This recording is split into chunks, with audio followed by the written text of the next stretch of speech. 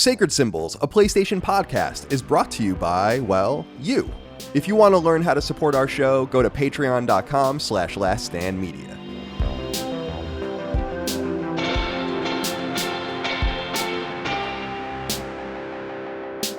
Greetings and salutations. Welcome back to Sacred Symbols, a PlayStation podcast. This is episode number 383. My name is Colin Moriarty. I'm joined as always by my son, Chris Raygun. Chris, what is that, a Starbucks? Yeah, I made a little run. Got myself they make this iced hazelnut oat shake and espresso that's kind of good. Jeez Louise. Which is crazy, right? I'm like, what the fuck is all this? Yeah. Trial and error, though. Most of the coffees at these places I tend to just not like. But eventually I find one that I'm like, all right, that'll be an old reliable. It's complex like that. I don't really like Starbucks. It's fine. I mean, I don't drink coffee really, but I'm intimidated by it because it seems like it's a lot. Like there just is so many. It's a lot. It doesn't seem like anyone's ever ordering a coffee. I know. It's like something else. And it's got, 3 shots of this and a little squeeze of this or whatever. And I'm like, I don't know, man. I don't know what everyone's going. And then people circulate the videos on YouTube and it's like, this is how much sugar is in this. And then they'll hold up the cup and it'll be like this much sugar. That's like okay. I'm not judging. Whatever you want. It's your body. It's your life. Yeah. Well, you look good. You look healthy. Thanks. Getting settled back in. Yeah. I've been back home for a little bit, but like I think when I was because last week was so weird because I was in the episode but I wasn't. So like I'm trying to because I was flying I think towards the end of that day. And then my computer back home was being weird. So I was just like, all right, I guess I will. But then the pickup happened. Then we did that. Did you have a nice time at home? Yeah, dude. Oh, my God. New York City's so great. And it's way better there now than it was a couple of years ago, which is weird. Don't know what's going on over there. That's different, but there's something. It's funny because I didn't see it. I only saw Queens when I was home. But I felt the exact opposite in some way where Mike has never really been to New York or whatever. We flew to LaGuardia, so we have to fly, drive through Queens, like into Flushing and Chinatown, and then like get onto the southern, if we're going to Long Island or the southern state and all the rest. And I'm like, dude, this looks like a fucking hollowed out apocalypse down here. Where were you? It like leaving LaGuardia, going southwest towards Nassau County. It was just funny because I was like, dude, this place never changes. Like that was the thing I remembered as a kid is like some of these places. My dad worked in East New York, which is like a horrible part of Brooklyn. If people aren't familiar with New York, it's like the worst part, like ungentrifiable. A lot of people say, and it felt a lot like that, like where I used to go in and visit them. And I don't know, man, I was, but I didn't go to Manhattan or anything like that or Staten Island or anything. So, why would I go to Staten Island? I mean, who the hell goes to Staten Island? Dustin Furman? Nobody goes. Yeah, exactly. You go there when you're trying to go to New Jersey. Right. And why would you be going to New Jersey? Because you're trying to go somewhere else. Right. Well, it's good to see you, my friend. Dustin Furman, executive producer. Good to see you. How are you today? You look like you're broadcasting from the Elusive Man ship. Oh, dude, I've got the Halloween. I left the Halloween lights from Summon Sign. Still have my prop if anyone gets out of line. Oh, yeah. So you were Leon. I was Leon, that's right. And dude, I was so annoyed. It's funny because I edited the episode last year. Jimmy was Leon on last Halloween Summon Sign. Oh, what a fucking bunk move. I know, dude. It was awful. Just awful. Awful. Poor form. I'll do better next time. Fucking A, dude. Now it should be a thing though, right? Now Brad's got to be Leon next year. Yeah, that's a just good idea. Keep it going. You got to keep. Someone's got to be Leon every year. Someone's got to be Leon. I like that. If Brad isn't Leon next year, I'm firing him. Good. Yeah. That's the stipulation. Yeah. But I'm doing okay. My stomach's been a little iffy this morning, and I was trying to figure out why. I went to Sam's Club with my dad a week ago. He's like, "Oh, you got to try this protein pasta." And it's good. And when you have a small amount, I think it's no problem. But last night, Holly made some. And sometimes, Holly, she'll get things on the plate for me and set like, she doesn't always do that, but she did last night. She'll fix you a plate. She'll fix me a plate. This is a big thing. Micah tells me this is a big thing in the black community. Like, okay. Does the woman fix the man in the plate or doesn't? Yeah. Doesn't she? Yeah. She fixed me the plate. The portion was out of control. And I ate it all. And then this morning I was like, maybe the protein pasta was biting back a little bit. So I think by the end of the show, though, the show will, as I've said before, will rejuvenate my body, my soul, my mind. So, and the other thing too, I was seeing some of the comments. I'll try not to stare too longingly, not into both of your eyes during this show, but to the audience watching. They're not used to the Elgato prompter. It might be a bit much. You're looking too much. Stop looking at me. Too much sexual tension. I'll try to look a little more disinterested at my notes monitor this way instead of. The few times I've done serious stuff like where you're like on TV or something like that and you have to look into the camera, it is a weird thing. You got to do it. You just got to do it. I don't know what that's all about, but freaks me out too. All right. So you bit Jimmy Champagne's. Do people still use the term biting? Probably not. You copied his costume. You unsettled the audience with your new camera angle. And again, a good Elusive Man reference, I thought. The color scheme, because he had that star behind him. I don't know what it was. Yeah, it was like a star system, right? Or like a galaxy. They were like really close to a star. And they were like, and I think he was orbiting that close because it like hid his, like where he was because it couldn't be seen from telemetry or whatever. Yeah. Mass Effect 2 was fucking dope. Great game. Great character. I was trying to remember him on one of the Star Treks that we recorded. I was trying to remember his name and I couldn't remember it. And I thought it was, I was like, is it the Irresistible Man? It's the I Man. It's something.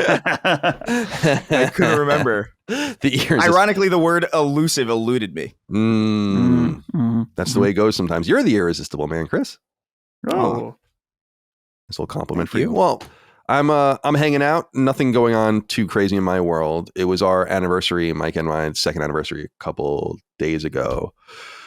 We, as I've said many times, we like to go to the Jefferson in Richmond, the nice hotel there, stay overnight, go to dinner or whatever. But because our anniversary was on a Tuesday, I was like, that's kind of a lame time to go, So we are going in a couple of weeks on a Friday and doing that. So we went to Waffle House for dinner.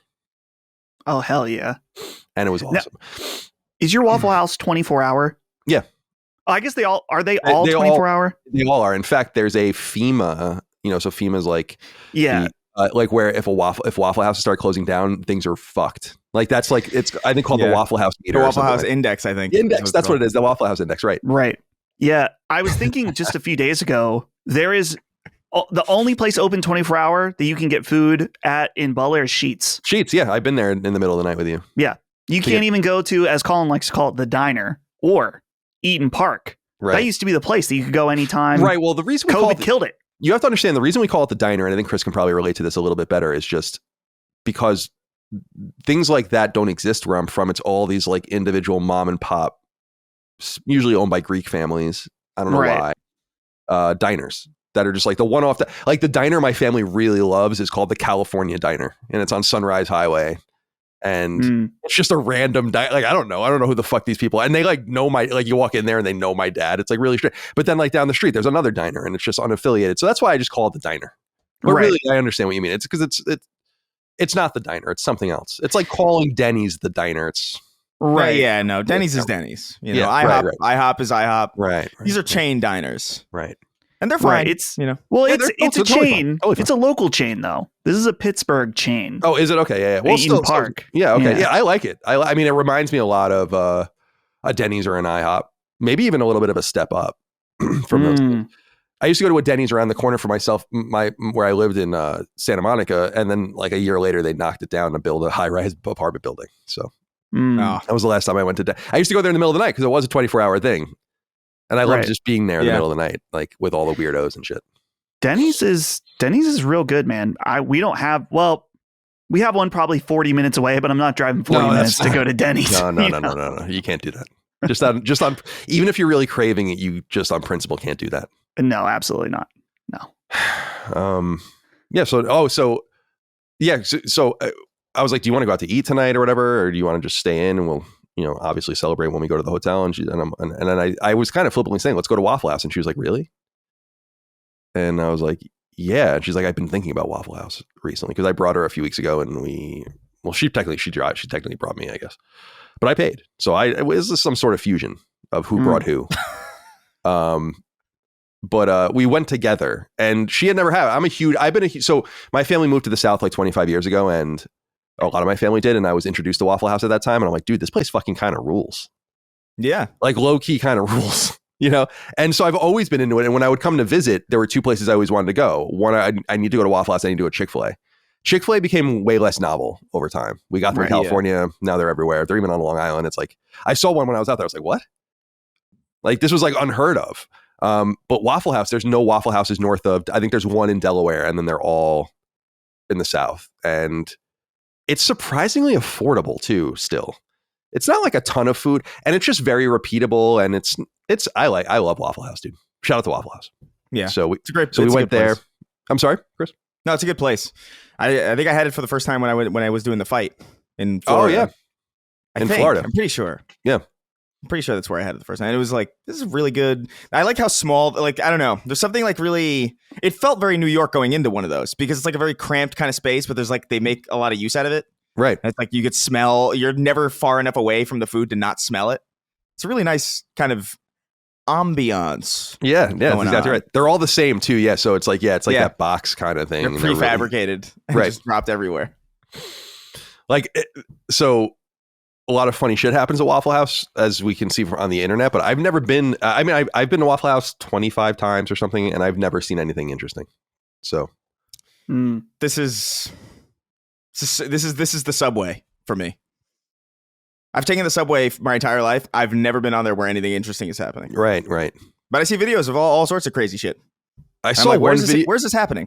I saw one video, Chris. I don't know what line it was in New York, but it was they were like having like a Thanksgiving style dinner. In the car had like a table all the way down in, and everyone was just sitting around. And I'm like, dude, what is going?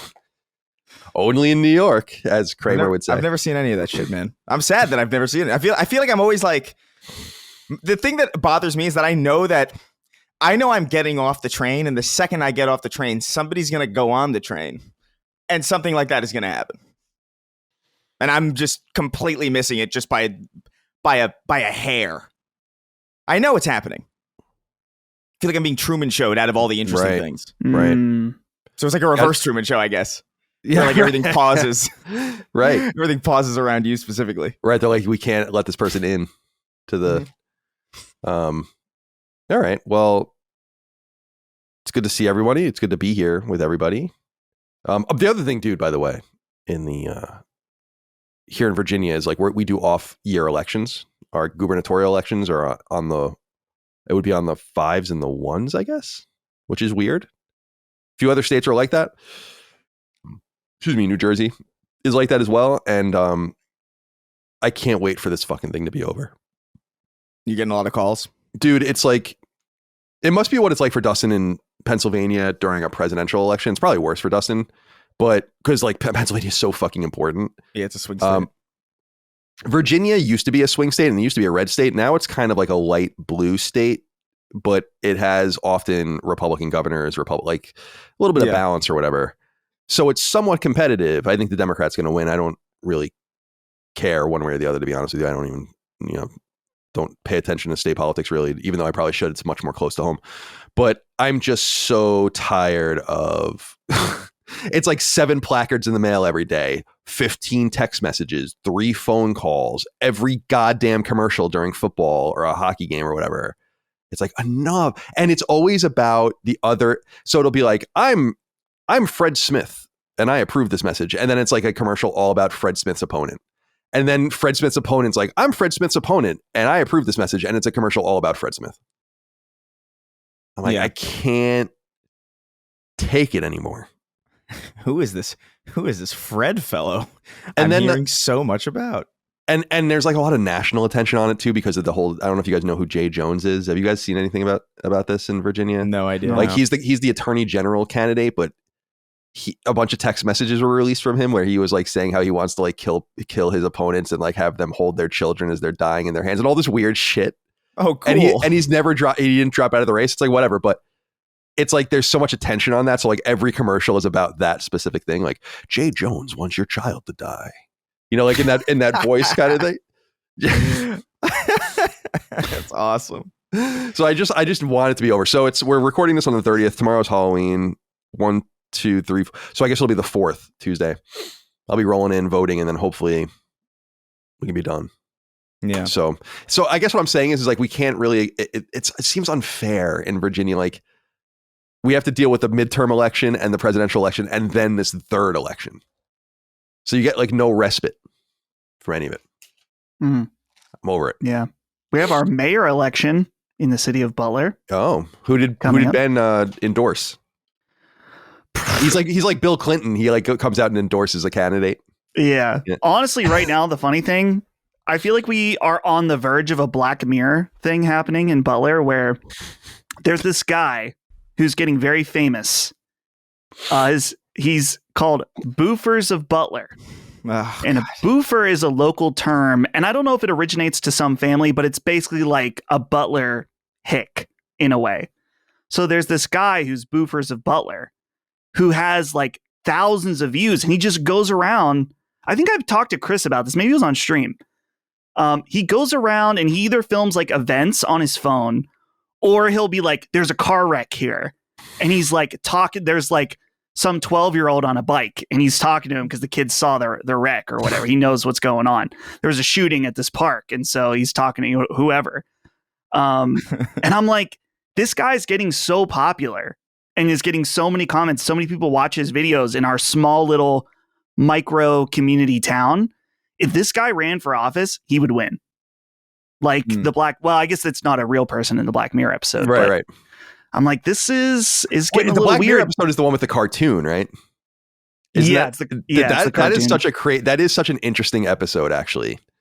About how a cartoon runs for office. And I don't remember. Oh no, I do remember that.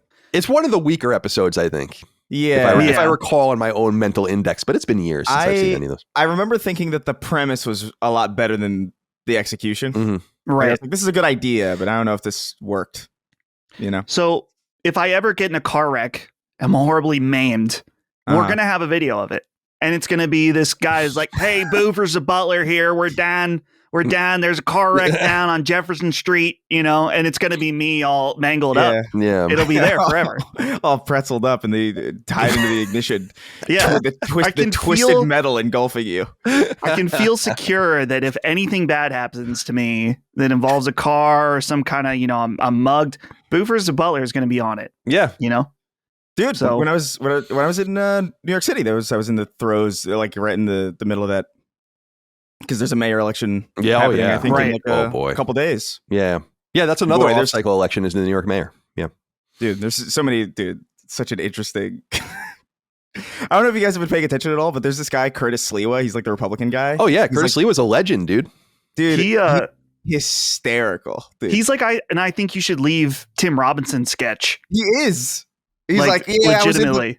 I was in the back of the cab and they shot me in the ribs 5 times, and that's why I'm, he's one of the craziest guys ever. I like him a lot. I do too. I've always liked Curtis Sliwa. He's dude, the Guardian Angels. Yeah. I dig that they did that, like back when New York was like fucking awful in the 70s and 80s. Like, yeah. Like really bad, like the war. That's what made the Warriors resonate so much. It wasn't that weird, Yeah, it wasn't fiction. It was a PvP map basically. New York City. Right. That's exactly right. At that time, Rockstar Warriors game is supposed to be good. I never played it. I know. Yeah, I never played it either. I don't think I did. Maybe I did. I don't really remember actually. But yeah, if anybody wants a good laugh, you got to look up some Curtis Sliwa interviews, Curtis Sliwa clips. They're really fucking funny. Like he's such a New York dude. It's crazy. Like definitely. It's like somebody made him in a lab to be like, I need a New York guy. And it's like, hey, there he goes. He's wearing a red beret. The beret, the beret is the best, man. What was I think he said? Did you see that where he's like, Andrew Cuomo, what is it? Slapping fannies and killing grannies. They're just tag team. They're just tag teaming that guy. It's very funny. Yeah, it's very funny to watch. That election, it's funny because it's just like, can we just get it over with already? Like, I just feel like it's been inevitable for months, and it's like, let's go. Yeah, what do we doing? It's been like it felt like the 2008 like McCain-Obama election where it's like, all right, like, yeah, let's just do this already and we can move on with our lives.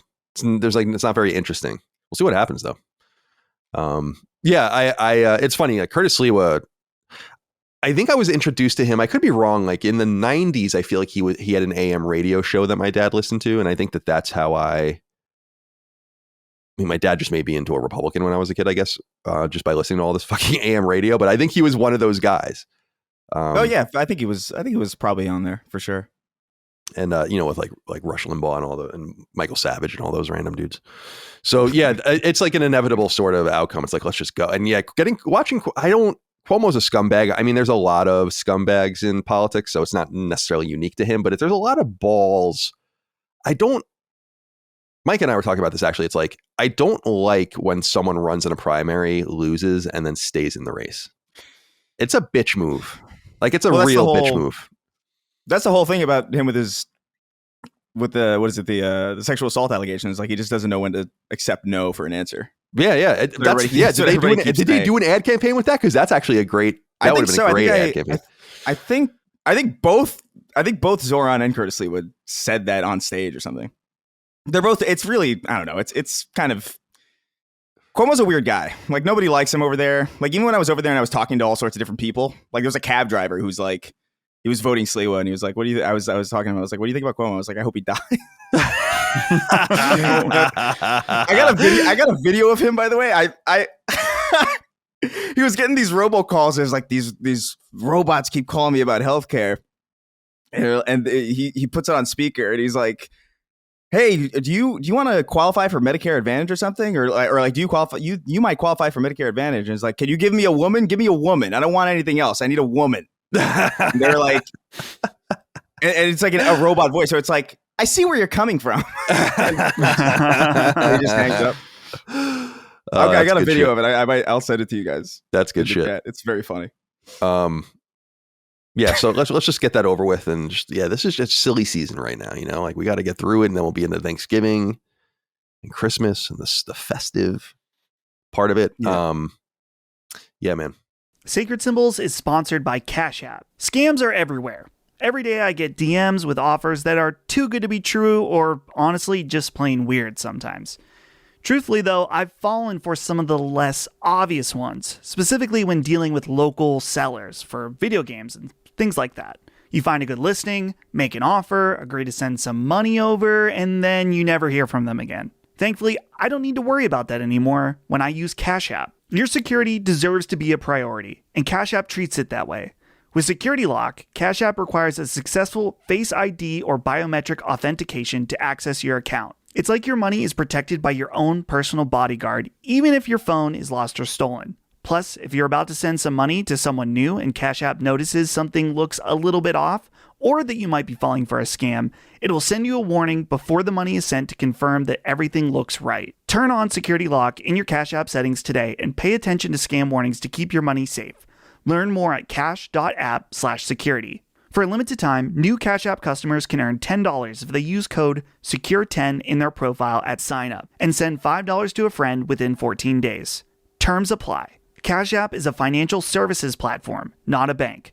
Banking services provided by Cash App's bank partners. Prepaid debit cards issued by Sutton Bank, member FDIC. Discounts and promotions provided by Cash App, a Block Inc. brand. Visit cash.app/legal/podcast for full disclosures. Good. Yeah, and actually, I'm leaning into. So, welcome to Sacred Symbols. I'll get into what I was about to say because I'm leaning into it a little bit. Sacred Symbols, a PlayStation podcast. We go live each and every week. You get it 3 days early and ad free over on Patreon. Patreon.com/LastStandMedia. We couldn't do it without you. You can, by doing that over there and supporting us at the $5 level, which is where most people are, get early ad-free access to all the shows in our network, including Sacred Symbols Plus. And this is where I was going because I have the next episode of Sacred Symbols Plus is with a Senate candidate from the state of Ohio. And it's like a gamer candidate. It's a pretty crowded field. It's like 8 people. But he's like a game developer and an academic or whatever. And we had a really great conversation about nonpartisan conversation because he's actually running as a Democrat, like I said. So someone I don't politically necessarily agree with, but about why politicians don't understand video games. And it's a really, really great chat. So I guess it's a little bit hypocritical for me to say like, I'm so tired of all this and then be like, the next guest on Sacred Symbols Plus is this. Yeah. But it's a nonpartisan, not political conversation about, well, it's political, but about video games, about like, so we talk about things. It's like, why don't any politicians understand anything? about video games. Why don't they lean into it? Why, when they lean into it, does it come off as inauthentic? Think about like AOC when she was playing like I think weren't they playing Madden or something like that, and it was like pretty bad. And the Biden Animal Crossing island, right, exactly. Is that real? Yeah. Yeah, is this Biden or was it? It might have been Harris actually. It might have been Harris.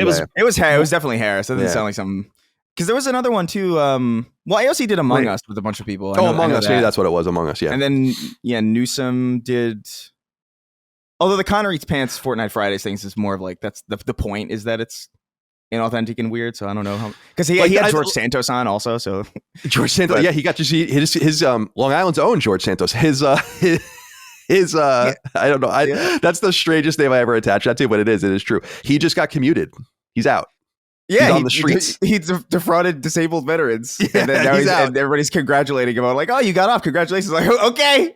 I think it's because people think he went to prison for lying to get into Congress. Right. And so I think that's what people think he's getting commuted for. And I don't think anyone really gives a shit about that, honestly. I mean, it's a bad thing, but it's like, but no, it's actually about that other thing. Whatever, man. He's a fucking weird cat. Like, yeah, he's like, interesting. He's embracing the fact that he's just a villain. Yeah, he's like a lot of people are doing that, to be fair, but yeah. Whatever. So he's out on them streets. I remember last year Tim Waltz was talking about, and this came up on our conversation actually, it was like Dreamcast and how he played Crazy Taxi and all of that. That felt like probably some of the most authentic gamer talk, but we get it anyway. We get into the conversation of like, where are all the gamers? Like, it's so strange. And like when we get the gamer senator or the gamer congressman, I feel like we'll really know because they'll know exactly how to do it. Like exactly how to meme, exactly how to use Twitch and all that. Yeah. Well, wasn't there like years and years ago, there like a congressman who got in trouble because he was spending all of the money that was being raised for him? On Steam. Yeah, congressman. He spent like $13,000 of like public money on Steam or something. Duncan D. Hunter. Yeah, this is 2019. Congressman Duncan D. Hunter. This is from the Attorney General's office. Pleads guilty to stealing campaign funds. For Steam. Yeah, I'm trying to find I know exactly what you're talking about, though. Yeah, it's hysterical. So yeah, he tried. Well, he was a congressman for a while, I guess. Yeah. They were charged with wire fraud, falsifying documents, campaign finance violations, and conspiracy. Jesus Christ. Sick. Can anyone, I know there's a legal definition of conspiracy, but it's always like, I'm like, conspiracy. Like, I believe I'm always conspiring. Yeah, there's always a conspiracy. Like, what does that mean? Yeah, the word itself is technically kind of, I mean, probably not definitionally, but like colloquially or like the way we understand it, it's technically like in a vacuum, it's kind of a neutral statement. Because you could conspire to do positive things. You can conspire to like throw a surprise party for something. Right. That's a conspiracy. Right. And then they come and arrest you for it. Yeah, they kill you. And they're like, this is by the book. You've been conspiring. We're gonna conspiracy is a crime that occurs when two or more people agree to commit an illegal act and take an overt act in furtherance of that agreement. So sure. I guess it's illegal by definition. Yeah, right. It was a stupid joke, I guess. Other perks on Patreon, RSS feeds, and the ability to connect your Spotify to get the podcast early, so you don't even have to interact with the app. Is submit your inquiries through, and you'll hear them throughout the show. You can submit them onto the threads on the newsfeed that we put up each week. The threads on the newsfeed go live Wednesdays and are deleted Thursdays for this show, but they go live at different times for all the other shows the guys do. Sacred Streaming is continuing on Mondays at 1 p.m. Eastern time on our YouTube channel. We just streamed Symphony of the Night for like 4 hours the other day, I should say. That was fun. It was good. It was a little spooky season kind of thing. We did office hours recently where we just talked to the audience, which I love doing that. That's easy. You guys played Battlefield recently, which was a lot of fun. Lockmore's cut down of that was great. Really, really funny. Dustin played Baby Steps, which was fun. I'm thinking we will lean into Mega Man now for a minute and just play that on Monday. Anyone can join us if they'd like. So is this a marathon where you're doing like, I'll probably do when you originally pitched it, you're like, this is going to take 7 hours. Yeah, I'll probably do like 1 through 6. I think I mean, maybe I'm underestimating it. I would say, because I'll probably stop and all that, but you could probably do it in 4 hours. Something like that. It's the game. So I'll plan for 7. Yeah, right. Well, I mean, we could just stop at any time. I mean, I don't care. But the reason, the inspiration behind it is simple. And I talked to Brad already about it. Was Brad and I want to do a Robot Masters like tier list with Brad, but he needs to he's not getting through the game. So it's like, all right, let's just go through these and like at least get half of them done. He's played some of them, but we'll go through them again. So it's kind of like trying to get to that point, because I think that would be a really fun exercise once we get there. But he needs familiarity with all of them first. Yeah. And to be clear, I'm not being like, 7 hours. I just, it's not going to take 7 hours. There's no way. If it's going to, well, you never know. I mean, I haven't played in years. I mean, it's been a long time since I played. Really, I messed around with Mega Man 1 recently, but the others I haven't played since I've lived here. I mean, I haven't played. Right. My point is, I don't mind how long it takes. I'll just be prepared for a long goon sesh of the Mega Man. Yeah.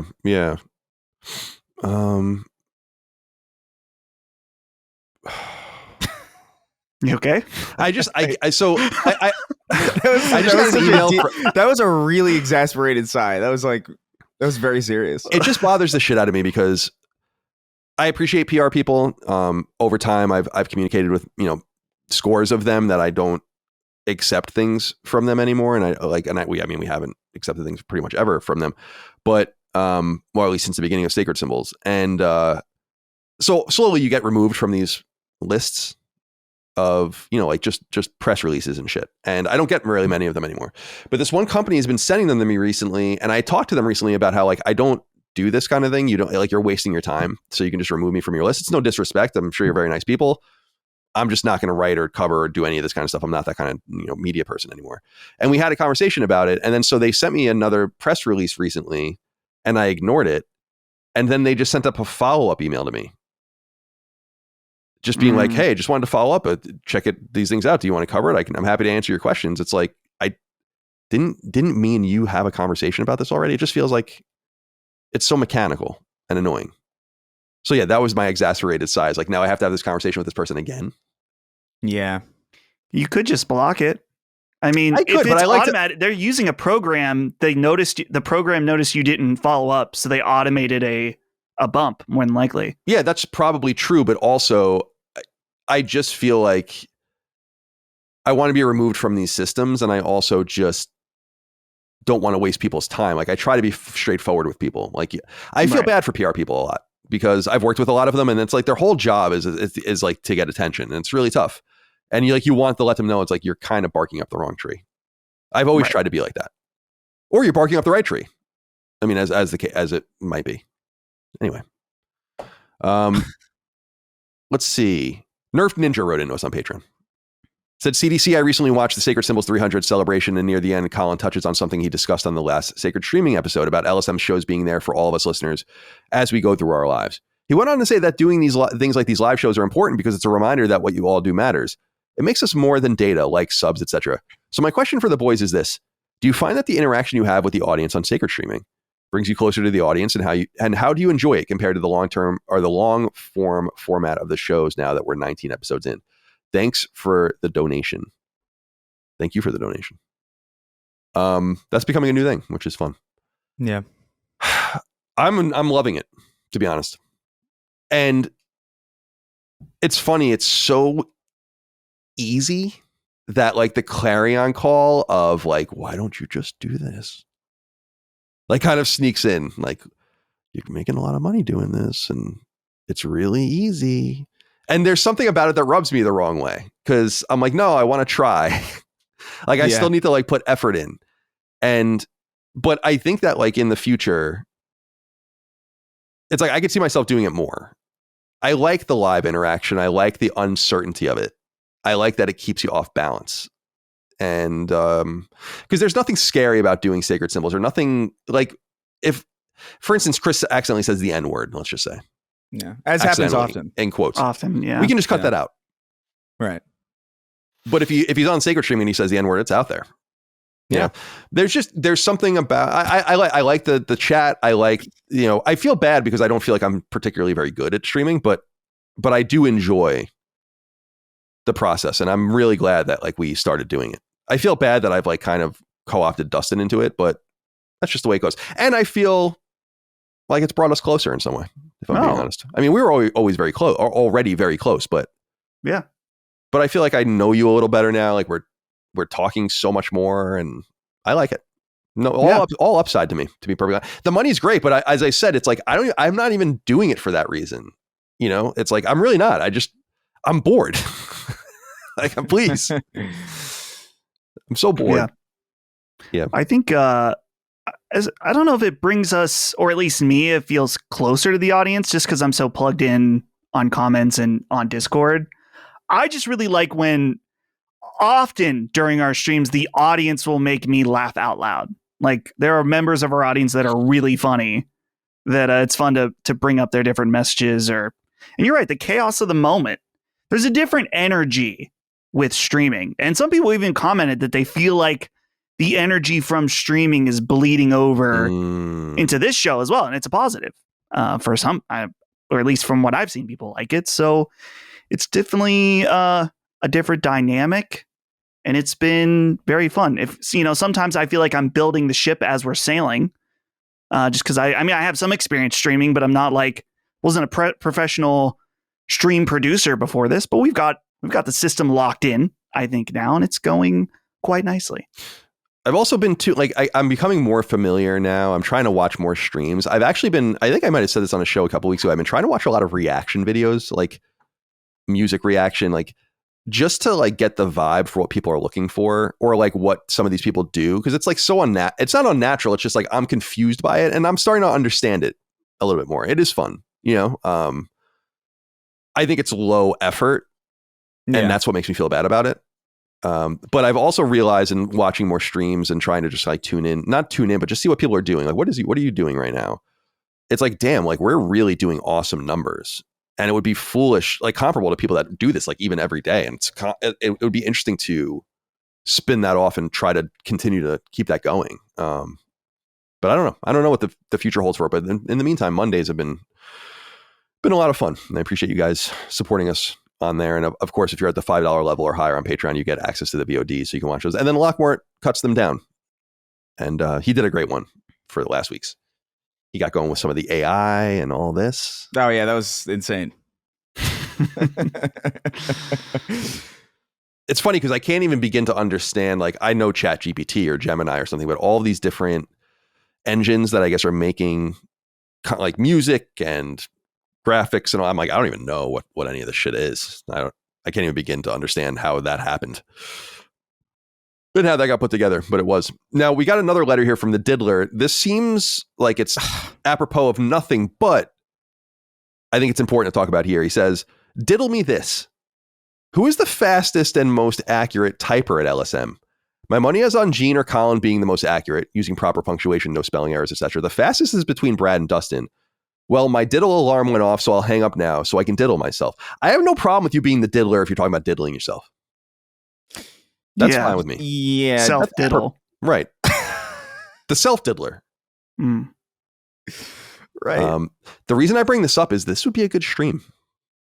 Oh, a typing stream? Yeah, like to go to one of these websites and just have a feverish competition to see who could type the fastest. Now, I gotta say, and I always say I'm an average player of games. In terms of our family of people in Last Stand, I'm probably on the lower end of game skill, actually. I think I would win both the accuracy and the speed typing. I'm an extremely fast typer. That's true. Ridiculously fast.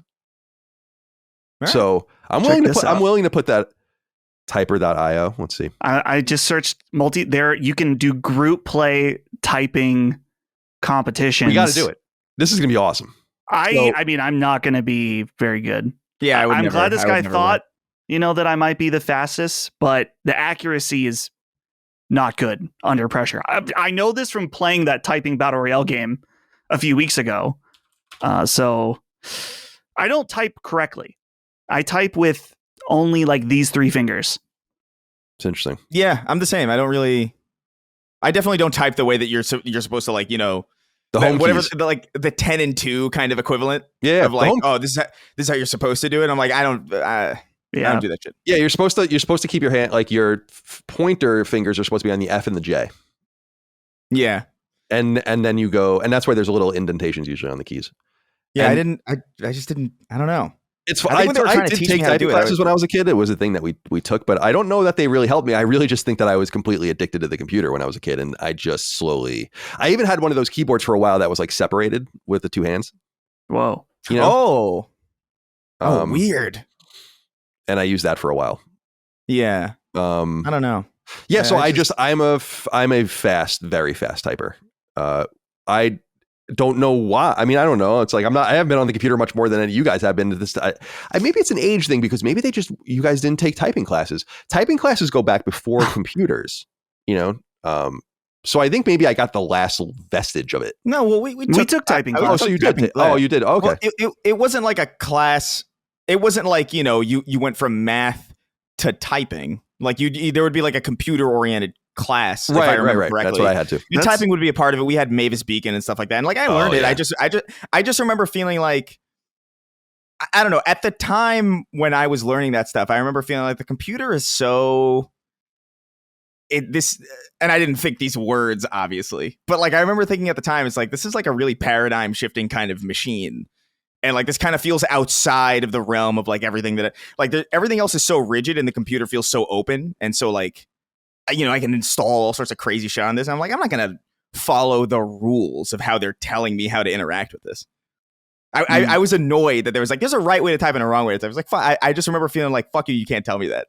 And so I just learned how to type completely incorrectly. I think probably out of spite in some way, maybe not directly, but like, I think maybe subconsciously. Mm-hmm. I mean, I type fine. I can write pretty quickly, but it's definitely not. It looks insane, I bet. Yeah. I actually had a typing, like my 7th period was typing class in 7th grade for a semester. And I didn't learn shit. I already had locked in my bad typing form. Right. And it's like, there's no going back. So what you don't see much anymore of, which I miss, the creature called the hunt and pecker. Oh, you don't see that anymore. Like people that like really or like don't know where things are on the keyboard. Like you have to be really old to not know where things are on the keyboard. Like I don't even look at the keyboard when I put my hand on it anymore. I just know exactly where my hand is on it. I look sometimes, to be honest. Like I know where all the letters are, but like everything else, like because sometimes I went between like Mac and PC and a lot. So sometimes the extraneous things like function. I remember when function. Like I never noticed function before a certain point. I don't even know if that's if that was like a newish button. The function key was added for Windows 95. So like the Windows key was added for Windows 95, and I think the function key was added at that point too. But like those kinds of things, I have to look down still. But like I'm only realizing this as I'm typing now. But like my left hand takes control of like all of like I type with like the weirdest shit. Oh no! What the fuck did I just do? Hey, what the fuck is this? Oh no, I ruined my entire thing. There we go. What, your setup? Yeah. No, my keyboard is set up really weird. But like I type with like my left hand on all of like the major kind of like one side, and then my right hand goes like almost up the entire thing. It's very weird. Interesting. I didn't even think I noticed that until just now. We should do it, and let's do it. Let's spend a lot of money on this, and we'll get document cameras for each of our hands. You know, the cameras that face downward. Yeah. And then we'll have like Mavis Beacon competitions like every day. Oh God, that'd be so terrifying. Yeah, go ahead. I just hate just realizing like. I remember when I was like playing video games at a friend's house and they pointed out that I hold the controller weird, and I was like, don't say these things to me. Yeah. Because now I'm going to think about it all the time. The claw and all this. What's the GeoGuessr? Maybe we should do that too at some point. Dude, I love GeoGuessr. It's there's a guy I follow on YouTube. I can't remember his name. And he's amazing at it. Like fucking scary. Is his name like Rainbolt or something? I don't know. He's a British guy. Oh, okay. Trevor Rainbolt is probably the most famous GeoGuessr. Oh yeah, I don't know if I know that guy. He's insane. It's like it's amazing. I think I would. The thing I'm better at is the whole game of like guess what year this is with like a picture or whatever. I'd be pretty good at that. I think I am pretty good at that. I love that. Like examine the picture, what the nature of the coloring or the car in the background. It's cool. All right. Let's get into topics of discussion, and then we can get into the game. I was going to say into the game. I don't know what that means. Into the show itself. By the way, merch. LastNightMedia.store. All right. Serge wrote in, said, "Hey boys, but especially Colin, a moment for our boy Nick Mangold, R.I.P. in peace, number 74." Yes, a great Jet died last week. Nick Mangold, he was the longtime center of the New York Jets, great player. He was 41 years old, and he died of a rare kidney disease, leaving behind, I think, 3 kids and his wife. Really awful situation, and the Jets won that day, which I thought was actually fitting. Really, really sad situation. I feel awful. He had come out a few weeks before he died and it said, like, I'm looking for a kidney transplant. I've tried to kind of keep this to myself, but I'm looking, and it was just too late. RIP in peace, number 74. Like you said, I bought a piece of merch that's like it says, I think, Forever a Jet with 74 on it. It's coming in the mail, and the proceeds go to some sort of American Kidney Foundation. So go check that out if you want to see. But yeah, sad news. Thank you for acknowledging. Jason Vanover wrote in and said, "How do you guys feel about the?" So this is going to go live on Halloween, this show, for patrons. So he says, "How do you guys feel about the epidemic that is people giving out non-traditional candy for Halloween, i.e. baked goods, trinkets, etc.? This shit is really getting out of hand, and I truly hope the Moriarty, Furman, and Maldonado households subscribe to the big candies, Skittles, Snickers, Reese's. This year, my daughters received in no particular order an apple wrapped in cellophane, a sticker book, plastic spider rings, pencils, a granola bar, a toothbrush, and a bag of pretzels. How can it be?" You can't do that. No. I have no affinity for candy or chocolate. I don't like it. Like I said, Halloween was meaningless to me when I was a kid, basically. I would just sell or trade my candy. But it just seems like you got to play the game. There's a social stigma. Why don't you care about it? Why don't you give a shit about the social stigma? So I think you got to kind of do the right thing. Now, baked goods. I've never seen this before, but I believe that it's a thing. I would never accept a baked good from a random person. That's just asking for like a spontaneous DMT trip. Or something. I mean, obviously that person would get in trouble easily, but it's like, I'm not accepting your fucking cupcake. Oh, I'm not letting my kid eat your whatever. Like that's, and yeah, the little toys and trinkets, it's not ideal, but a baked good, or did you ever get like a little box of raisins? Yeah, raisins. Dude, I remember there was like a couple people over time when I was a little kid that would give you like a bag of fucking coins or something, like a bunch of pennies in like a little Halloween bag. Like, what the that's fuck? Insane. That is crazy. I didn't mind a bag of chips. Yeah, chips. I mean, like, the tiny ones. Good. Yeah. Now, Micah texted me and said chocolate prices are at an all-time high due to a bad harvest. So maybe some people are being priced out of these things, and I understand that. But I just feel like it's for the kids. I am surprised though, like when I go to Target or something and you see the big bags of candy, it's like, they're that much money now? It's like, damn, dude, everything is so fucking expensive. So I get it. It's pricey out there, but find a way, in my opinion. Find a way. I appreciate the effort of a baked good. But I'm sorry, Dustin, I interrupted you. Surely a baked good is more expensive, than you would. There's a middle ground. You don't want to be handing out fucking Smarties. No one wants that. But you could get I don't know. He meant Jason mentioned Skittles. Those wouldn't be affected by a bad harvest. No, you would imagine.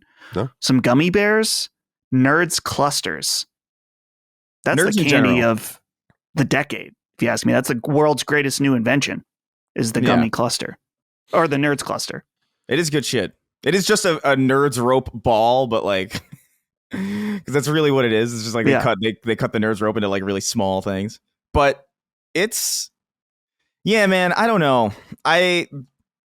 Generally speaking, I feel like we've been over this on the show before, and I've been over this on several episodes of like several different shows at this point. But I expect other houses to do like chocolate and all that shit, but like if I'm doing candy, it's usually like, look, it's gonna be Skittles, it's gonna be Nerds, it's gonna be like Airheads, like Extremes or something. It's gonna be like the confectionery or like sour stuff, or just like something that isn't a fucking granola bar.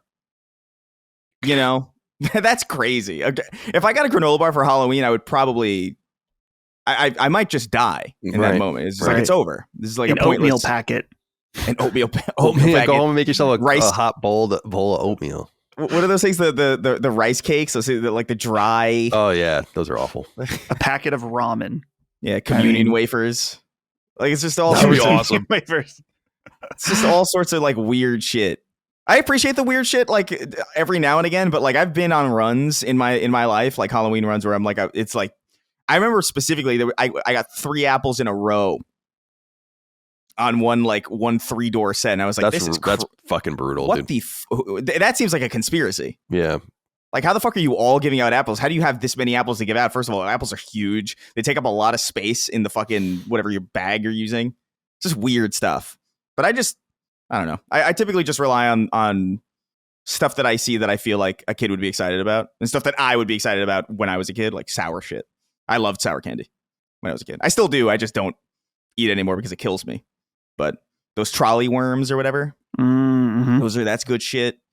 The occasional throwback, like a ring pop, would be interesting because I don't know how popular ring pops are now.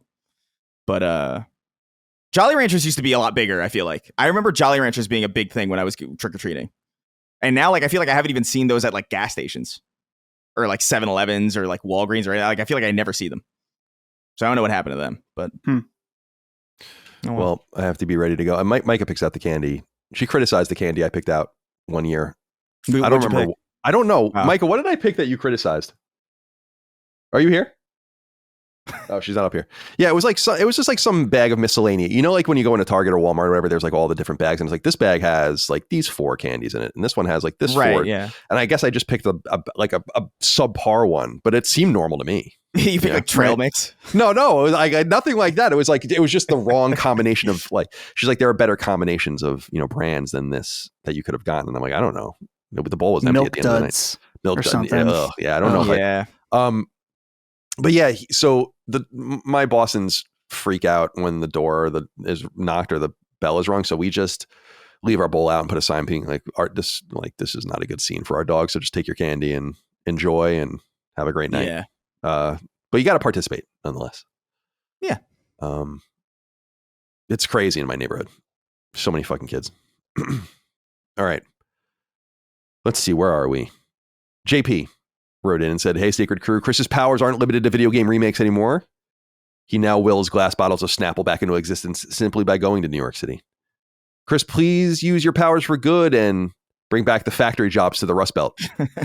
Please return the ice to the polar caps, and for the love of God, please return EL fudge cookies back to the original recipe for Colin." I still can't believe they did that to the EL fudge. It's unbelievable. Yeah. Is Chris a necromancer, or does he just use his psychic powers to influence us subconsciously? Thanks for all you do. I'll hang up and listen to a 4-part lecture on the Antichrist. Okay. That's sacred symbols, I guess. Congratulations on the return of the gold, or the glass bottle of Snapple. Yeah, man. Dude, it was really surreal. It was really weird because it was the day, apparently the day I got to New York City was the day that it was like, the day that it happened. And I was sitting in a cab going from JFK to Grand Central, which is very expensive, by the way. Forgot how expensive that is. But I was sitting in the cab, and then my headphones kind of like, it was this really serendipitous time where like I usually have my headphones blasting music or whatever because I'm just like, I don't know, man. I just got off of a plane. The West Coast to East Coast ride is very long. I don't really want to engage with anybody until I'm home. And even when I'm home, I usually like crash, and then I wake up, and then I socialize and do all that stuff. But it was a period where like the song ended, and it was a trail into another song that was like really quiet. And then I heard over the screen in the back of the taxi cab, "Big news for Snapple fans." And I was like, what the fuck is that? What could that possibly... That is such a weird thing to hear with no context, given that's the first time I've ever heard that in my life. And then they talked about like, oh, the glass battles are coming back, but only in New York City. I'm like, what? And it's like for a limited time only. Like I think until like December or something. And I was like, you've got to be kidding me. That is crazy. And so naturally, I immediately went on a fucking manhunt for these things. And I found them I found them eventually in like Bryant. I think it was Bryant Park Market. So if you're in the city and you're curious on where to get them, that's where I found them. Cool. But I went in there, I looted them. I took like 7 or something, and I put them in my bag, and I was like, this is amazing. But what is crazy about it is like, look, I know I've talked about this for a long time, and I know that we all generally agree. It's like, yeah, plastic affects the taste of something. like compared to glass. Like I think everybody knows this intrinsically from like having like Mexican Coke in a glass bottle versus like, you know, Coke in a can or like a plastic bottle. But I have the second I like hit the bottom of that bottle, you know, I hit it, shake it, open the thing, and took a sip. I'm like, I don't stand how something could taste this drastically different from one container to the other. It really is bewildering because Coke in a glass bottle still tastes like Coke ultimately. But there's something about Snapple. Like Snapple goes from like a bottom tier, like Z tier kind of juice tea thing to like an S tier beverage just from the fucking container that it's in. I've never seen or experienced that drastic of a shift just based on the fucking container. It's crazy. And it's still true. So I don't know what the fuck they're doing. I don't know why this is a limited time thing, but I'm going to go back. I'll be back in New York City. You could guarantee that. We're going to clean these fuckers out. Good shit. Yeah, the glass is missed. Dustin, go ahead. It's important to point out with Chris's willing ability because a lot of people write in positive about it, but Chris, your blessing comes with curses. Yeah. You can will anything into existence, but two things: no Splinter Cell, right, and Halo. Just in general. Halo in general. Anything that I want in Halo is, it's like everybody gets everything else, but I don't. Right. It is a curse. It is a bummer. Like that was the biggest bummer point of like not being able to be on the show last week because I know that they had that big what is it? There was some Splinter Cell news about it. Not what is it? The director changed or something. Yeah. And I was like, oh, that's a bummer. But yeah, of course. Like that doesn't even surprise me. That's been a meme back like from the very beginning of the show. Where like. I remember Colin being like, surely it's happening, right? And I'm like, okay. Well, wait, I'll see. I mean, but the answer is no. It's been 7 or 8 years. Just put it away at this point. Like, stop. You know, I don't need an anime on Netflix being like Splinter Cell. And I'm like, okay, cool, great. So you care about it. You acknowledge that it's real. You just don't want to do anything with it as far as I give a shit about. That's cool. Very neat. Dumb. Mystical, nonetheless. Mystical, nonetheless. Finally, Dan Culver writes in, says, "What's up, fellas? This question is mainly directed to Colin, but I'm curious as to what Chris and Dustin think. I mean, I don't know if they're going to think very much of this, but we have to clarify something. I've been making my way through the beast that is Last Stand Media's backlog, mainly listening to Constellation and Knockback, and one thing that has been bugging me so much that I increased my $1 tier on Patreon just to get the gang's take." So he's writing in here. "I, like you, Colin, hail from Long Island, specifically the sliver of Ronkonkoma included in the town of Brookhaven, right smack dab in the middle of the LIE and the Smith Haven Mall, which is being completely renovated, by the way. My qualm is this. In nearly every single instance where you mention your upbringing, Colin, you say that you're from Brookhaven. While this is technically true, I've never once in my life said or thought that I was from Brookhaven over Ronkonkoma. And every family member and friend that I've asked on LI agrees with me. Have I had my proverbial magnifying glass zoomed in too much on Ronkonkoma my whole life? Should I be representing Brookhaven more in my travels when people ask me where I'm from on the island? Am I an idiot? Thank you, boys, for making my daily commute to and from the city on the Long Island Railroad a little more bearable." Holding up my 3 here. Oh. Inglourious Bastards. I mean, this is not going to be good for the podcast listeners.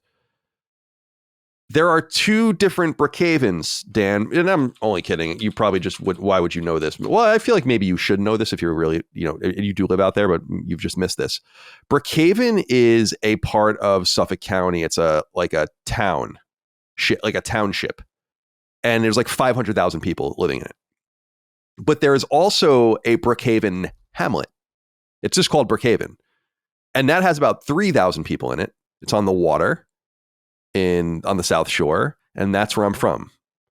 So when I'm saying I'm from Brookhaven, I literally mean the town of Brookhaven. Like my address was Brookhaven, New York 11719. That was my mailing address. So 2 different things we're talking about here. Yeah. I understand the confusion because the town of Brookhaven is like the 500,000 people. Like, they do, all the things a local government would do, but there is the hamlet of Brookhaven. That's what Dagan and I are talking about. And there's only, again, a population of 3,000 people there. So just a little bit of a smaller enclave, as it were. Yeah. I'm only realizing now that I've never heard, what is it, Ronkonkoma? Yeah, Ronkonkoma, yeah. I've never heard that pronounced correctly in my life. I only knew one guy who would talk about like a friend he had, and he would, my friend in Ronkonkoma. Yeah. I'm like, that's not it. I've never heard of that in my life. It's Ronkonkoma, yeah. Yeah, I mean, that makes way more sense. I was like, Ronkonkoma is wild. Yeah, Ronkonkoma is a big place. Yeah. On Long Island. But everything, it's all Indian names, you know. So it gets a little confusing out there for people. So I just wanted to verify that no one in your family knew that.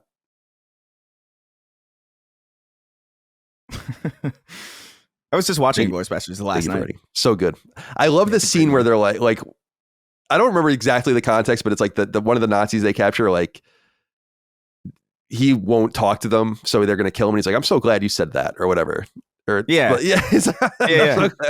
I'm so glad you. And then the bear Jew comes out. Yeah, the bear Jew. Yeah, that was supposed to be Adam Sandler. Was it really? That's it was supposed to be Adam Sandler, but like I think he was doing funny people at the time, so he couldn't do it. But I was like, that's a shame. Awesome. That would have been awesome. Yeah, Adam Sandler in a Quentin Tarantino movie would have been sick. Like as the bear Jew. That's awesome. I love that movie. Yeah, that's a great movie. All right, that's what we have for our opening statements. Yeah, in the trial that is Sacred Symbols of PlayStation podcast. Let's get into the news, and I'm very curious, guys, what you think of this first story, because this is very compelling. Push Square, our friends over there, Sammy Barker writes, rumor, PS Portal, and he writes it with a U, of course, because he's British. PS Portal could be about to get even more compelling. He writes, quote, "We know Sony's handheld accessory PS Portal has proven an enormous success, with approximately 5% of the PS5's install base estimated to have purchased the remote play streaming device in the US. It's awesome, by the way, isn't it? That's such a great number. That's surprising. 1 in 20, pretty good. Yeah. Well, it could be about to get even better, assuming screenshots from Reddit are accurate. A couple of pictures doing the rounds show images of the game's Deliver at All Costs and the Outer World 2's store pages, where it says, quote, pre-order to stream and play instantly at release on PS Portal or PS5 only with PS Plus Premium. They write, we haven't been able to replicate the text on the PS Store ourselves, but if it's accurate, it would indicate further improvements to Sony's cloud streaming solution. At the moment, you can stream select games directly to your PS5 with PS Plus Premium, as well as titles from the PS Plus game catalog to your PS Portal. The wording here suggests that Sony is plotting a future update where you'll be able to pre-order and purchase games from the PS Store and stream them directly to your PS Portal without ever needing to turn your PS5 on at all. Obviously, the quality of your streaming experience will vary, but we've generally found Sony's solution to be surprisingly competent. I love the Portal. I play with it every day. I have not streamed on it, like from the cloud. Dude, this thing is the Portal is so awesome and still, I think, totally underrated. And it feels like they are slowly expanding its capabilities and have more intent with it, I think, than meets the eye by spreading the field. I mean, so Dustin, let's go to you first. Are they ultimately going to turn the switch on the ability to basically stream whatever you want to this thing without a need for the PS5 at all? I would say not necessarily whatever you want, because in order to stream the game, it needs to be on their proprietary servers. But I could see that with select big games, and who knows what the overall expanse of it could be, but it makes a lot of sense that, I mean, having a storefront right on your PlayStation Portal, and I mean, at this point, you already don't need, technically, you don't need to own a PlayStation 5 to use a Portal. You're not going to get as much out of it. You're not going to get the stream your console to it, but you can, if you have a premium, you can stream, as the article mentions, that select list of games. But being able to have your individual library and those streamable games is pretty compelling, pretty interesting. And it's the only thing that's annoying to me is just that you need premium to do it. It would be cool if you could do it with, I don't know, any PlayStation Plus level if you purchase the game. But I understand that they need to, it's not free to run these servers. Right. That's true. I also wonder if it's acting as a sort of governor to stop it being from you, like slowly test it on your most loyal customers. Right. And then maybe drop it so it's just PlayStation Plus at some point. Like, you'll need PS Plus to do this, I assume, forever. But because like you said, and they don't really want you to play games like this. because it's so expensive for them to do it. They want you to buy the game and run your own system, use your own electricity, your own data. They don't want, like, that's, I think the difference between their approach and Xbox is a much more aggressive approach, is that like Sony, I think, realizes that this is an accompaniment to something, but not the solution because of how onerous it is on the source. It's crazy. By the way, I read a story last night saying that by 2030, 10% of the power in the United States will be used by AI. Somewhat unrelated, but nonetheless, just wanted to throw that out there. Chris, enjoy your electric bill. Yeah, I know. Yeah, I know I am. Yeah, did yours go up? I mean, mine's been going up, but I don't know whether it's AI related or if it's just inflation or both.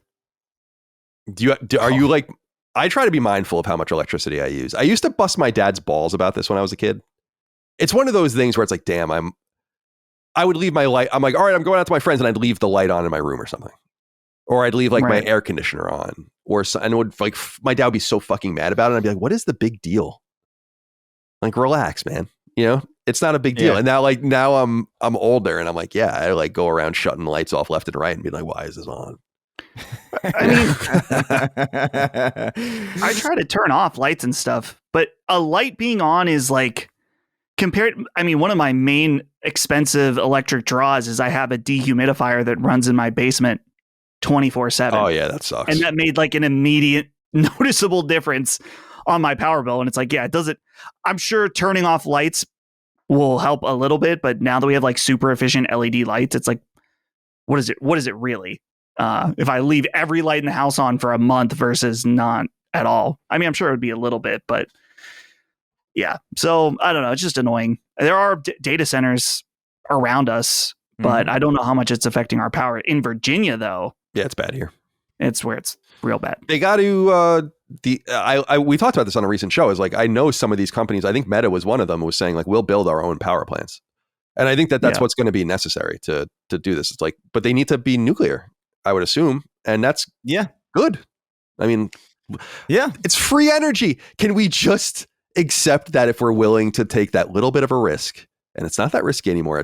We're not. Everyone's like, I said this recently. Everyone's like, look at what happened with Chernobyl and stuff. I'm like, yeah, the Soviets couldn't build a power plant. Isn't that shocking? It wasn't even that they couldn't build it. They fucked up. Yeah, like, you know what I mean? It's like they was working quite well until someone fucked it. But the thing is, it's like the fear around nuclear shit makes me so mad, because I feel like people just don't understand. We have aircraft carriers that are powered by this shit. Yeah, it's submarines fine. And all the rest. Yeah, like, submarine. Like, it's like why? Like it. Oh my god, it's gonna send me off on a tangent. My stepdad was an intelligence officer on a nuclear submarine for many years in his younger years, and he would say that like they would have to swap sleeping in different parts of the ship to like equitably spread around the fault, like the nuclear radiation. Energy, like the so equitable fallout is hysterical. Yeah, like dudes that were like sleeping near, I guess, the reactor or like the warheads that they were carrying, like you would sleep there for a little while, and then they would move you to like a different part of the ship or the different part of the submarine and all that. That's awesome. So I was like, yeah, that's funny. Explains a lot. He's a great guy.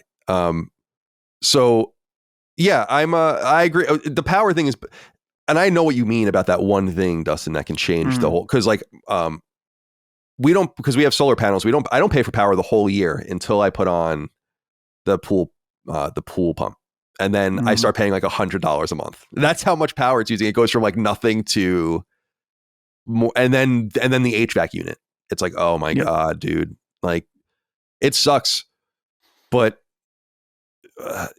it should just be, these utilities should just be treated as non-for-profit entities. That I feel this way about the internet, where it's like, there are just things that are so important. It's like, you have to obviously invest money above and beyond the cost of doing business, because you need to keep everything up and you need to do research, and that's all important. But like the idea that like there are investors making money off of this shit is like intolerable to me. It's not a fucking tchotchke. It's not a TV show or a podcast. It's fucking electricity. And the fact that we like don't build nuclear power plants all over the country is infuriating to me, because it's fucking free. Like it just works. You have to be able to dispose of it. and we just bury it underground. I'm sorry, that's just the way it's got to be. Like, yeah, better than all the other shit we're doing. So yeah, here you're right, Dustin. Here in Virginia, it's like getting crazy, and people are getting upset, like, because they were going to try to build another one in my area here in Chesterfield, and everyone's like, absolutely not. And it's great for the economy, but it's just like the bills are just getting nuts. It's bad for the people around. That's the thing that bothers me. Is like it's putting the cost of it on everybody else who didn't consent to it. It's just like, well, what the why? Right.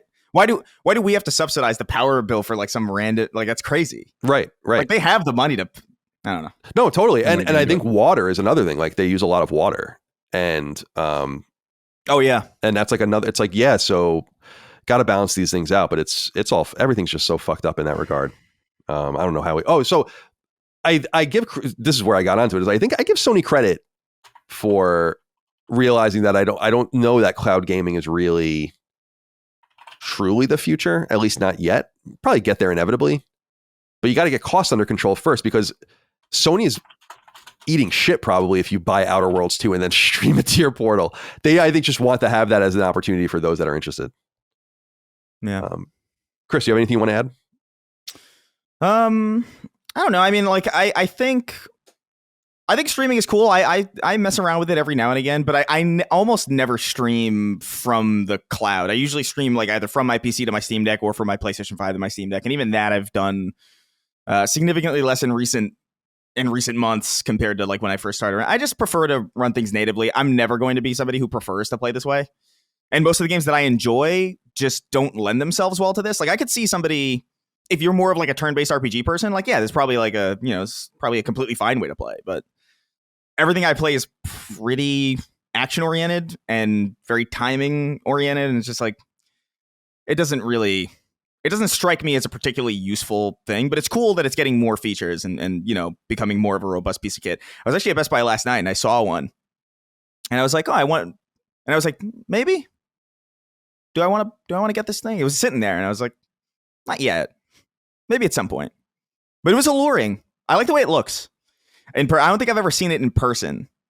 It's like a nice looking piece of kit. Yeah, I love it. I do think, though, and I want to be very specific for people out there, I think it's got very specific use cases.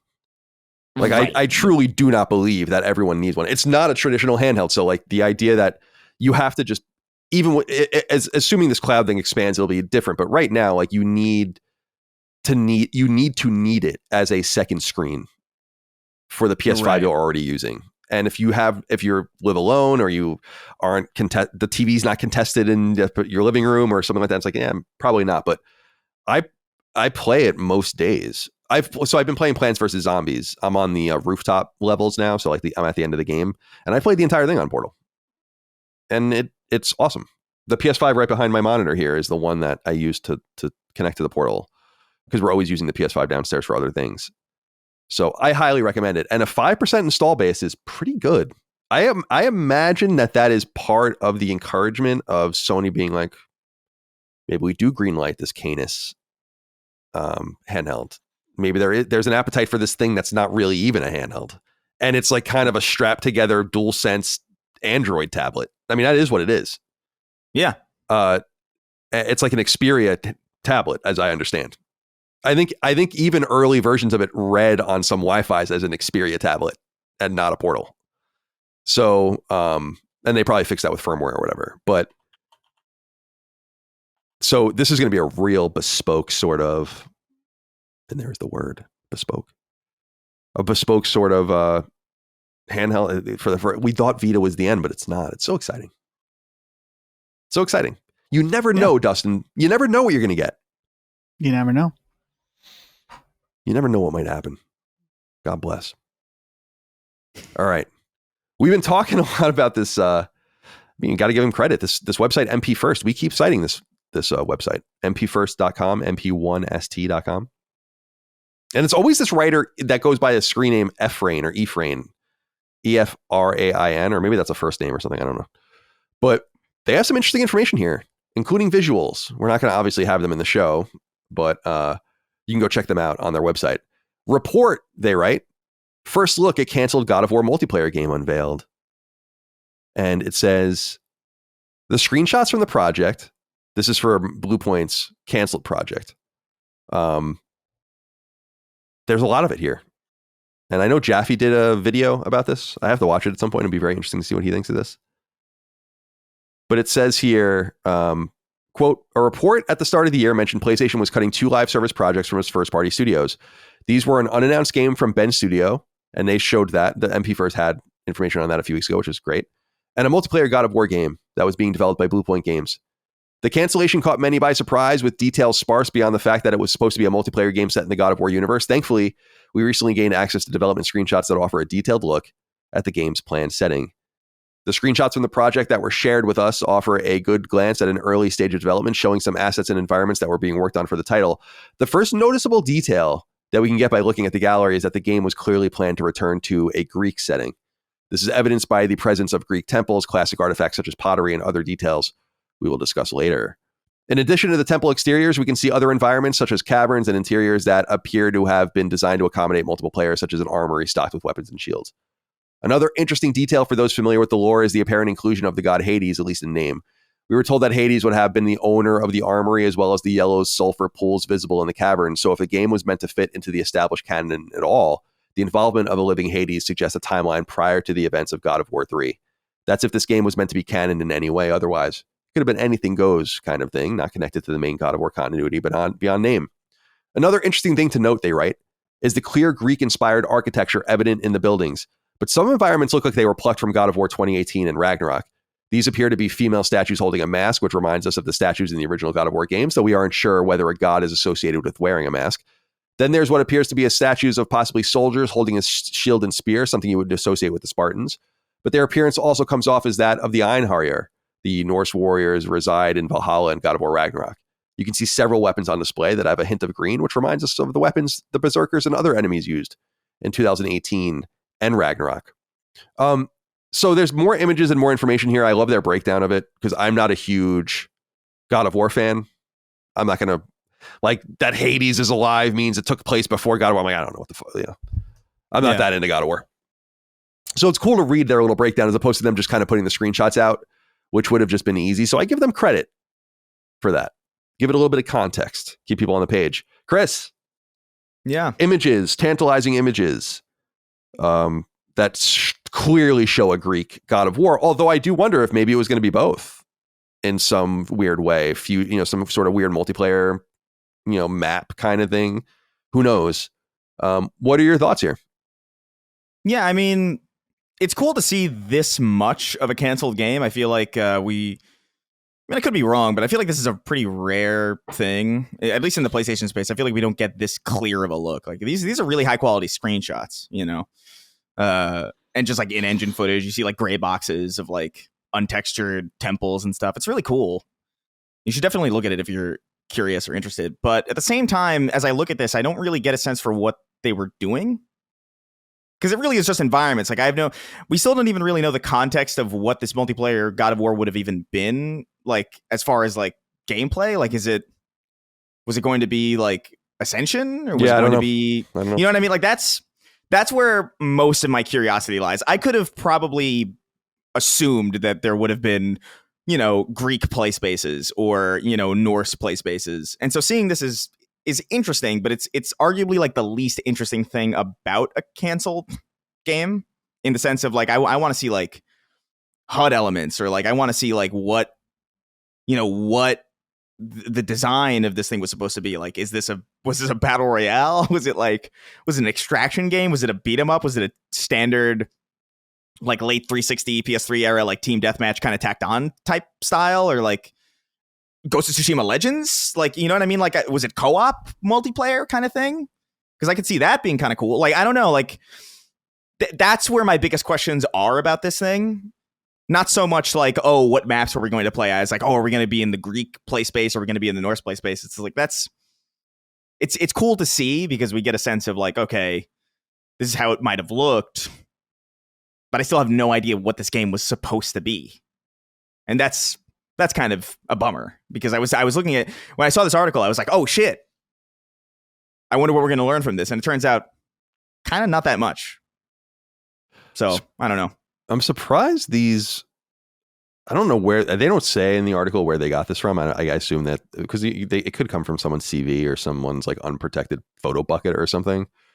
But it seems like maybe they were provided to them, and they didn't watermark them. That could be a move, like a legal move, you would assume, to not get in trouble, since this is clearly Sony doesn't want anyone to see this shit. Although, like you said, it doesn't really tell us anything about the game, and it's entirely possible we will never really learn very much about it. But Dustin, what are your thoughts here on what we see here of this canceled Bluepoint God of War game? Does it make you lament that we'll never see it?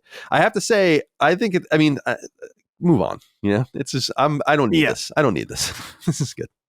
I would imagine that we are still going to get some kind of God of War product in the future. And this article mentions this, and I think we even brought this up on Sacred at one point. It was when we were talking about the Bluepoint job listings that they're looking for. There's for a third-person melee action game, and of course that could mean a multitude of different things. I mean, their Demon Souls remake is a third-person melee action game, technically, but with the upcoming God of War, is it still at Amazon? Right? The God of War show. Sony, while they haven't always been successful at it, always tries to have a product available in, to tie into whatever media product they're doing. They did it with the Uncharted Legacy of Thieves collection. They did it poorly with the Until Dawn remake. They tried to do it with Twisted Metal, but that ended up not happening. So they try to tie these things together. And the article points this out, and I think it's accurate that I wonder if they're able to transition to maybe a more traditional God of War remake with the fact they already created some of these assets and have been working in this space. That would make the most sense to me. Is God of War, you have a show, you have all these people that have played the new God of War, but not the old God of War. Kind of just makes sense in so many different ways. It's not necessarily the most exciting thing for me, but if they are trying to keep that synergy up, that's what I would expect to see next from Bluepoint. And the fact that we lost this multiplayer version, I don't really care. I guess I'd be willing to be convinced of it, but to me, that's just not what I'm looking for from the God of War IP at all. So I'm more interested if they were to transition to a God of War remake. Monday Busk wrote in and said, "Hey boys, I often think about what could have been with the canceled The Last of Us multiplayer and the reasoning that it would be too expensive to maintain. Yet PlayStation was willing to spend money on Haven, Firewalk Deviation, Bluepoint's God of War game, and the Ben's unnamed live service game, not to mention the resources used to keep Bungie functioning. Surely the cost of all these failed endeavors would have outweighed the maintenance of The Last of Us Online. Still holding out hope that it could be brought back. Get consent from that chicken." Monday Bus, thank you for writing in. We have to let it go. That's what I wanted to say here. That's why I brought it up. Well, and isn't the fact too that Naughty Dog wanted to do it themselves? Right. They didn't. It's not about the time, the money required to maintain it. It's about Naughty Dog's time being able to maintain it. Make no mistake, though. That was a blunder in a major way, and they kind of got away. Like, I don't want to say Sony kind of got away with one there, where it's like, you did what? Like, what happened here? Like, I don't understand what happened here. They just kind of released that statement. We were critical of it, but people kind of went in one ear and out the other, and before you knew it, everyone kind of moved on. And I'm like, this is a little strange. So I think you're right, Dustin, but I also want to say, like, I do think that was like a major example of Sony mismanagement. They really fucked up there, just not seeing it through and relying on what I would consider entities that would give you poor information at this point, like Bungie. And just, I'd love to really know much more about that and why they decided to eat shit on that game in particular. But I wanted to bring it up because I just feel like we need to let it go. Yeah. Got to let it go. On the same, two sides of the same coin, let's say. All right. I thought this was interesting. Games Radar writes, Sony announces it won't be bidding to buy Warner Brothers because it's focused on growth markets like anime. So as we know, Sony was heavily invested in trying to, at one point, pursue the purchase of Paramount. Sony is really interested in the acquisition of IP. And I think they see it as the way forward for them.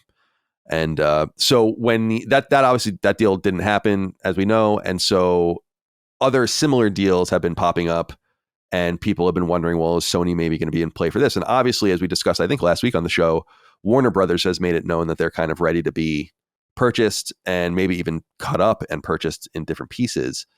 And so based on that, I believe that Hiroki Totoki was asked by the Japanese newspaper Nikkei if they were going to be interested in bidding on Warner Brothers. And he says, quote, "We have no desire for big mergers and acquisition deals in the US film industry right now. Simply adding together the current movie studios doesn't strike me as leading to a big gain in profitability. Sony Pictures Entertainment isn't a big platform company for which scale is everything, so it can create its own position even without becoming one of the top players. The global market for anime is just dawning right now and will continue to grow by double digits for a while. We are focused on growth markets. It's important to have cooperative relationships that foster original works." That's so interesting because Warner Brothers, as they write here, is responsible for some of the biggest franchises in Hollywood, including the DCU, Harry Potter, and The Lord of the Rings. And the company owns HBO, CNN, DC Studios, TNT Sports, Cartoon Network, and more. So that would certainly give Sony access to a ton of stuff. But I actually think they're kind of right here. I don't feel like Warner Brothers is really prime for the picking. It's not as tantalizing as a Paramount. I wonder, Chris, where are you on this? Sony saying no to acquiring any of this Warner Brothers. I mean, we've been talking for years now about Warner Brothers getting acquired by someone. So it's getting a little long in the tooth, I think, too. A little bit, yeah. I think ultimately they're right. I don't think anything that I don't even know if there's necessarily a way that I'm going to be able to be good at articulating this, but like there's something about Warner Brothers and Sony that doesn't feel like it fits all that well. Like I don't get a sense of any real synergy there. They don't seem to really have any business being with each other in the context of an entire acquisition. Like I don't see it. And again, like they seem to be interested in very, very different markets. I think, the anime thing is obviously correct. Like I feel like I've noticed that just even in the last couple of years, like it is exploding. And so that makes sense that they would be more focused on that, especially with some of the entities that they own and that they've invested in. So this is not super surprising. It is crazy that I'll say this. It's crazy that they've been openly, just waiting to be acquired for as long as I feel like they have been, because it feels like it feels like if there would have been takers by now, like there would have been, like it's strange. Yeah, it's been years. I mean, it's been literally years. I mean, now they're literally, as opposed to it being back channeled and reported, they're literally just saying it now. Like, please, right, put us out of our fucking misery already. It does seem like an unwieldy, because I look at the group and I'm like, yeah, having DCU obviously would be huge. Access to the Harry Potter IP and the Lord of the Rings would be huge.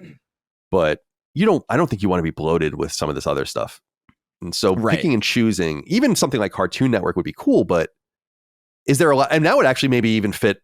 Cartoon Network would be interesting maybe because of like you put it in the Crunchyroll or something. I don't know. Oh, that would be interesting. Like that would be like a total reversal, because like Toonami was like the anime block on Cartoon Network, and so now it would be like Cartoon Network is like it'd be like their equivalent. Yeah, like the Western. Yeah, the Western block of like Crunchyroll. That would be interesting.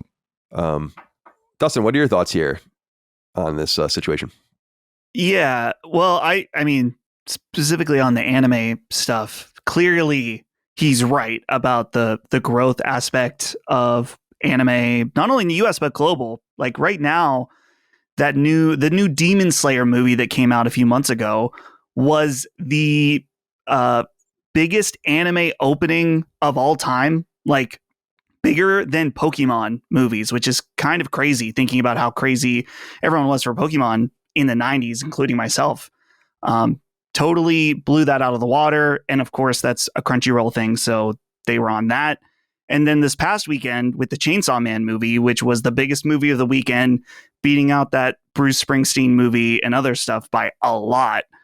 And it's already number 58 on the year's top movies. And that's on one weekend alone. So clearly he's right about the growth potential in anime. And I can see where they're looking at some of the IP for Warner Brothers. And it's like, yeah, there's some big stuff there, particularly thinking about Harry Potter, HBO stuff, Hogwarts Legacy. But none of that is necessarily guaranteed forever.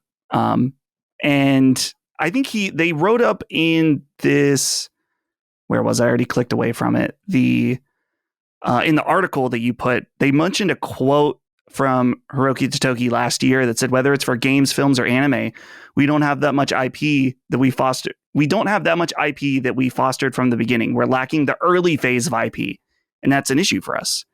And this comes back to the whatever growth, the natural growth, organic growth that Sony, that you've accurately put on them many times, is that they, I think, are more interested in fostering an entire new vertical, particularly with anime. Yeah, I'll be interested to see, like, Sony seems to have an appetite for some level of expansion. I would love to know what their strategy is, though. And I think that the money they spent on Bungie has kind of hobbled them a little bit, just because I don't think I know that they're not as cash rich as a lot of other companies. So they need to be more deliberate. And that would obviously be just a small sliver of what Warner would cost, but it certainly is going to not help to not have that the access to that money anymore. But yeah, I think I really have I'm an outsider to the anime world, generally speaking, but I've been really fascinated by Sony's complete embrace of it. And I think they just see it as a massive growth opportunity. And yeah, that Chainsaw Man movie, isn't that a Sony movie? Yeah. Well, I mean, it has the Crunchyroll branding when it starts. So yes. So that's interesting. They have like one of the biggest films out right now in the world of anime. And I know it's a little bit geeky, but it's like, it's cool that the Japanese company is leaning into their own cultural relevance in their own home country, as opposed to also trying to spread the field, which they are, of course. But I like that. They seem to be married together. And I think that's basically what Chris is saying with Warner, where it's like, this brand doesn't really make any sense with you guys. I know it's interesting. Microsoft was interested. I mean, we know that from the FTC files that they were very interested in Warner, and you would get Mortal Kombat and a few other things that are important. That Mortal Kombat collection comes out today, I think. Yeah, everyone's really excited about. Digital Eclipse, dude. Yeah, they're awesome. Atari, I mean, you want to talk about acquisitions. Atari is the company that's been quietly making awesome acquisitions. Between Digital Eclipse and Night Dive, it's like, damn, dude, what a fucking beast of a little retro house you got going on there now. With these guys, they can do these amazing collections forever. I mean, there's going to be, the beauty of that is like, there's probably people falling all over themselves to try to get Night Dive to remake their game. Yeah. Good problem to have. Okay. The next story, I'm very interested in what you guys think of this, because I feel like they really dodged a bullet here. Pardon the pun. The story's been going around over the last week that, and as I'll explain, this was kind of reported a long time ago, but Konami, the creators of the Matrix, which are like the Wachowskis brothers. Yeah. Well, they're just the Wachowskis now, right? Because they're trans, or they're both trans. Correct. Okay. So they were big Kojima fans, or are big Kojima fans, which is not a huge surprise. And so there's a lot to explain here. The website Time Extension wrote about this, and they note that back in December of 1999, Next Gen Magazine, which is a magazine I actually got for a little while back in the day, reported that Konami and Kojima were in discussions. So this was after the release of the original Metal Gear Solid, that they were approached by the Wachowskis to make a game for The Matrix. And The Matrix obviously had come out earlier that year to acclaim. Just a little bit earlier that year. I think it was the fall of 99, because I think I was in 10th grade. Because when I saw The Matrix in the theater, I came home and went and searched and downloaded the Matrix, screen, like the green text. And I had that on my screen. I thought it was so fucking cool. So this was reported back in the day that the Wachowskis were interested in contracting with Konami and Kojima and talking to them about a game, and it kind of never went anywhere. And as we all know, and as Time Extension points out, Shiny Entertainment ultimately ended up making 2 Matrix games in lieu of that: Enter the Matrix and The Path of Neo. And I was actually, my first internship at IGN was when Enter the Matrix came out, and I have a really vivid memories of that game for that reason. That game, everyone looks back on it as a terrible game, but I only played it when I was a kid, so my memory is that game fucking rules. And I can never touch it, because I'd rather just not know. Yeah. What I remember about it is that it was just really incomplete. Like a game that they just kind of pushed out. I remember it being empty. Yeah, I remember it being I was in the same boat as Dustin, where I remember liking it for whatever reason, and I kind of liked that it was empty. It was like there was like something eerie and like surreal about it, but I remember it being very fucking green. Like I remember that game having like the greenest tint. That was like the was it the piss filter? But instead it was like the fucking green filter for the Matrix. All right. So sorry, I'm just trying to read here. Okay, so I found where I was supposed to be. So Time Extension, the website. So the next part of the story. All right, so we have that established. The Wachowskis are Kojima fans. There was discussions, like some reporting of that from Next Gen Magazine back in the late 90s. After Metal Gear Solid came out, that they were interested in a Matrix game, and then we never heard anything else about it. Time Extension spoke to a guy named Christopher Bergstresser, who was the former vice president of licensing at Konami Digital Entertainment. And Time Extension was talking to him about something totally separate. So it had nothing to do, like, this is a little bit of a clip out from that conversation that I think was more about what they're saying was about something with having to do with Sega. But obviously, because he was the VP of licensing and Matrix was an external property, this would have been right at the nexus of what he would have been dealing with at the time. And it says, quote, in the conversation, he, quote, provided an explanation for why these conversations never resulted in an agreement being struck, stating that the Konami higher-up, Kasumi Katue, had shut down these discussions pretty much as soon as they begun, as he wanted Kojima to focus on Metal Gear Solid. And so Bergstresser said to Time Extension, quote, the Wachowskis were big fans of Kojima. So Kozumi Katue, Kojima, Aki Saito, who is still working with Kojima, they say, and I were at the Konami HQ, and we got a call from the Wachowskis who wanted to come in and meet with Kojima. So they did. The two of them came in with their visual effects guy and effectively said to Kojima, we really want you to do a Matrix game. Can you do that? Aki translated this into Japanese for Mr. Katue, and Katue just looked at them and told them plainly, no. We did still get to enjoy the Matrix Japanese premiere and after party, though. And so that's the second part of the story. The third part of the story is Kojima reading this and responding to it. He says on Twitter, quote, I was surprised to see on social media that the Wachowski sisters, had offered me a Matrix game project back in 1999. In all these 26 years, no one ever told me such a conversation had taken place. At the time, we were mutual fans and exchanged emails. The Matrix hadn't been released in Japan yet, but I had already seen it in theaters in the US and at a preview screening. When the Wachowskis came to Japan for promotion, I believe I met them 3 times. In the morning, we had a Famitsu interview in Shinjuku. That time, Jeff Darrow joined us for the talk session. In the afternoon, they were invited to the headquarters of Konami's CS division. Back then, I was vice president of KCE Japan, a wholly owned subsidiary. When I arrived at the headquarters, their meeting with Mr. Katue, the head of the CS division, had just ended. I joined them afterwards, and we chatted for about an hour with an interpreter. Aki wasn't even there. I think John Gaeta, the visual effects supervisor, was also present. That evening, I attended the premiere screening and party where I also met Joel Silver. Even then, there was no mention of an offer. At that time, I was already extremely busy with Metal Gear Solid 2 and probably couldn't have accepted the offer right away. But if someone had told me, maybe there could have been a way to make it work. End quote. Very interesting. Very, very interesting. I love this kind of shit. So, by the way, the big thing I pulled out of this is that even in the 90s, Kojima didn't need a translator to speak in English. It's very interesting. This goes back to what I've been saying, is that I think a lot of, I know this actually for a fact, I don't know if it's all Japanese people, obviously, but many Japanese people are embarrassed by their English. It's not that they don't speak it if they're an English speaker, they can't understand it or don't speak it. It's that they still choose to speak through a translator. And I've said before that when I would interview people like Keiji Inafune, he wouldn't need a translator to understand you. He just wouldn't speak back to you. It's very interesting. Like, you would speak English to him and then he would talk to his person in Japanese. So I always found that pretty interesting. Dustin, I got to know what you think here, because I wouldn't have wanted this. This is an inflection point that Kojima should be very glad didn't happen, because I think it would have made him a more minor figure potentially than he was already a huge figure at that time. But think about what Metal Gear Solid became and then what Death Stranding became and what he's doing now. I think this would have totally, or could have, thrown that off. Yeah, I think you're absolutely right about that.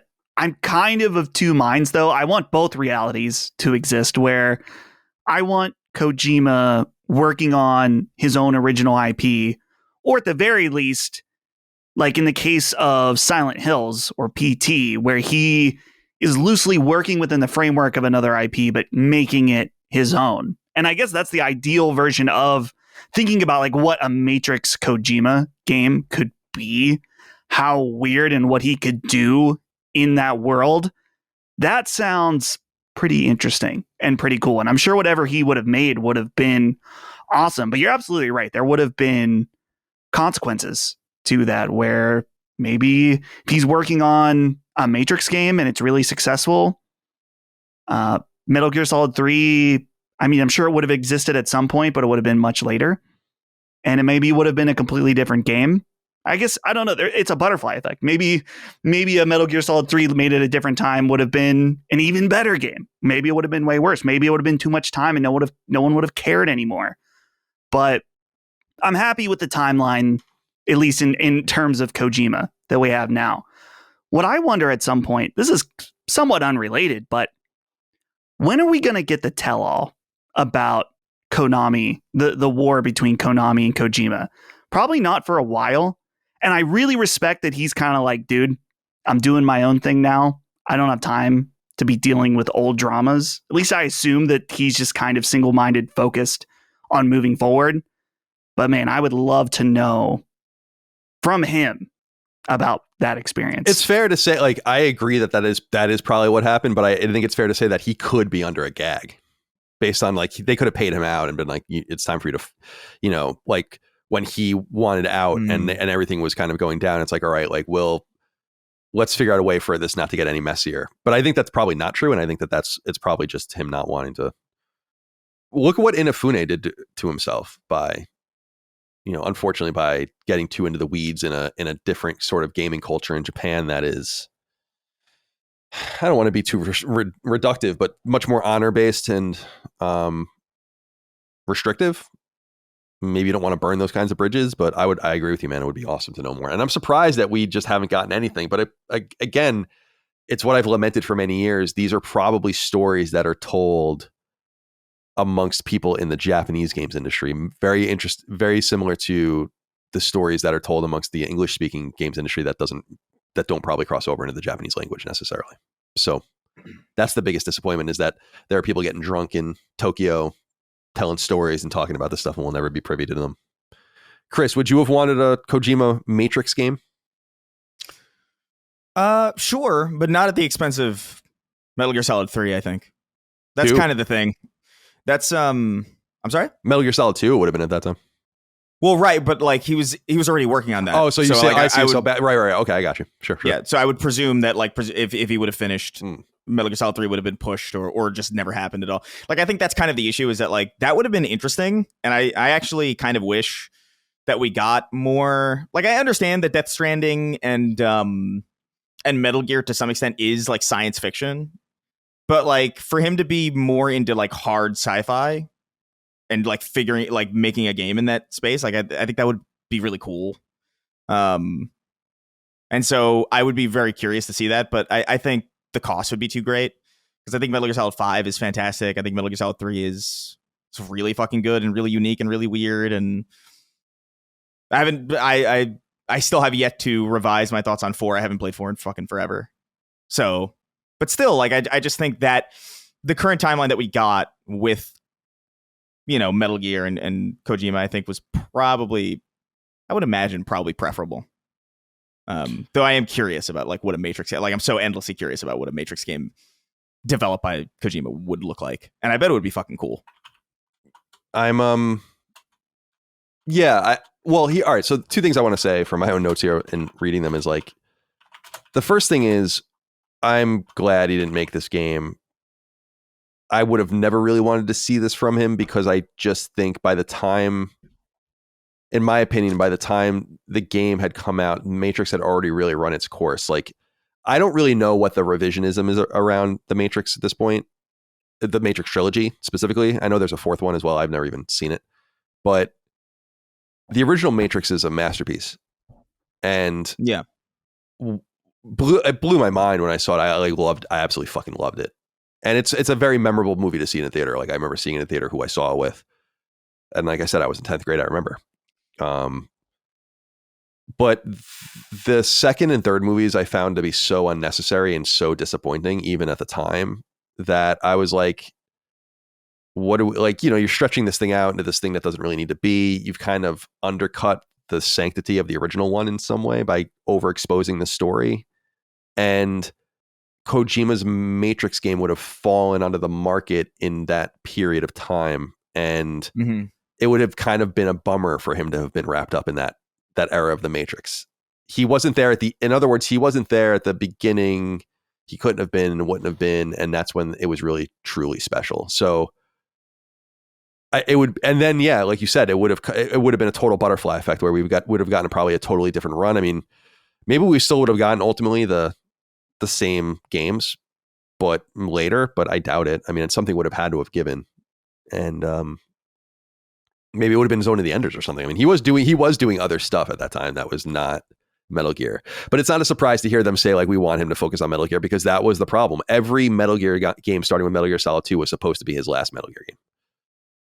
And I think they just kept putting him in a corner over and over and over again with the series. Because people think about 3, 4, and 5, but there's more than that. There's Peace Walker and all the spinoffs that he also had to deal with. So, did he do Peace Walker, or which or Acid is the one he didn't do, right? Or something? There's also Portable Ops. Yeah, Portable Ops. Ops. Yeah, he definitely did Peace Walker, because he was because they considered that like a mainline Metal Gear game. And I'm just I couldn't remember like which one was. Yeah, he probably didn't do Acid and Portable Ops and all the other stuff that they spun off, and he would do weird. It's funny to even think about some of the games he produced during this time or helped design. It's like the Matrix game was pitched, or the Matrix game could have been a thing. So this would have been in the late 90s, 99 into 2000. But then he would go on to do, Zone of the Enders 1 and 2. That game Boktai that we bring up would have been in there. Like maybe some of those games would have gone away and he could have done it. But I think this is kind of a blessing. I really do. Yeah. It would have been super interesting, but I don't know. The Matrix is an interesting vignette, as it were. I don't want to know too much about it. And I don't want to be in that. The more you learn about the world, the less mysterious it becomes, and it becomes less interesting. So some pretty banger music in those last two movies, though. I will say that. Mm-hmm.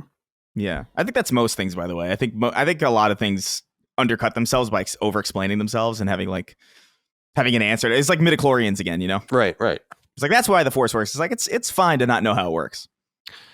It's kind of cool, actually. I'll never get over the midichlorian thing. Never in a million years. It's insane. I have thoughts, but do we want to get into midichlorians? Yeah, go ahead. I don't care. Who gives a shit? I need someone to explain to me. Midichlorians aren't the Force, but are they just a means to measure someone's Force power? Because if they are a way to track someone's Force ability, then the sanctity of the Force remains. And maybe it just wasn't explained very well. Wikipedia says midichlorians were microscopic intelligent life forms that originated from the foundation of life in the center of the galaxy and ultimately resided within the cells of all living organisms, thereby forming a symbiotic relationship with their hosts. The Force spoke through the midichlorians, allowing certain beings to use the Force if they were sensitive enough to its powers. In order to gauge an individual's potential in the Force, blood tests were used to estimate the number of midichlorians within the subject's cells, known as M-count. Anakin Skywalker, the Chosen One, possessed the highest known count in galactic history, over 20,000 midichlorians, surpassing the potential of Grandmaster Yoda and all Jedi. So it's a little bit of both. Yeah, I just think it's too over. Even if it's fine, I think it's just over explaining. Like, we don't need this level of detail. I think it undercuts how interesting it could be. Like, the point is, like, I think the point is that your imagination is supposed to kind of run with it. It's like, why can he do all this? The midichlorians are the key to all this. They're the key to all this. The little microscopic little boys and everybody's blood cells are the key to all this. They speak through the universe speaks through the little boys in your bloodstream. I don't give a fuck. I don't know. It's so dumb. It was so much cooler when it was like a mysterious religious thing, in my opinion. But right, or just like there's no answer. Like nobody's figured out. No amount of science is able to figure it out. Yeah, that's good shit. I think it's cool and interesting and weird. Agreed. Now it's like now I just think about them as like, oh, it's tardigrades. You know, oh, it's the little microscopic motherfuckers floating on asteroids that look like the caterpillar from Bug's Life. Cool. Lame. Shout out to Wikipedia, by the way. Yeah, awesome name. It is a great name. This is an extensive document that I'm looking at right now about the midichlorian. It's quite the document. All right. Next up, Terrorist Jerry wrote into us and said, "Hey, CDC, did you guys catch the trailer for Loulan, The Cursed Sands? I haven't gotten around to any of the China Hero Project games yet, but I personally find this one to be the most appealing of the bunch.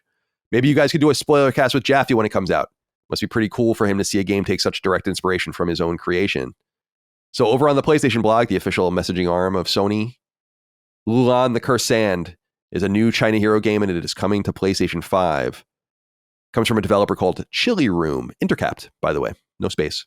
Wang Wenwei is the game's director, and he writes, quote, "Loulan, The Cursed Sand is an action RPG set along the ancient Silk Road in the western regions of China. You play as the Cursed Sand, a skeletal warrior wielding the power of sand, and sets out to explore the lost kingdom of Loulan, battle mighty foes, and search for his beloved princess. Inspired by the archaeological discovery of the Zhaoi princess, the story follows the Cursed Sand, a royal guard resurrected after death, as he embarks on a tragic journey to find the lost princess of Loulan. For the protagonist, we drew inspiration from the Loulan mummies and the iconic desert sand of the western regions, creating a dual form warrior. In sand form, golden sand wraps around his body, a balance fighter who wields the power of sand. When he unleashes the sand and forges a massive sand blade, he shifts into bone form, a powerful stance built for one versus many combat." There's a trailer. You can go check it out. It is age gated. Not a big deal, though. And yes, this does look like a certain something, doesn't it, Dustin? Diablo. Yeah. Yeah, I watched the trailer. I think this looks pretty cool. And I love these PlayStation blog posts where they're not afraid to show their gamer terms. He shifts into bone form. Bone form. I'm more of a bone form main than sand form. Proper noun. Yeah. But yeah, I think this is, as far as the China Hero Project, there's been some games that look promising, some games that look not so good. I think this is one of the most promising trailers we've seen out of the project. And even later in the blog post, it says many of us has worked on action titles at studios in the US and Japan, including Santa Monica Studios, From Software, and Platinum Games. So some pretty nice credentials there from the team. And I'm looking forward to seeing more of it. What do you think, Chris? Yeah, I think it looks cool. I'm a sucker for skeleton characters. I don't know. There's something about I like a medieval. Yeah, Daniel Fortescue, of course. Yeah, there's something about a skeleton character that's like really cool. Like he's wearing pants too, but he's like got ribs. It's weird. I don't know. I find those designs really endearing, and it's cool. Yeah, I mean, it looks a little bit of God of War. There is honestly a little bit of Diablo there, but I don't know. Of the things that I've seen come out of these like hero projects, this is the most intriguing to me. I'm into the look of it. I like the idea of sand as like I've always like, even as like a kid, I was really into like the idea of like Sandman from like Spider-Man, like the idea to like wield that shit, or like even was it Gaara in early Naruto, where it's just like I was so fascinated by the idea of like living sand. It's fucking cool. So shut up. Interesting reference there. Look, I'm just like, it's the only other sand. Whoa. I'm gonna cut myself off there. Yeah. Okay. Say sand person. Which is, but no, it looks cool, man. I'm into it. When's this? Is there a date for this, or I don't think there is. Or no, it's just kind of general. Yeah, I think they just announced it. Maybe a couple of years. 16 person team. It'll take some time. Yeah, year and a half, 2 years probably. I highly recommend people go look at this trailer just because it is like first of all, the trailer itself has more than 500,000 views, which I think is a lot of views for a China Hero Project game in 2 days, with 27,000 thumbs up. So pretty nice for them on their YouTube channel. A lot of stuff kind of comes and goes on the PlayStation YouTube channel, to be honest. They publish a lot of videos there. So that's pretty good. So it's circulating somewhere. It's getting picked up somewhere. And it does look like a zoomed out God of War. Yeah. I mean, that is what it is. It's a zoomed out God of War. For sure. No doubt about it. I'm really looking forward to this. I think that, and I agree with you, Dustin. I think China Hero has obviously been hit or miss. We haven't even played a lot of the games. A lot of the games are still not even out. We're talking about, there's got to be 25 of these things at this point, and most of them are not out yet. But this one does look really, really promising. We thought that about Lost Soul Aside too. It seems like no one really likes that game though. I haven't played it, so I don't want to speak too much about it. But that was supposed to be like the big China Hero Project game. So maybe this will be the actual big China Hero Project game. Although Sony seemed to believe in Lost Soul Aside. It's not like they just pooped it out. They actually published it. Yeah. So that's a little weird, isn't it? But whatever happened to what the fuck is that one game that never came out? That it's not a China Hero game, but it's just or maybe it is a China Hero game. I don't know though. It's that one like downloadable game that was teased for many years, and it was at the PS5 reveal event. Is it the one? Not the one you played? No, let's see. Canceled. Games at the PS5 reveal event. God, I love this character design. Yeah, I don't. Yeah, so the games that were shown. It was at the showcase? Yeah, maybe it wasn't there. Because Little Devil Inside? Yes. Or no? Yes. Little Devil Inside. That's it. That's exactly it. All right. That game still hasn't come out, right? Yeah, I don't think so. Either it's not out or it came out a while ago. No one cared. Those are the only two options, really. Who was making that? Was that a new developer? Yeah, NeoStream Interactive is the studio. What is going on with this game? Yeah, I liked the way it looked, but yeah, 10 months ago, I see a Reddit post. Whatever happened to Little Devil Inside? This is on the Wikipedia page. You guys will find this interesting. Little Devil Inside was originally conceived by its creative director, Cody Lee, and was developed as the first game by Soul's NeoStream Interactive. So they launched a Kickstarter for it in April 2015. We're promising a release window at that point of fall 2016. Backed by 5,000 people, they raised $306,515 in Australian. In December 2017, the developers released a new trailer for the game and began communicating a planned release date of late 2018, with PC planned as its first release platform. It was at the PlayStation reveal event in June 2020. The CS trade show January 2021, a presentation made by Sony included a footnote that Little Devil Inside was planned for July 2021. And then it was shown again at a State of Play with a 2022 release date. Yeah, Jesus. Then there was an Instagram post from PlayStation that showed winter 2022. And that was basically in February 2024, the development team published an update post through Kickstarter. They apologized to the community for being unable to deliver the game according to schedule, and the team had been downsized. They released a new gameplay trailer and revealed that development had switched to Unreal Engine 5. So, I mean, that's... So, what the fuck? You know, it's like that game... Remember that game at the Xbox event? The last night or something like that? That was I don't know. Is that Tim Sorrett? Tim Sorrett, right? Yeah. And that game, I think I follow him on Twitter. I think he still is working. Yeah, on he is. I think. I like that's another game that's like, where is this thing? What's the name of it? What was it? Last Night. The Last Night, was that what it was? Yeah. I believe. Oh, yeah, that's the neon kind of side scroller thing. Yeah, it was like 2D HD before 2D HD was a thing. Right. I hear it has a Wikipedia page as well. It was first shown in 2014 for Xbox One. Yeah, and then just kind of disappeared. This is a bummer. I was looking really forward to this one. Yeah, it looks cool. Again, it's just like, what happened? I always love that kind of shit. It's like, what?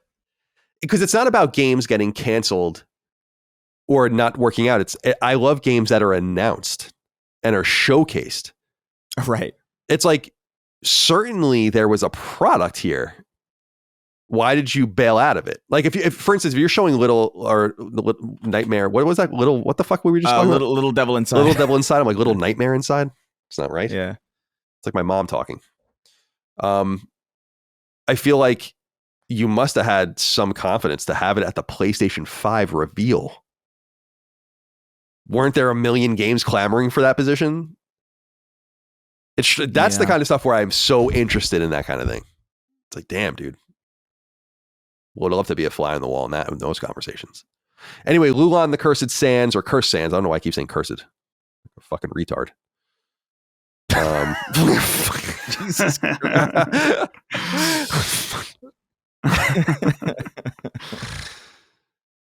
All right. Dustin, I was especially curious to see what you thought of this, although actually both of you will have interesting stuff to say about this. So Dragon Quest 1 and 2 HD 2D remake is imminent. I think it's out today from when we're recording. And this is the resolution of the Erdrick trilogy. Of course, they released Dragon Quest 3 already last year, HD 2D. We're going to get Dragon Quest 7 later on. So pretty exciting times in the world of Dragon Quest. But people have been talking about this, and I wonder if this would be actionable and if anyone else does this. So they have conditions of use for their games, for the images and videos on their website. This is at dragonquest.jp, but you can read the English version of it. It says, quote, "No spoilers, please. In order not to spoil other players' enjoyment, you must mark all content that includes details of major plot developments in a clear spoiler warning. Please refrain from live streaming or posting video or images of gameplay after the second credit sequence in Dragon Quest II until November 29, 2025. Have you ever heard of something like that, Dustin? So before we get into it any further, we have a letter, and I think this will allow us to kind of frame this better. I'm sorry. Yoshua wrote in and said, "Hey, Sacred Men. I have a question that I've been meaning to ask for some time, and I'm hoping you can provide some valuable insight. Why is it okay, or in this case legal, to post entire playthroughs of video games on YouTube? Anybody can just post an entire game that day, the day it's released. You can't do this with new movie releases or new TV show episodes. So why are video games the exception? Do you think it boosts or hurts sales? I'm a teacher, and my students will often say that they'll just watch a Let's Play instead of buying a $70 game. This happened recently after Ghost of Yotei's release. Would love to hear your insights. Thanks." The reality is that, and as far I would have to get Hogue on the show to really understand this more, but it's not legal. It's that all of the companies just don't do anything about it. And so, Dustin, I frame it through that lens to say, like, is this now, are the developers and the publishers going to start taking more action on post-release footage that would be basically unheard of in the history of games? But that would technically be within the realm of their rights on their own properties. Right. Yeah, it's within their right. But I don't know. It's hard to determine. It probably depends on the game, whether or not it hurts them or helps them. He mentions his students that talk about watching a Let's Play instead of buying a game. In a lot of cases, I think the people that watch a Let's Play of a game never had intention of buying it to begin with. So there is that element. I have heard of this, though. There's someone in my family that when I was talking to them about a game, they're like, "Oh, I haven't played that, but I watched a Let's Play of it. I still want to play it." And I was like, oh, well, it's interesting. I would never, ever want to experience a game that way. But it's unthinkable. To each of their own. Yeah. I guess there are games, in a case where I've watched like scenes from games that were spoilers, I never had any intention of playing it. So I guess that's part of it. What I think is weird about this Dragon Quest situation is that Dragon Quest 2 has existed since before I was born. 1990 is what? September 1990? In Japan, it would be 87. But yeah, in the West, it would be 90. Yeah. Yeah.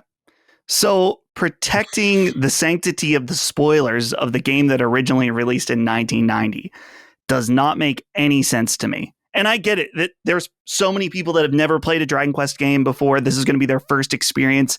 I think it makes sense that they are trying to do this, but it's a little too late. If you're playing Dragon Quest for the story, you might be a little touched in the head. I'm going to be honest with you. And I say that as a Dragon Quest fan. It's like, it's not what Dragon Quest is.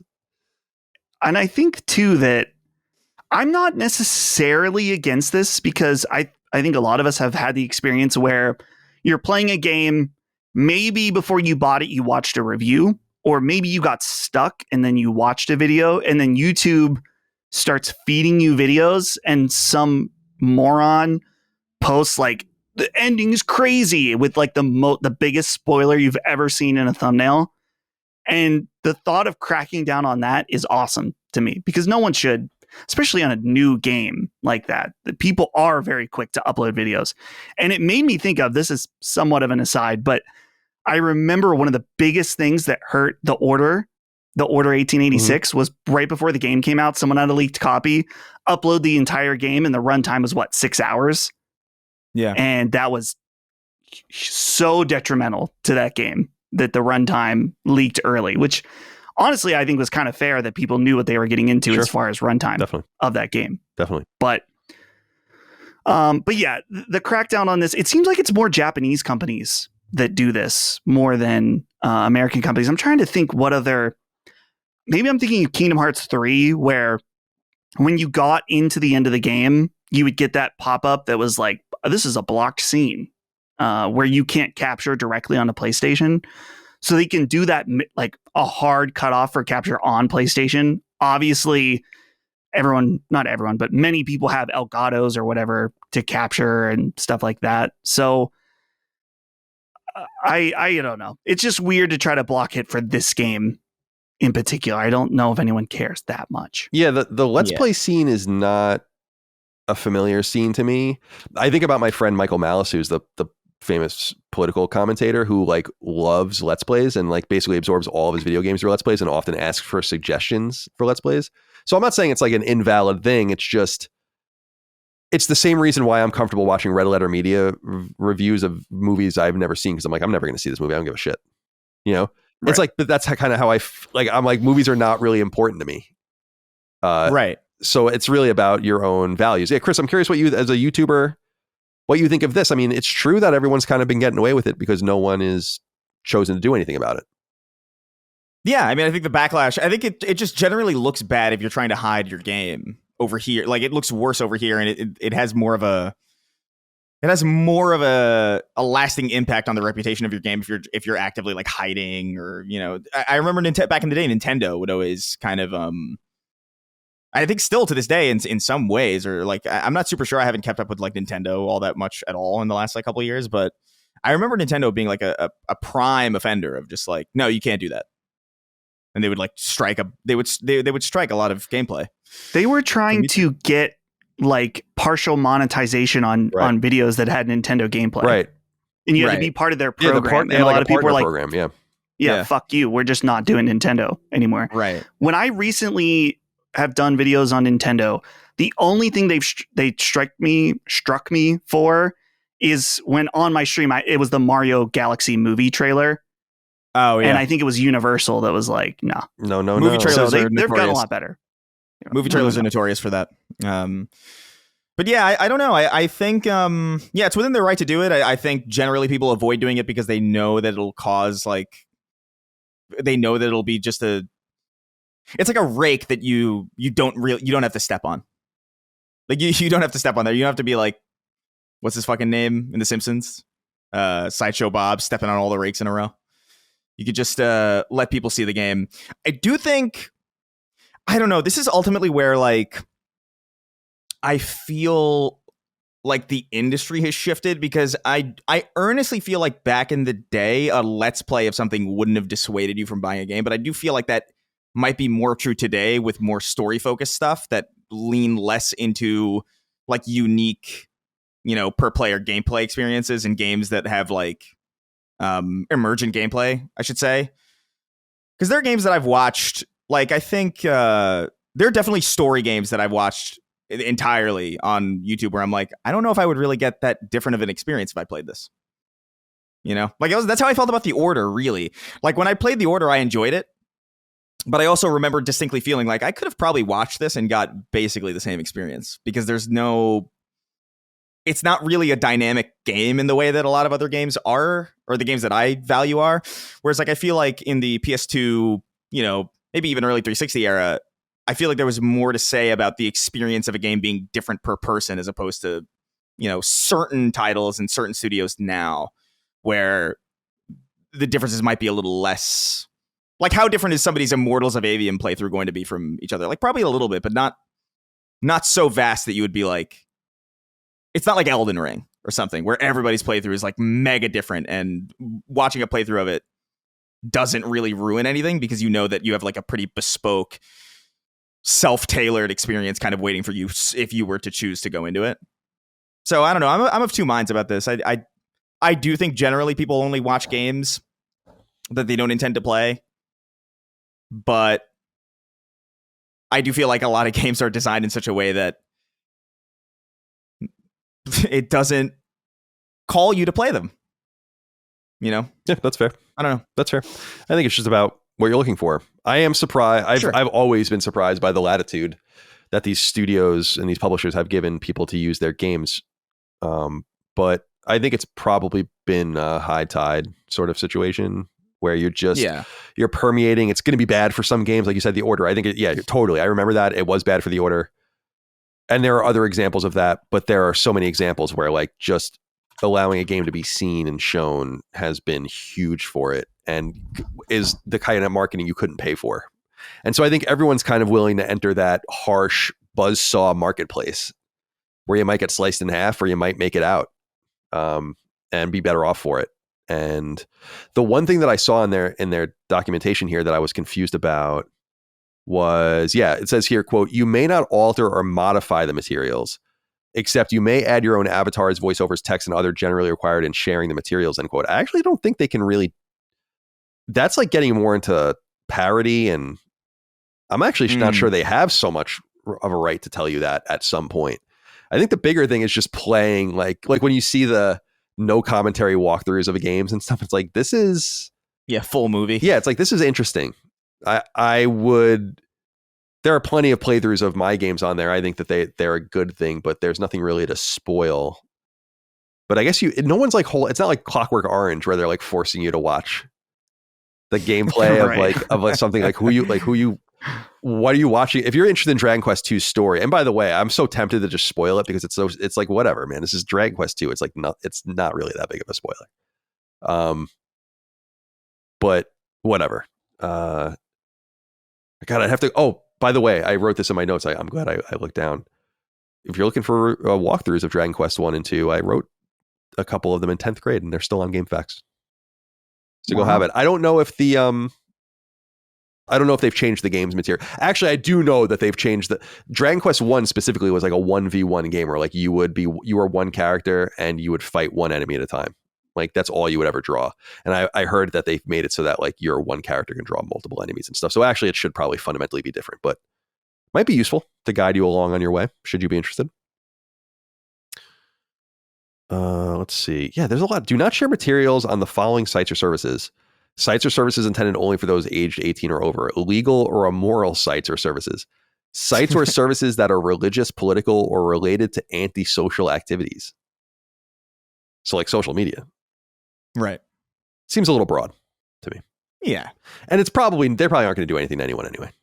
But thought it was interesting. People were circulating it. Not much to talk about this week, so I thought I'd throw it in there. Finally, PlayStation Plus games for the month of November have been revealed. These games will be available starting November 4th, and they will be live until December 1st. So you can still get last month's games, which are Alan Wake 2, Goat Simulator 3, and Cocoon. You should definitely try to lock those down to your download list since you'll have access to them later, if you'd like, as long as your PlayStation Plus subscription is active. The games this month are interesting. Stray for PS4 and PS5 is one of those games. I didn't even know they made a PS4 build for Stray. Maybe I did know that and I just forgot. I never beat Stray. It's a game I should probably get back to at some point. Yeah, did you beat it? Yeah, it's cute. It's like it's a game that's really respectful of your time. It's like only like 5 or 6 hours or something like that. And it's the perfect length for like what kind of game it is. It's a charming game. I would recommend it actually, especially for this, you know. Yeah, this is going to be big for it, I assume, and hopefully people will enjoy. I love the key art here for it. It's like the cat with the backpack on it. It's so cute. Yeah. EA Sports World Rally Championship 24 for PS5 is available. This is, of course, the Codemasters, long-running Codemasters racing franchise. EA acquired Codemasters for this very franchise, so this will be available to you if you're into racing. And then Totally Accurate Battle Simulator is available for PS4 and PS5. I'm not familiar with this game. Are you guys familiar with it? I like the name. A little bit.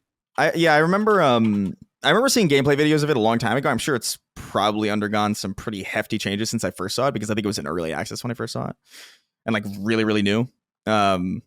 But it's a charming kind of thing. It's like in as far as I remember, it was kind of like PUBG. Like the whole premise was that it was PUBG, but like it's with really wonky physics where you have to like really kind of it's really like goofy looking. But I never got around to playing it. Although I always wanted to. This will be probably a good excuse to jump in. All right. Dustin, anything here for you? Yeah, I was trying to remember. So the team Landfall, they're the ones that made Totally Accurate Battle Simulator. They also made the games Content Warning, Friend Slop, awesome Friend Slop game, and Peak. Yeah. Which was just a huge success recently. Also really good. What's the other, the racing game? Cool, but I'm not going to, it might be cool, but not for me. Stray was pretty good. I liked it. I think other people liked it way more than I did. But I mean, if you haven't played it yet and you have PlayStation Plus, it's definitely a good game to check out. And there is a meow button, I believe, in the game. That's perfect. Very cute. There is. Perfect. Yeah. All right. That's all we have for the news. All right, my friends, let's get into the games we're playing. Chris, I want to start with you. You're playing Ghost of Yotei. So am I. So we'll talk about that first, and then we'll get into everything else through me and Dustin. Then we'll get into inquiries later on. So what do you think of the game? Where are you? How far are you in? Talk to me about it. Well, I think so. I'm just at the point where like I think I'm crescendoing towards the Kitsune, which is one of the bosses. I already took care of like 2 bosses. I was kind of gone for a while, so I was kind of settling back into it. And dude, it's so weird coming back to this game at the point that I was in, because I was deep enough where the game was kind of treating me like I was consistently playing it. And so coming back, I was like, oh my God, I'm getting my ass handed to me. I forgot like which weapons are exactly the right counters for what, and I had it like completely down pat when I left.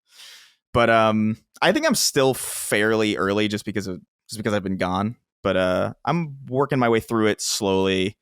I think I'm gonna try and probably mainline it. The issue with this game is that like it really does pull me away to do a lot of the side stuff. Like I earnestly do want to do them. Like whenever there's like a new map to buy from the cartographer, I always want to get it and like place it where it needs to go. And there's a lot of really good open world things here that kind of pull your attention away. That is kind of difficult to resist, because I feel like generally the stuff that you get from them are worth it. Also, I'm big into the bounty system. I love. Oh, it's so fun! It's so fun. It is really fun, and and thematically, it's just really cool. I always love I love the concept of bounty hunting in any video game. I just think it's fun. But some of the side stories here are like really dope with some of the people that you hunt down. I agree. But yeah, I'm kind of getting back into the swing of things with Ghost of Yotei, so I don't have much new to say about it. I will say, so far the boss encounters and the main boss encounters that I've experienced so far, pretty satisfying, in my experience. Like it feels like a genuine accomplishment when you get through it. Narratively, it's satisfying. I'm just into it. I know that there's like this thing about a revenge story is so trite or whatever, or like it's done and predictable, and I'm like, there's an element of that's true, but I also just like revenge stories. I don't know. I just like, it's like Kill Bill and, all these other, like, I know what's going to happen. I get it, but it's still satisfying to get there. And so like, it's nailing the revenge thing for me. Like I'm into it. And what I like about it particularly is there doesn't seem to be like, I don't feel like I'm getting hit with like an obvious lesson. Like I know it's there, but like, Atsu just seems really into it, so like I'm down for it. The game gets, I want you to keep playing, and I know you will. Yeah, I will. It gets fairly sophisticated, I think, the story. And I'm actually at the are you I don't want to interrupt you. Are you No, I think like I said, I've only been playing a little bit since I've gotten back. Yeah, okay. Settling back into things. So like you've definitely played more than I have at this point. Yeah, I just want to make sure I'm not cutting you off. Yeah. No, you're good. I'm 40 something hours in, and I'm at the point of no return in the story. I reached it last night at like 2:30, and I really appreciate games that do that. just so you know where you are. I've done pretty much. I've done every bounty but one. I don't know where the last bounty is, so maybe it becomes available after the game's over. I assume that's possible. I've done everything I could, like all the cartographers maps, all the upgrades. Like I've done pretty much everything. I want to do like one more sweep and just see if I'm missing anything before I go in, because I like doing as much as I can and then beating the game, and then you're kind of done with it, as opposed to having it. All right, now I have 25 hours here where I have to fucking chase after bamboo sword things and do all this kind of. It's like I don't really want to do this. I really like this game. I really think that this game is a really major step up from Ghost of Tsushima, and it's impressive. It's what happens when you keep the trappings of the original game in place. That rock, paper, scissors style game that the game is revolving around, with the different weapons and the weaknesses of the different enemies and what weapons they're employing. And so much of it, again, playing the games back to back, you just see it. Like so many of the animations are the same. So, but there's like, it's fine. It's totally fine, because doing that allows you to use the trappings of what you've already had to make something deeper and better. And I think that Atsu is a much better and more interesting character than Jin. And the story, though it is a revenge tale, becomes so much crazier. Like there are just twists and turns in the story, in my opinion, where I'm like, oh, that's pretty fucking cool. And there's a few of them there. And I don't, again, fresh off of Ghost of Tsushima director's cut, those things just don't really exist in the original game. Like Jin's an interesting character, but it's all about honor. And then about, and I don't want to spoil the game, but it's like how he kind of starts doing what the samurai look at as the wrong thing. Like the idea of the shinobi, like the assassin, the idea that like even the Mongol invaders deserve to be fought with honor. And he's like, you guys are fucking crazy. Like, why would we ever do that? And how it kind of all blows up in his face. And I don't even want to, there's a part of the game, there's a part of Yotei. Of course, Yotei is going to nod in some way to Tsushima. And when you see how it does, it's fucking dope. Like, I was like, this is awesome.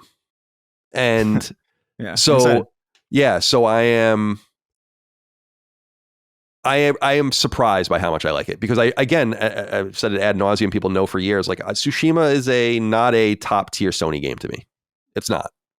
And this comes as I'm a huge fan of Infamous, for instance. It's not a sucker punch thing. It's like, it just never, it was just, I don't know. There was something about it that was a little vanilla for me. And I feel like they really solved a lot of that with this game. It feels so much more brutal and urgent, and I love it.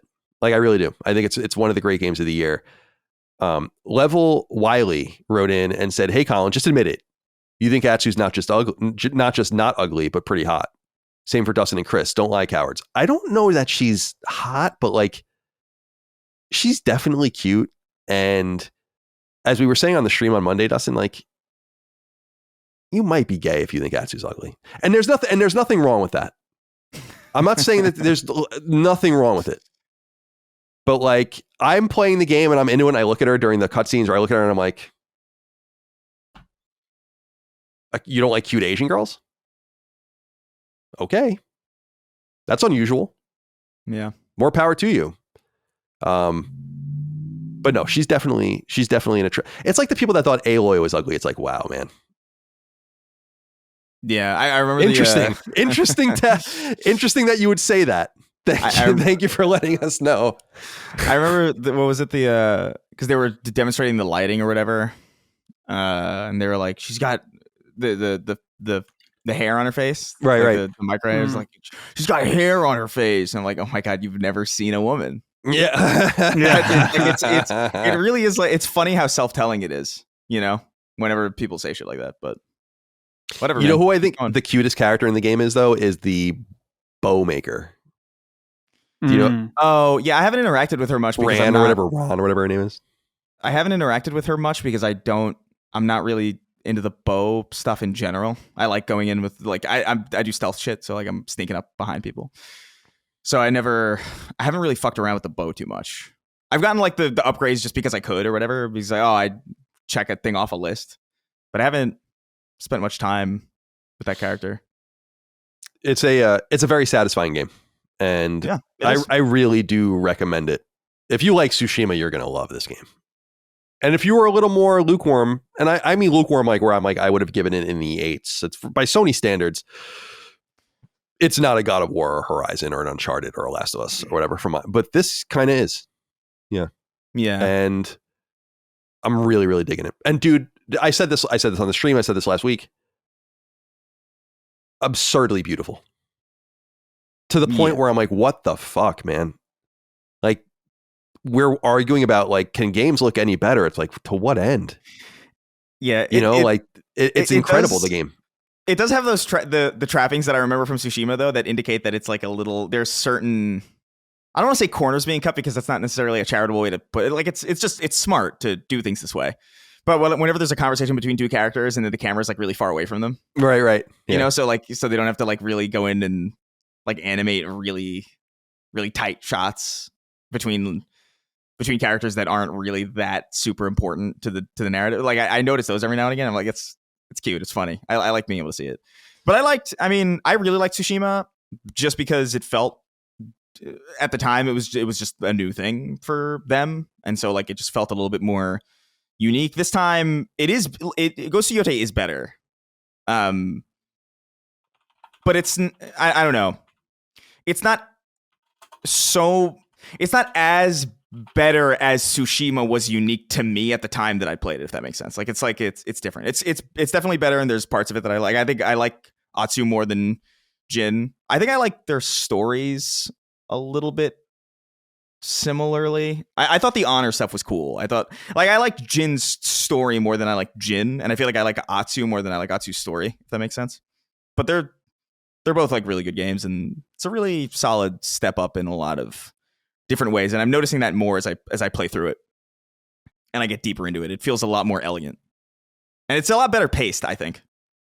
Also, yeah, the pacing's cool, and I like how there's a little bit of nonlinearity, but not really, and there's a lot of head faking in the story, which is cool, and it does feel like it moves at a fairly brisk pace. There's a lot of, as you noted, a lot of cool NPCs, like just the different senseis that you study with, and all the bounties having their own little story. And I love bounty systems, whether it's in a Final Fantasy game or in this game or whatever. I just love the idea. Red Dead, just like going after people, and like bounty hunting is so cool. It goes back to Boba Fett and all that rest. It's like, this is, or like your old Westerns. People love bounty hunters. It's inherently cool. Yeah. Or of course, Dog, the bounty hunter. Right. We all loved him as well.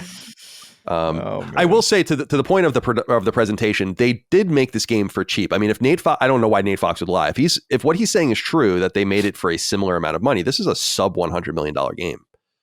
And you can kind of see how they might have done that. And I think a major thing is that the game doesn't have enough. And this is where I think that they actually could have spent a little more, if I'm being honest with you, is like more cinematics. There's a lot of the stuff is in engine and, like you're saying, a little clumsy.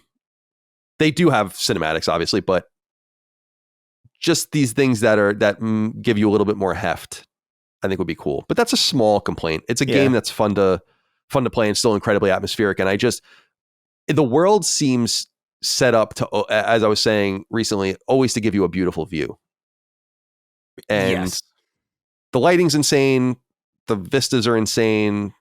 The little details, the birds flying around and the wildlife and the chittering of the insects, and it's like, damn, dude, like this is good shit. And I personally highly recommend the bow. I love the bow. Like you break it out and you use the slowdown thing. So like guys without helmets on, you just pop them like in the beginning of the fight, and then you fight just the dude and you kind of thin their numbers. Very useful. But there are a lot of options. There are a bunch of things I'm not even using in this game. I don't use the smoke bombs or the explosives. I used to in Tsushima, I would use the kunai a lot, but I don't use it at all in this game.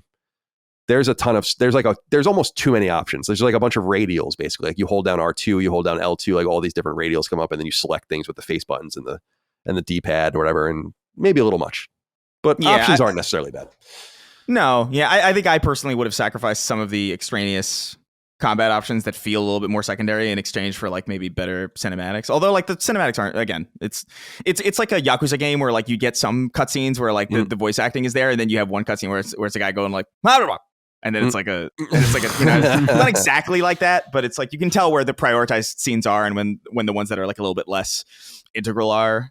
But they still feel, I mean, it's still a very like elegantly put together game. I only notice it because I'm like weirdly clued into that stuff. I wouldn't be surprised if most people didn't really clock that kind of thing. Dustin, where are you on Atsu? Is she attractive? I don't think she's ugly, but I also am not like, oh man, she's hot. I don't know. I honestly have not really thought about it that much. You're a normal person is what you're saying. Yeah. But I did play a little more Ghost of Tsushima last night, and I'm getting back into it now. I took a little break to play Ninja Gaiden, but I'm coming back. I think I'm in the final area of the game, but I'm not sure. So I will have a lot more to say next week on Ghost as I play this weekend. Okay, cool. And I'm trying to rally the troops for a spoiler cast that we would hopefully review or hopefully record next week, but we have to just see what everyone's availability is. I think Gene's the only one that's really committed. So we'll see. Yeah. Maddie, I was surprised hasn't played it yet, but we're in a time of choosing right now. Mm-hmm. Oh yeah. And so it's a game that just a lot of people aren't going to get to anytime soon. This is a problem Silent Hill F, for instance, is a game I have to keep reminding myself, like, oh yeah, that's probably, because I was wondering after I'm done with Ghost, it's like, what is the next AAA game I'm going to play? Because there's a bunch of like random smaller things I want to play, but it's like, oh yeah, I got to play Silent Hill. That's probably got to be next. That's me with Chronos. Oh yeah, dude, you're gonna love Chronos. I'm telling you, you're gonna love it. Oh, I can tell. I just like it's sitting there, man. Yeah, it's infuriating a little bit. I'm really conscious of my backlog in a way that I haven't been lately. You know, it's really eating at me all the time. Yeah, don't let it do that. Just be. Yeah, if you can. All right. Okay. So other games, we can talk about these quick. PowerWash Simulator 2 I've been playing. I'm probably 8 hours or so in. I really like playing it on the bigger screen and just listening to podcasts, but because I've been playing Ghost again, I haven't gotten to it too much, but I actually played it pretty late last night. I went to bed at like 5 a.m. because I was playing it. Jesus. Too Blurry, Too Bigfoot wrote in and said, hello, gentlemen. This one is for Colin, but I'd love to hear Chris and Dustin's input. On last week's episode, you said you wanted PowerWash Simulator 2 to add trophies to their free DLC so that you wouldn't feel like you were wasting your time. And if they had put trophies on their free DLC in the first game, you would have played more of it. I have to ask, what level of psychosis is this? In a game you by your own acknowledgement loved, you didn't play parts of it because you felt like you were wasting your time because there were no trophies attached. Is it really time wasted if spent doing something enjoyable? If you enjoy it, but won't do it without trophies, do you actually enjoy it, or does the enjoyment come from trophy number go up? Would you not play a game you would otherwise enjoy if it didn't have trophies? I personally don't care about trophies in the slightest, so these questions stem from a place of genuine curiosity and bewilderment. Thank you for your time. I'll hang up and listen. I love trophies, but I like tracking the things I do. It is a psychosis. I mean, what level is it? A deep, high level, or low level. I don't know what the numbers would be. I would say it's a deep, low level psychosis. Right, deep. You know? Yeah, sure. But I totally understand you. I totally hear you. But it bothers me knowing that companies go through this trouble of updating their games for free, which is cool, but they don't realize they can put trophies on free content. Or they just don't care. And it's like, you've done all the work already. Why wouldn't you just execute on this last piece of it? If Lilymo can put fucking free trophies on their updates, I definitely think they can do the same. So I don't think I'm out of turn for asking for that. And by the response to my tweet to them about it a week or two ago, a lot of people agreed 100%. And I bet you those free updates will have DLC, or those free DLC updates will have trophies. And maybe you'll have me to thank. And then who will have the last laugh? Thank you for writing in. And finally, I've been playing Plants vs. Zombies Replanted. Quantum Radish wrote in and said, hey, CDC, this one's for Colin. Do you understand the controversy around Plants vs. Zombies Replanted? I've beaten it twice and had no issues. The controversy over the concept art and dynamic music reeks of reused boat animation energy to me. So what if some of the concept art is from other games in the franchise and the dynamic music has been removed from, namely in the DS and mobile ports? Get over it and play the game. It looks smooth and runs great. Here's to hoping they remake PvZ2 without the microtransactions. I hope that as well. So yeah, as I said earlier, I'm on the rooftop missions in the campaign of Plants vs. Zombies, which is the last 20% of the game.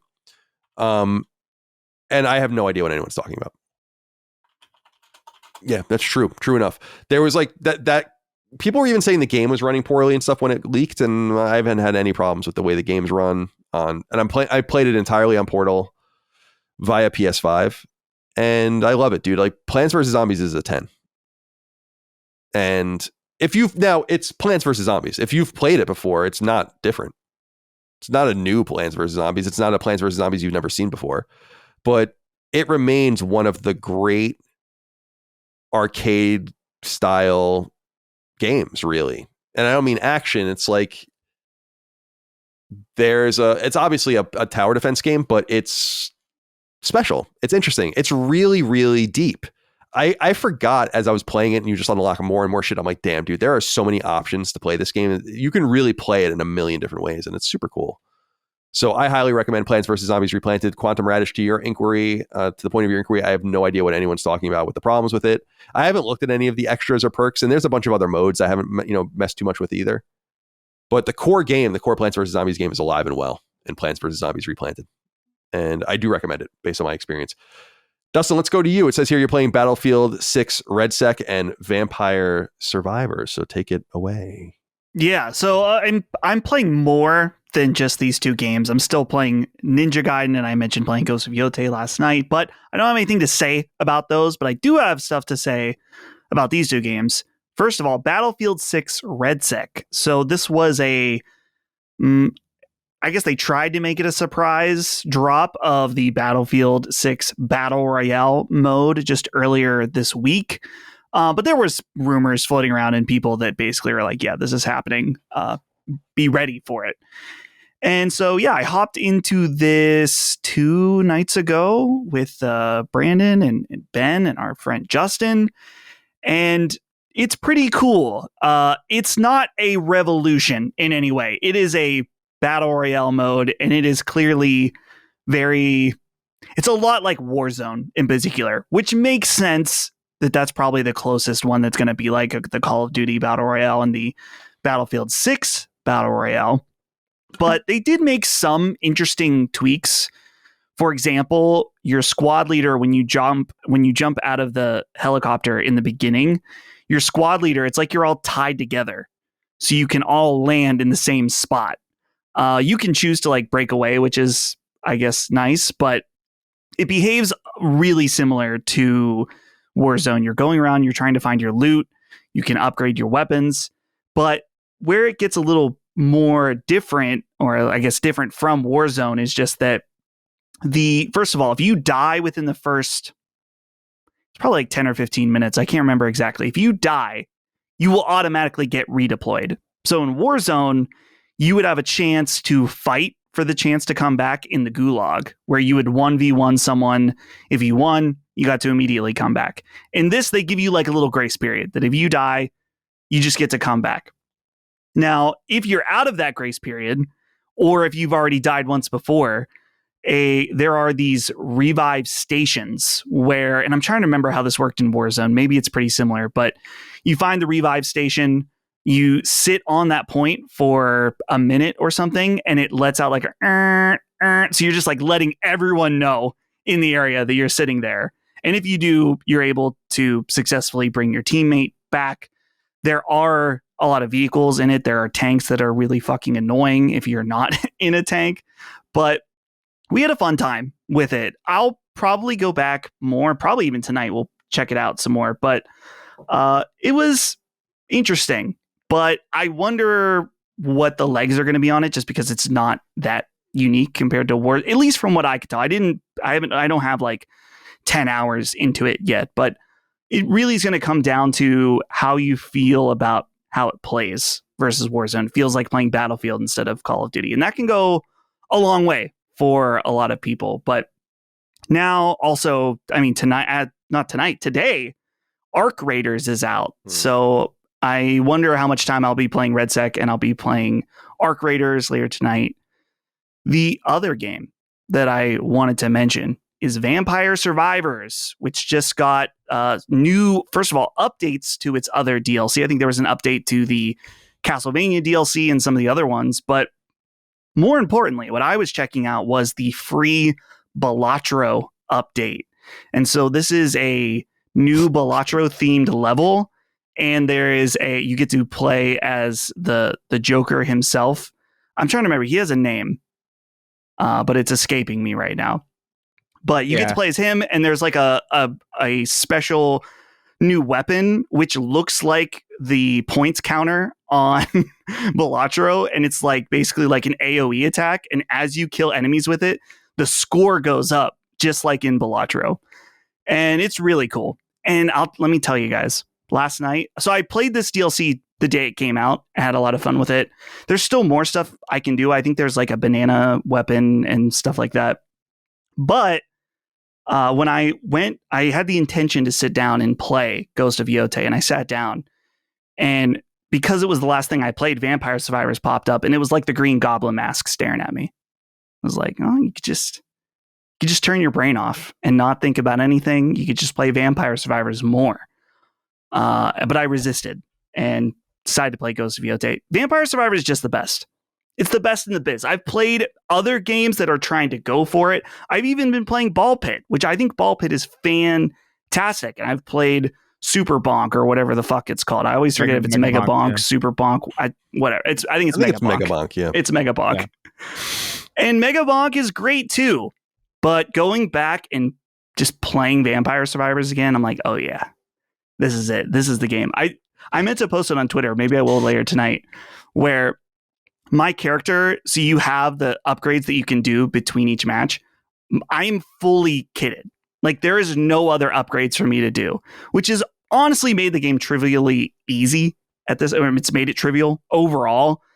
And there was a point when I recorded the screen where it was like, there's no fucking way you can see anything going on. It was just like bullets flying around, a million, well, it looks like millions of numbers all over the place. I was like, man, I don't even have to do anything. I'm just sitting here, but it's still fun that I'm just enjoying my character that I've created that's just annihilating everything. So if you have Vampire Survivors, you can download the free Balatro DLC. It's very cool. It's very cute.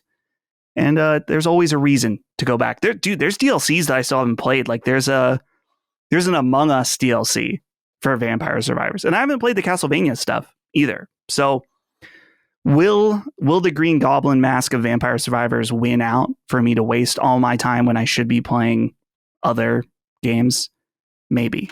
But time will tell. Vampire Survivors is good. I got over it after a while, but it is very addictive. And yeah, there is something very like primitive brain about it. It's like, oh, numbers and explosions. I will say, Colin, getting the platinum in Vampire Survivors made it a much more fulfilling experience. Like it made me enjoy the game way more going for the platinum. Not every game does. Yeah. There are many games that has done the exact opposite. But that game really encouraged me to explore every aspect of it and understand it in a deeper way. Yeah. I got to get back to it at some point. Yeah, I dropped it after a few weeks, but I played it pretty extensively. It was like this time last year, I want to say, that it came out. All right, very well. That's all we're playing this week. I'm actually on Summon Sign, the next Summon Sign, so I'll be talking more extensively about these 3 games in that venue. All right, let's get into listener inquiries and wrap this show up because it's almost time to go. We have 6 questions, comments, concerns, thoughts, and ideas from the audience over on Patreon, patreon.com/lastdaymedia. Remember, part of your set of perks, your package of perks over on patreon.com/lastdaymedia is the ability to submit inquiries to the show via the thread in the newsfeed each week. It posts on Wednesdays and is deleted on Thursdays. So you have about a 24-hour period, a little less than that. It's like 21 hours to get your inquiry in. You've heard a bunch of them throughout the show already. Here's 6 more of them. We start with Carl of RNG, who says, hello, Sacred Symbols boys. This year, I've gone back and played a lot of PlayStation 3 games and have fallen in love with games like The Puppeteer and Rain. My question is, with Bandai Namco republishing and porting Japan studio projects to other consoles and PC, which one will you think get that treatment next? I don't know that. My opinion on this is, I don't know that there's going to be more. It doesn't seem like anyone cared about Freedom Wars, which is too bad because that game rules. I bought it, but I must admit I didn't play the new version of it. But I bought it. I wanted to show them some love. And then Patapon kind of came and went. Not a huge surprise there as well. It does seem like Everybody's Golf has done pretty well. And I am interested in numbers on that. I wonder if we'll ever get any. Maybe I don't want to overstate it, but maybe in the few 100,000 or something. And that might be a respectable number to keep these things going. But it just doesn't seem like there's much resonance with this. I don't really know what Sony gets out of this other than some marginal licensing money for, like, Freedom Wars might have sold in the tens of thousands of copies. Like it doesn't seem like it hit at all. And that's too bad because that's one of the great Vita games. But so The next Japan Studio aligned game that I would love to see out there is like something like Tokyo Jungle. You obviously brought up Puppeteer. Puppeteer's too. Sony should just re-release Puppeteer as a $20 port or whatever to PS4 or PS5. Rain is more in line with what you're talking about, but Rain is even a smaller game, so I don't know that would really fit in there either. Although like you're not using those as suggestions, you're just saying you're going back and falling in love with those games. But I'll always beat the drum for Tokyo Jungle as one of the great Japan Studio aligned games that came out during that era. Dustin, do you think that we'll see more of these Bandai Namco PlayStation games? It seems like maybe this was a test, but maybe they have more. Maybe they have more going. That would be cool. Yeah. Well, it would be interesting to see them. I'm looking through the list of Japan Studio games, and it's like, what if they had Bandai Namco make a Wild Arms game? Would that please you?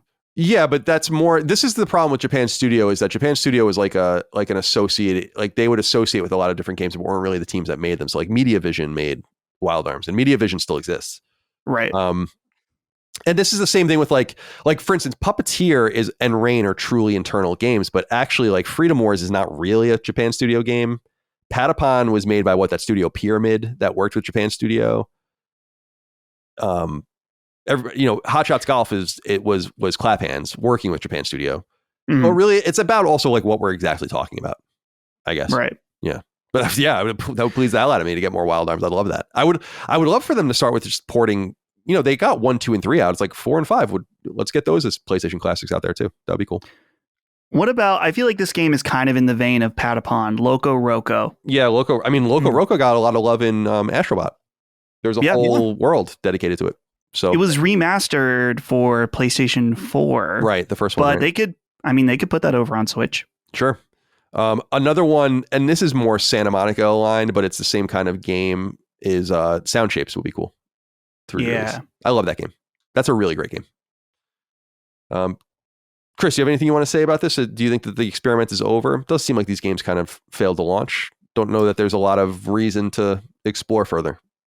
Yeah, if I'm being pragmatic about, or like thinking pragmatically, I would probably bet on not seeing many more of these, which is a shame because there is a lot of cool shit there, but like I don't see the interest. Next inquiry comes from Mercury as 13, who says, "Hey CDC, thoughts on the recent Halo announcement being co-opted for government propaganda in the funniest way? Stay well and thank you for your attention to this matter." Did you guys? There's a lot of drama around this, and I wanted to bring this up for one reason. I've always said that these worlds belong together; they intersect with each other, and everything's downstream of culture, right? So, like, games are a place you want to be. I feel like a lot of the melting down is a little hypocritical. We've dealt with many years and even decades of this shit being thrown in the other direction, and that was totally acceptable, wanted, needed.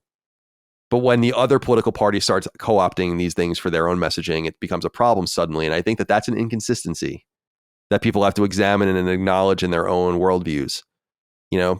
I think it makes perfect sense to go after these sectors if you're a politician or you're in a political world. And it seems like, for better or for worse, whether you agree with it or not, it's like this administration seems to be the one leaning into the meme culture and like the entire thing around that bit more than anyone. And it's working.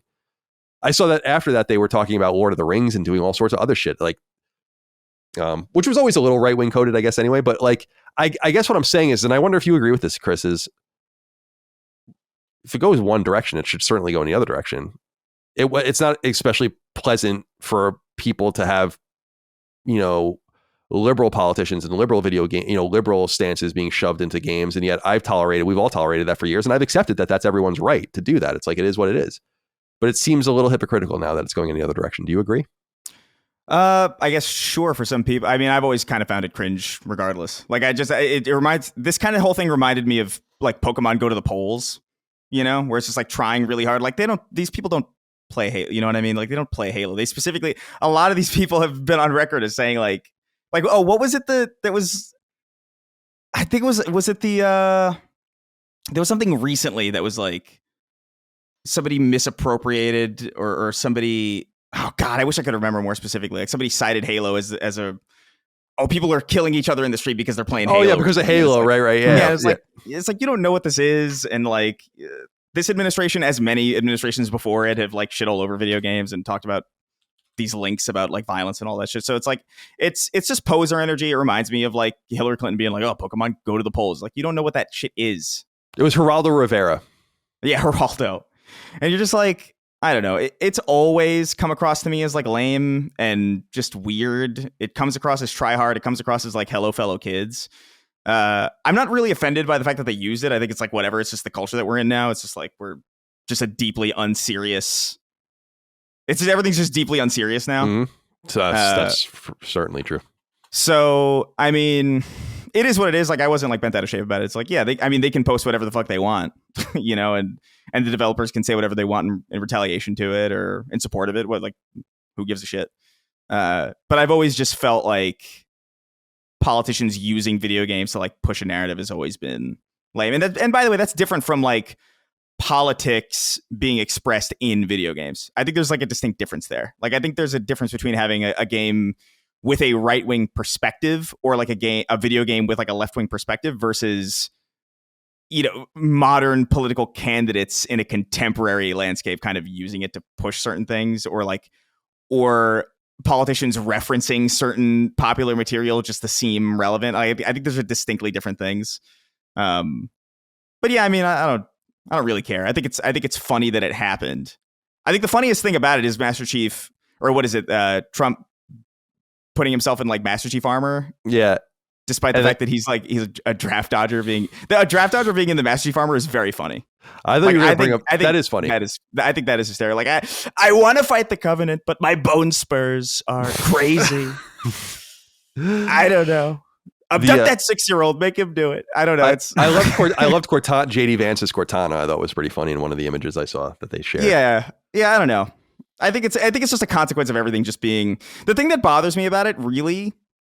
And this is fundamental of like everything, is that like I don't like politicians and comedians intersecting. I don't like politicians and meme culture intersecting. I think I don't know. It reminds me of when Obama was on Comedians in Cars Getting Coffee, and I remember being like, "You're not a comedian. What are you doing here? You're not. This is not for you. Like, this is weird." And like more recently with like a lot of politicians like being on like right wing podcasts, I'm like, or comedian podcasts. You know, I'm just like, what? I don't know, man. But that's the culture that we're in now. Now all the politicians are going to go on these podcasts, so it's just kind of it's the new world that we've set up. But like I think it's all kind of like, I don't know. I don't like comedians intersecting with politics like this, but it's the new world that we're in. So it is what it is. But I did think that I don't know. It's something so funny about him in the armor.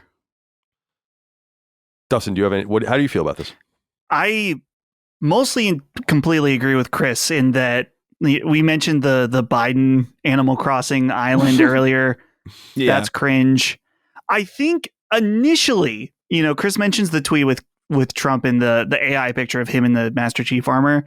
I think that the idea that GameStop was like, we're declaring the end of the console war with Halo coming to PlayStation, and then them saying like, oh, look, it's another war that Trump has that ended under his term. Like, whether you agree with it or not, it's a funny thing for them to comment on it.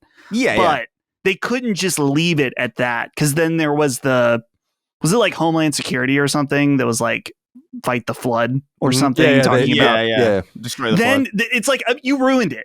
You completely ruined it. You could have just left it as this funny little like, haha, the console wars are over. But now it's like you're co-opting this into, you know, if you want to call it propaganda, your messaging or whatever, and then it gets annoying at that point. So yeah, it's weird.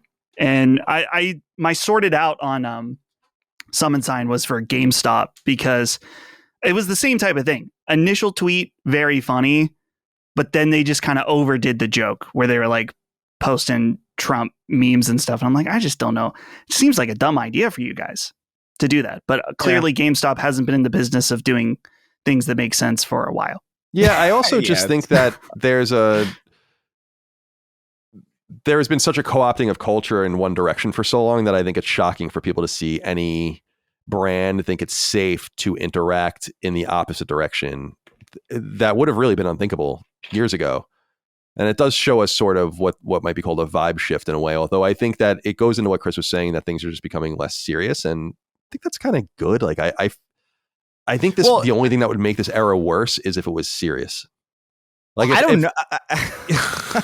I don't know. The issue is that things are way more serious than they have been in a long time, but everybody's taking things less seriously than they ever have. Sure. That's kind of the issue, is that like things are really serious actually, like right now, but no one cares. Or like it's wild that like a government entity is like comparing immigrants regardless of their status to like a zombie parrot. Like that's kind of a crazy.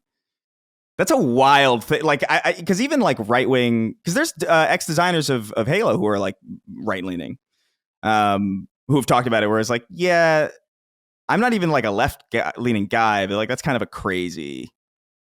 Like the Flood is not an allegory for immigration. They're space zombies. They were cool to fight. So it's, yeah, I don't know. It's weird. I've never seen something so out of sync with itself as modern political commentary and then modern politics. Like they both seem deeply out of sync with each other. And it seems like we were taking things so seriously when things were not so serious. Yeah, that's kind of what's wild. Sure. It's like it's 2015, 2014, things were so serious, but they weren't. And now it's like the reverse. And it's just like, all right, well, we're never going to sync up, I guess. It is what it is. Mercury as 13, thank you for writing in. I personally am of the mind that it should go in all directions. And I think it's good. I think it's healthy. I think it should go in no directions. I hate all of it. Sweaty Hog wrote in and said, good day, CDC. Longtime listener, first time write in.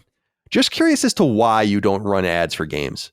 My curiosity piqued after listening to the latest Sacred Symbols Plus episode where Colin mentioned turning down Nintendo money. I did. I'm just not seeing or understanding the issue. If it was a sponsored review or something like that, I understand the conflict of interest that comes with it. I'm sorry. However, as far as any random game ad goes, what's the issue with you guys taking that money? Thanks. I'll hang up with my hog out now. Make him wink. Yeah, so that did come up on a Sacred Symbols Plus episode recently. I was talking to our ad people, and they Nintendo wanted an ad buy that was so substantial that they actually approached me separately and were like, "Are you sure?" And I was like, "Yeah, I don't like. We can't, dude. Trust me. It's hard turning down tens of thousands of dollars. But I don't think we need to do it. First of all, like I always say, right? Like, what's enough? I always say that about like mega corporations. Like, what's enough? How much are they going to nickel and dime you? You know, these cars with subscriptions for heated seats and yeah. You know, the HBO Max going up in price every 2 months, and it's like, what's enough? And I think we make enough money. That's number one. And the second, and I think that why take endemic money that's just going to make the show more ad ridden and stuff like that? Like, yeah, I'd make more money. Sure. But I think that that's not a zero sum game. And it's, if I'm taking money from companies, and why wouldn't you expect me to pull my punches? This is what I said about IGN for many years. And why I think it works in a place like that is that, like, we really didn't know what was going on with sales. Like, I'm not lying to you. Like, I didn't know. None of us knew. It was on the other side of the building. We had no communication with those people about business. I mean, we were friendly with them. A lot of them were, 20-something-year-old girls, and we were all 20-something-year-old guys. We obviously had, friendships and people dated and did all that kind of stuff. But it wasn't like professionally, it was really on the up and up. And I think in that situation, I'd be perfectly comfortable not knowing. And so, like, you see one of your reviews go up and then it's got an ad on it. And you're like, okay, I didn't know that was happening. And there it is. But that's not the way these small companies work. And I don't want anyone to think badly of us because we took a sponsorship from company X and then we happen to like a game from company X anyway. And then people call that into question. And I did that all for $10,000 or something like that. And then, like, this is something that we have to deal with. It's like, I don't know, man. I think it's an easy. Now, we're lucky. We're fan funded. We have, at any given time, between 12 and 13,000 people paying, an average of $5 a month for the content. And that goes back into, like, what is enough? And I think that's enough. Now, I have no problem taking non-endemic ads, and we do, because I don't think that causes a conflict of interest. But I know I've used this example in the past, but I find it weird. Well, not even an example, but just a stance of like, I find it weird when people say like, oh, that company took money from this game publisher or whatever, and then they trash the game later. And I'm like, in some way, that's even weirder. You have like no principles at all. You'll just take money for anything. You don't even care if the game's good. Like, you took money for a shitty game, promoted it, and then basically admitted the game was bad. Like, why even put yourself in these positions and tie yourself into a pretzel? Not worth it. So yeah, the Nintendo thing was tough because it was a lot, but we'll live. And I think it's the right choice ultimately to stay away from that sort of thing. And I basically cringe when I see like sponsored Let's Play, and it's like here's an Outer Worlds 2 Let's Play sponsored by the Outer Worlds 2. It's like, yeah, you wouldn't have played it without that sponsorship, and you probably wouldn't have published this video without it. It's promotional, and you're not going to sit there and shit on it.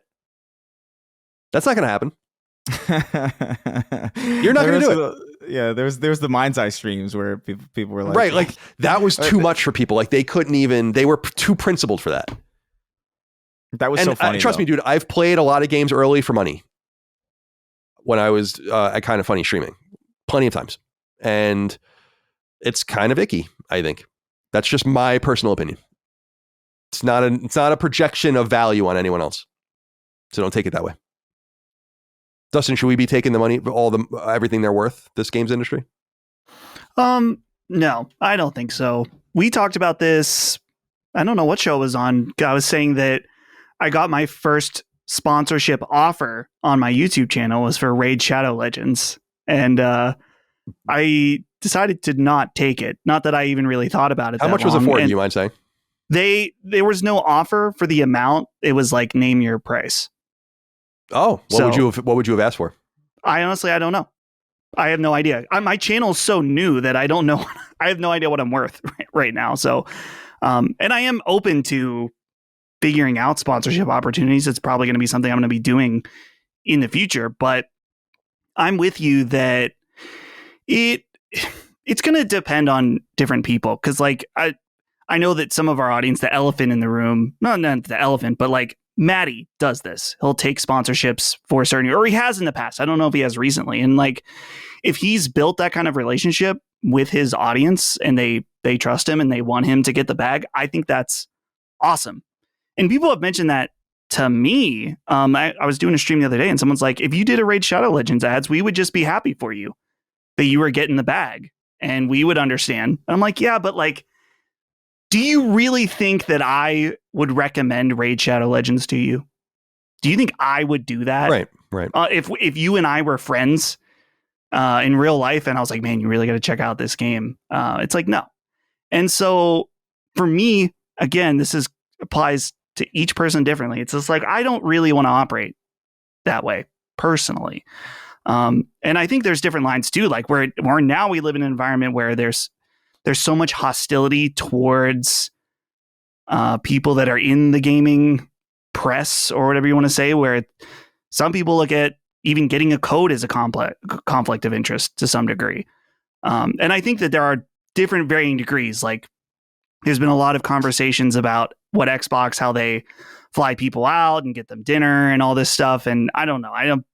Don't even really want to comment. That's not unlike a lot of other companies during the heyday. It's unfair to pick on Microsoft for that. Right. Sony would do the same thing. Trust me. Right. So everyone's going to have their own lines. And I think it's good for Sacred and Last Stand in general that we don't do it, just because you're right. We have the luxury of being funded by the audience. And we're so thankful for that gives us the opportunity that we don't have to sell you on Nintendo or Arc Raiders or whatever, like any of these games that have ads that come through. Now, to be clear, Colin, I think it's important we mention this. If you're listening to the podcast on free feeds, there can be dynamic ads that are inserted that are about video games, but those do not include, they're like pre-recorded something else. Those don't include a personal endorsement from any of us. Yeah, we really it's can't. Just like a radio ad or something. Yeah, we really can't do much about that. Yeah. That's like basically every podcast episode is looked at as inventory and they're basically just flooding the zone with the ads, like the general network ads, and that's just part of the deal of being on the network. But we will never read those ads, and I think the game ads are fairly scarce. And we've turned down a few things this year. I turned down Arc Raiders. Yeah, we would be sponsored by them right now for 5 figures for a few episodes, and so. And I was like, we just can't do that. Now, I want to be clear before I go to Chris, because I'm really interested to see what he has to say, as he's a YouTuber, by nature is. And this is what I'm glad you brought up, Maddie, is like, I want to reiterate, I'm not placing a value judgment on other people's decisions. And right. I'm not saying that those people are necessarily doing anything wrong. Maddie and I have had this conversation, and I think he's kind of getting tired of the grind a little bit, if I'm being honest, and he can kind of speak for himself just about dealing with PR people and just the kind of hoops you have to jump through, and like how much they just manipulate and arbitrarily lie. And I mean, Dustin, you saw that. I mean, I don't want to call you can cut this out if you want, but like didn't that happen? Yeah, I'll cut this out. They explained. So just cut it right back in here. Yeah. Never mind. So to me, like, I've said it before, and I'll reiterate, I know it's old news, but it's like the second I started publishing games and getting those codes in the mail is the second I was like, holy shit, these people are lying. And that pisses me off. I'd rather just be ignored than you to like tell me like, oh yeah, sorry, we're out of codes. It's like, no, you're not. And no, you're definitely not out of codes. In fact, I said that to a pretty prominent PR person when I was talking to them earlier in the year, and the person laughed when I said that because they know it's true. Like, where I'm like, it's annoying. Like, I know, especially if you're like a first party and you could just go get more codes. It's like, come on, man. Right. Come on, man. So I want to say that I'm not casting a value judgment, but I actually, to your point, Dustin, and what you said about PR access and stuff, I actually do think it's kind of becoming a conflict of interest for people. I think Xbox is the modern example of that. With a lot of creators, it's not exclusive to them. Sony flew me all over the world, dude. Right? Like, it's not like they put me up in Europe, they put me up in Japan, they put me up in all over the United States and all these different places. They flew me to New York for the PS4 reveal. Like that. I'm not above saying like that we were in that world of access journalism. I mean, that's what it is. But I would rather eschew the access and just be free of it all. And I know that a lot of people don't have that luxury, but I also think that people overstate that luxury. I think if you're truly good at what you do, you don't need embargo. In fact, I think releasing things at embargo often floods zones and makes your shit go unnoticed. So I think that a lot of people use that as an excuse. It's like, if you need that access, and I don't think Maddie needs it. I've said that to him for years. Like for years since he wrote SideQuest. I would be like, you don't really need to play the game, but he wants to play the game, and I respect that. But for me, because he's so talented, it's like, dude, you're a master. You don't need, do it at your own pace. But I think some people feel that grind and they want to be timely and all of the rest. But I feel more liberated than ever by not being part of that ecosystem, because no one, I'm called a shill sometimes by other people. And it's like, well, you have to ask yourself, to what end? Like, where is there a connection, a tether where I could be a shill and I would get some sort of benefit? And removing myself from that, I think, has been good. Chris, I'm curious to know where you are on this. You obviously have done sponsored stuff many times. Yeah. You do great ads. I actually was the, it's like a llama character, right? Or the Paul thing. Yeah. Paul, I did. Paul you did a voice for when I did, I had a U2's figure, I think. Right. Was the one you did it for. So you do really good ads. I think some people do really, really cool, engaging ads. Like, advertisers love working with you because you're not just reading a script that you wrote or something like that. You're doing a little bit of acting and a little bit of this and a little bit of that. So you have a lot of insight into this. Where are you on the taking money and the endemic ads versus the non-endemic ads and all the rest? I don't know, man. Like, I used to be a little bit more strict about this, but I think I've just gotten so jaded with everything where it's like, I don't know, man. If you can get a presidential pardon for like defrauding veterans, I'm not going to sweat taking, you know what I mean? Like, it's kind of over now. Like, I'm just like, whatever. If Mind's Eye wants to give me 10 grand to play Mind's Eye, whatever. That's fine by me. Now I'm like, I don't really care anymore. Now it's all about because there's no real benefit. It feels like it really does kind of feel like culturally now there really is no benefit to being like an honorable person. It really kind of just hamstrings you. Like honestly, like earnestly, I'm being so serious. Like it just feels like, what do you gain? Yeah, that's true. Out of it, really. And I get that it's like a moral thing, and like, but again, like I just don't view necessarily doing an ad for something that you don't have that deep of a relationship with as like a deep moral impurity. And also I come from, I don't know, I come into YouTube from like a different space where like I just kind of wanted to make things. I think I've only done one ad for something that I didn't play. I think I did a Vikings, it was like Vikings War of Clans ad. And I remember being like, I don't play this and my audience knows I don't play this. So like, I don't really know what you expect of me. And they were like, just do kind of whatever you want. Here's the main talking points. You don't got to go over it, but you can make it. You can do whatever you want. And I remember taking that as kind of a challenge of like, oh yeah, okay, well, I look at this as like kind of a production job. Whereas like, I wonder if I could make an entertaining commercial for something in general. And I think I did. I think they were happy with it. A lot of other companies, I think every other company I did use, like Dollar Shave, I remember being like a really good partner because they would let me do fucking whatever. I remember I asked them like, can I use your razors to threaten people? Like, can I use it as like a weapon and like show that it's a good weapon? And they were like, yeah, fucking whatever. I'm like, all right, cool. So I appreciate that level. But I don't really got any issue with people getting a bag especially from mega corporations now. It's just like rip them off as far as I'm concerned.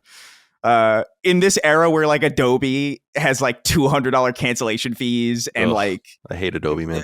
Game Pass is $30 a fucking month, and like HBO Max is like, oh, we're upping the price again. Like it's really difficult for me to.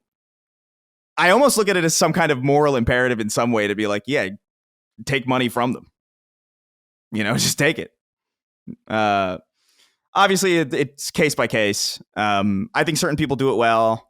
But I earnestly don't think it's like I don't think it's like a big moral thing. It's one thing if you're like putting an image out of like, oh yeah, I play Diablo, or like I play Vikings War of Clans, and then like doing an ad for it, even though you're lying about it. But I think if people know you and people have built a fandom around you, or people build a relationship with a content creator, they kind of know what a bag ad is and what an earnest kind of thing is.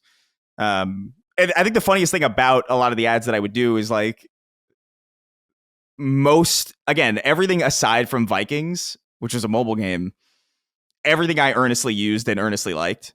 And I would make a point to say that. And Vikings, I didn't say anything. And so like, it was just kind of clear. It was just like, yeah, I mean, I don't play fucking mobile games. But people got to do what they're going to do. You know, that's fine. Again, I'm not casting aspersions. Only talking about me. Yeah, no, me neither. And God, if we did take that money, we'd probably have several more employees.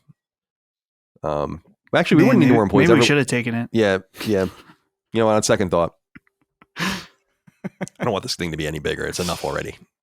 Yeah. I mean, enough. Like, please. I just want to rest. Just let me rest. Like how tired I look all the time. Getting old. Yeah. Jonathan Turner wrote in, said, hey boys, last generation I built a gaming PC but still grabbed a PS4 for Uncharted 4, The Last of Us Part 2, and really just Sony exclusives in general. Now that nearly all of Sony's first party games eventually make their way to PC, I felt zero reason to buy a PS5 this generation. GTA isn't enough to move me, and the one studio that would, Naughty Dog, usually releases its big projects towards the end of a console's life anyway. That means Intergalactic will almost certainly have an upgraded version on PS6 if I decide to go that route instead of waiting for the PC release. So my question is, should I just skip the PS5 entirely and wait for the PS6?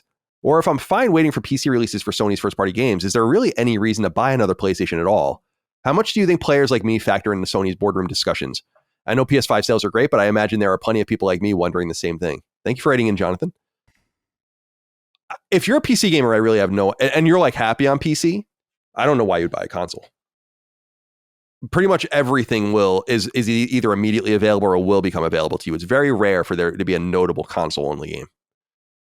Like, it just even console exclusive games come to PC, and so I can't sell you a PlayStation, right? Like you're gonna have to kind of figure that out on yourself. Now, do you want to wait? You've waited this long. I mean, and it's especially true if GTA is not pulling you, GTA will come to PC. So if you're willing to wait, and it's probably going to murder on PC, and if you're willing to wait, then just wait. I mean, there's so many games to play. If you want to be part of that zeitgeist, or you're the not knowing when it's going to migrate, it might be a few years even. I doubt it though. Maybe a year, something like that. They're probably way. I appreciate their discipline in saying let's make this work on more closed ecosystems first and make sure it's good, and then we'll port it. But I'm sure there's an eagerness to get that done because it's just an enormous amount of money. It's also another boost for them. I mean, Take-Two is going to make an enormous amount of money some other quarter. Intergalactic will come to PC, no doubt. And like you said, it'll probably get a native PS6 port as well. It might even come out so late that it comes out on both consoles at the same time. Who knows? I hope not. I hope that's not the case. So my personal opinion, Chris, we'll go to you first, is someone like Jonathan who plays PC, had his PS4, but now realizes that those games aren't really locked to PS4 anymore. You can't sell them a PlayStation. I mean, you got to, if money's tight, I wouldn't even think about it personally. Yeah. Yeah. I mean, people look for different things. Like I like the comfort and convenience of a console. And I also don't like to play games generally at my desk where my PC is. I know some people have living room PC setups. I've tried that before. It was never that elegant. And so I just kind of gave up on that. But if that kind of thing doesn't matter to you, if you're fine with I just got to update my drivers again for the 90th time, and that's not enough to pull you away, then I mean, stay on PC. PC is a great platform with a lot of flexibility. You'll eventually get basically everything. And if there's something you can't wait to play, well, then that'll be different, and that'll maybe be your call. But like Colin said, you've waited this long. I think you're a PC guy, and that's fine. Yeah. Are you a fucking nerd and a dork? Are you a glutton for punishment? Do you like sitting in your chair shrimping in front of a keyboard? Yes. Oh, God. But that's who you are. I do shrimp on the couch though sometimes. If particularly with if I'm playing anything that's remotely PvP or competitive, I'm the hunch where it's I'm taking it seriously now. Dude, when I'm playing the drums, I become self-aware, and I click in and I start thinking, and I'm like, dude, my face is an inch and a half away from the snare drum. Yeah, you become a fucking apostrophe. I'm like, holy shit, sit up. God, just sit up. Even when I go for my long walks, I find myself at the end, just leaning over like a fucking old hag. Oh, God. Dustin, where are you on this? Yeah, it sounds like Jonathan is already a very patient gamer, and he's been fine waiting for these exclusives on PC this entire generation. What would make the next generation any different? So now I do think he says, how much do you think players like me factor into Sony's boardroom discussions? I think that I don't know if it's most, but I think that a large portion of gamers that are on PC that want PlayStation, those games, they're just not going to be patient, and they're going to buy a PlayStation and not wait. So Sony can kind of have it both ways. They can have their exclusivity that draws people from other consoles or from PC just to play those games. I'm sure there are lots of them. And if they're not able to win you over on the console purchase, then they still get your money anyway when the PC version comes. So really, I'm sure they would like to have you on PlayStation and have you get a PlayStation Plus subscription and would like to, have you there. But they know that some people, they cannot be moved from PC. And so why not meet them where they are? Even if it is a little bit later, they'll still get the money with a 30% rip to Steam. But still, that's money nonetheless. Yeah. I think betting against. I was going to say, I think betting against the patience of gamers is a smart bet. Yeah. Like most games sell in the first day or couple days, and that's true for every single thing. So if you have patience, you're uniquely powerful in the space, because you'll eventually, if you don't give a fuck about that kind of thing, you're getting away with robbery basically. Like you get like getting things on a Steam sale where it's just like, oh, this used to be $80, now it's 10, and you don't care. You're in an upper echelon, man. Oh my God. It's true that gaming is only a finance intensive hobby if you just have zero patience. And by the way, I don't blame you. So I'm not judging you at all. I was saying a few weeks ago, like I've never been a price sensitive gamer, even when I was totally broke. So I mean, that goes to show you how like every dollar I made would go to fucking video games like an idiot, and beer and weed. So I'm not going to sit here like it wasn't all those things, but eating, I would usually just go to I would just go to the dining hall and then with Tupperware and take a bunch of food. They loved that. They loved when I did that.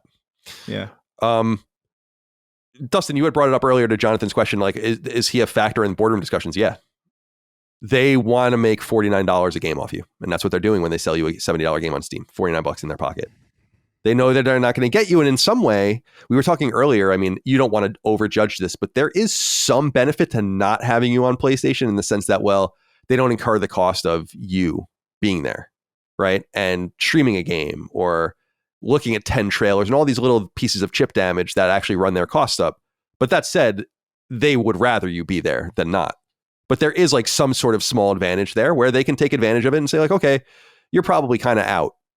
And therefore, we're just going to sell you the games there. I have never had, as you guys know, I've never had a problem with the PC approach for PlayStation. I think that people are overestimating the resonance of PC gaming with a lot of console people. I think that PC gaming is this mystical, unusual thing to a lot of people still, including people like me. And they don't want to play on PC. So there's always, I don't know. I just think people inevitably think like everything's going to go to PC. And I'm like, I don't think so. Like I think everything's going to go to a screen ultimately. Like, I don't think it's going to go to a PC. No. That said, I think that Sony needs to figure out if they could court more people over, and maybe they're happy with just the way things are. They're also not making that much money on PC games, as we've noted. I think last fiscal year was only only in quotes $300 million gross on PC game sales. That's not that good. Like The Last of Us Part 2 made substantially more than that by itself. Just the game. Than like all of their PC releases selling that year. So it's like, as I've said many times at this point, I think they kind of are having their cake and eating it too. And I think they're feeling it. And I wonder if they, in their different war games, if they were like, this was going to have we thought this was going to have a much more detrimental effect on our business. It actually really isn't. Because I just think people are where they are. And this is something Xbox has been saying for a long time. Speaking of which, Shepherd Commander wrote in, said, hey, CDC, with all the chatter lately about Xbox being dead, in quotes, as a console maker, and the console war being over. I wanted to challenge that narrative a bit. Christopher Dring recently wrote an article called, quote, The Console War Isn't Over, end quote, where he argues that while Xbox may have lost ground as a hardware manufacturer, the real, quote unquote, platform war is still being waged across services, ecosystems, and where people actually play and pay for games. He points out that Microsoft's strategy, putting Xbox services everywhere, owning seminal brands like Minecraft, Call of Duty, Elder Scrolls, Halo, Warcraft, etc., and focusing less on hardware sales, means the battleground is just shifting, not disappearing. I'm curious, what do you guys think about Drink's take that the old console war is just being replaced by a much bigger, multifaceted platform battle, and that Xbox is still very much in the fight, just on a different front? Would love to hear your thoughts. Keep on keeping on. Dustin, let's go to you first. What are your thoughts here? There's definitely some truth to that, absolutely, where just look at how much PlayStation Plus has changed and evolved over the years and how important that is to their business and getting people up in the ranks. And yeah, it points out Microsoft with owning the biggest IP with Minecraft, Call of Duty, stuff like that. But I guess it's different when we think of the console war. We're thinking about specifically hardware sales and the platform. And so I guess it is true that it's shifting. I'm just trying to think, like, in some ways, though, it's like if Xbox doesn't have the platform, the console wars will still exist in that there will be PlayStation and Nintendo. and some version of PC that we'll see in the future, whether, of course, Microsoft's next console and Valve decides to step in. So the wars will continue, but there is some truth that the platform war is growing. Well, Chris, let's get you on the record here. What do you think about this whole situation about the shifting sands that the console race kind of finds itself on? Is Microsoft actually ahead of the game? Yes, but not in the context of a console. Like I ultimately feel like Microsoft is in a really good position, actually, because I think in some ways having to manufacture hardware, look, you get the benefit, right? You get 100% rip of all your first party games. You get a massive rip of every third party game sold on your hardware and sold in your ecosystem. That's a massive benefit, but also you do have to incur the cost of R&D and of manufacturing, of bidding on chipsets, and like all the headache that goes into creating hardware. And so in some sense, as we move into the future where we all know eventually we'll have like eventually, like, it's crazy to me that Resident Evil 4 Remake runs on a phone. You know, at whatever frame rate that it is, like 30 or whatever, like that's crazy that's true. And so eventually you will have a machine that is small enough, that is powerful enough to give you like modern fidelity kind of experiences that fits on like what could be considered today something as small as like a RAM stick that fits in a screen somewhere, you know? So eventually these machines will go away, and you know, it's in some ways probably a benefit to not have to worry about that kind of thing and only focus on, you know, making software that will sell, that you don't have to incur this crazy cost. And so in some ways they're ahead, but I just don't think it's in the context of fighting Sony, because if anything, now Microsoft is kind of a huge asset to Sony because they're the biggest publisher on PlayStation at this point. You know, they're making a lot of money. They're selling a lot of games. Like Halo's going to sell like crazy on PlayStation, and that benefits both of them.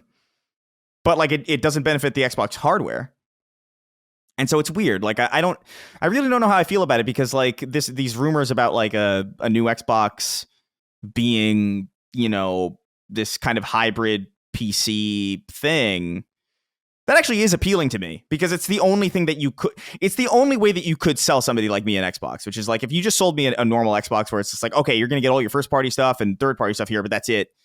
Like I'm going to be on PlayStation where I know Sea of Thieves and Halo and all these things are going to go, and I can play God of War day one and you know, GTA and all that stuff. But if there is this kind of hybrid model where I can get all my storefronts and I have like a living room, like a PC setup for the living room that isn't cumbersome and is convenient as a console is, like, that's kind of cool. But that's going to be mega expensive because they can't rely on those like high rips of sales that they know that they're going to get from each sale of a game on a console that is sold, right? Because you're going to have people who buy that machine who may never interact with the Xbox game ecosystem. Maybe, you know, it's possible that you don't, but it's also possible that you do. So that machine's going to be crazy expensive. So I don't know if it's going to be competing in the same way with Sony on the same marketplace. Like I can't imagine a new Xbox in that capacity where it merges storefronts being less than $1,000. Like honestly, like earnestly, at this point, like the way everything's going, I don't know how you do that. I just don't see it. Yeah. Maybe it's possible, but maybe 900 or something. But like, it's going to be like a uniquely expensive option in comparison to like, you know, where consoles are presumably going to go, and where even, you know, Switches and, you know, presumably where the next PlayStation will be, where they're talking about it being less of a crazy leap and more about like how you're going to interact with it. I really don't know. I don't view this as another fight in the console wars. I think the console wars are pretty much over in the sense of Xbox versus PlayStation, but as ecosystems and as platforms, yeah, they could fight eventually, but like right now they're kind of symbiotic at this point, at this stage. That may change over time, and I wonder how PlayStation is going to react to, or if they will even care if Xbox makes a machine where Steam can be playable on it, and they know that there's an Xbox out there that can play God of War. Yeah, I don't think they give a shit. Yeah, I really don't think they care. I don't know why you would. That's why we said that at the time when people were like, maybe Sony will figure out a way to either remove the games from Steam or stop them from working. And I'm like, why would they do that? Like, why do they give a shit? Do you have any idea how much of a win that is? Your hardware is playing our games and you get nothing. Yeah, like, we get the money. You know, it's like it's almost absurd. It's like, what? But that's why. Do you agree with me though that like the cost of that machine will probably be very high because they can't rely on like every sale of software on those machines being like going to them? They will need to make the profit from somewhere else.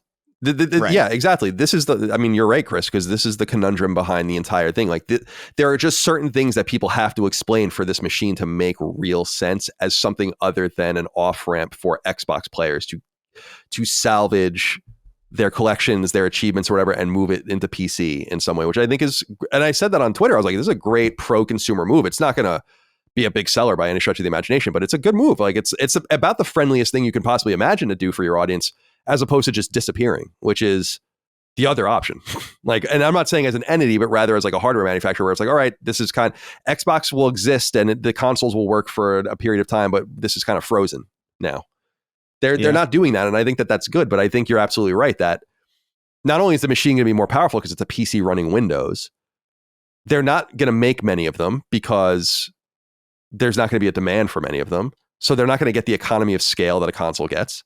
The machine's going to have to be inherently, like we said, more powerful. And then it's going to have all these shells over it, like the Xbox shell. So it's going to be a pretty beefy thing, I think.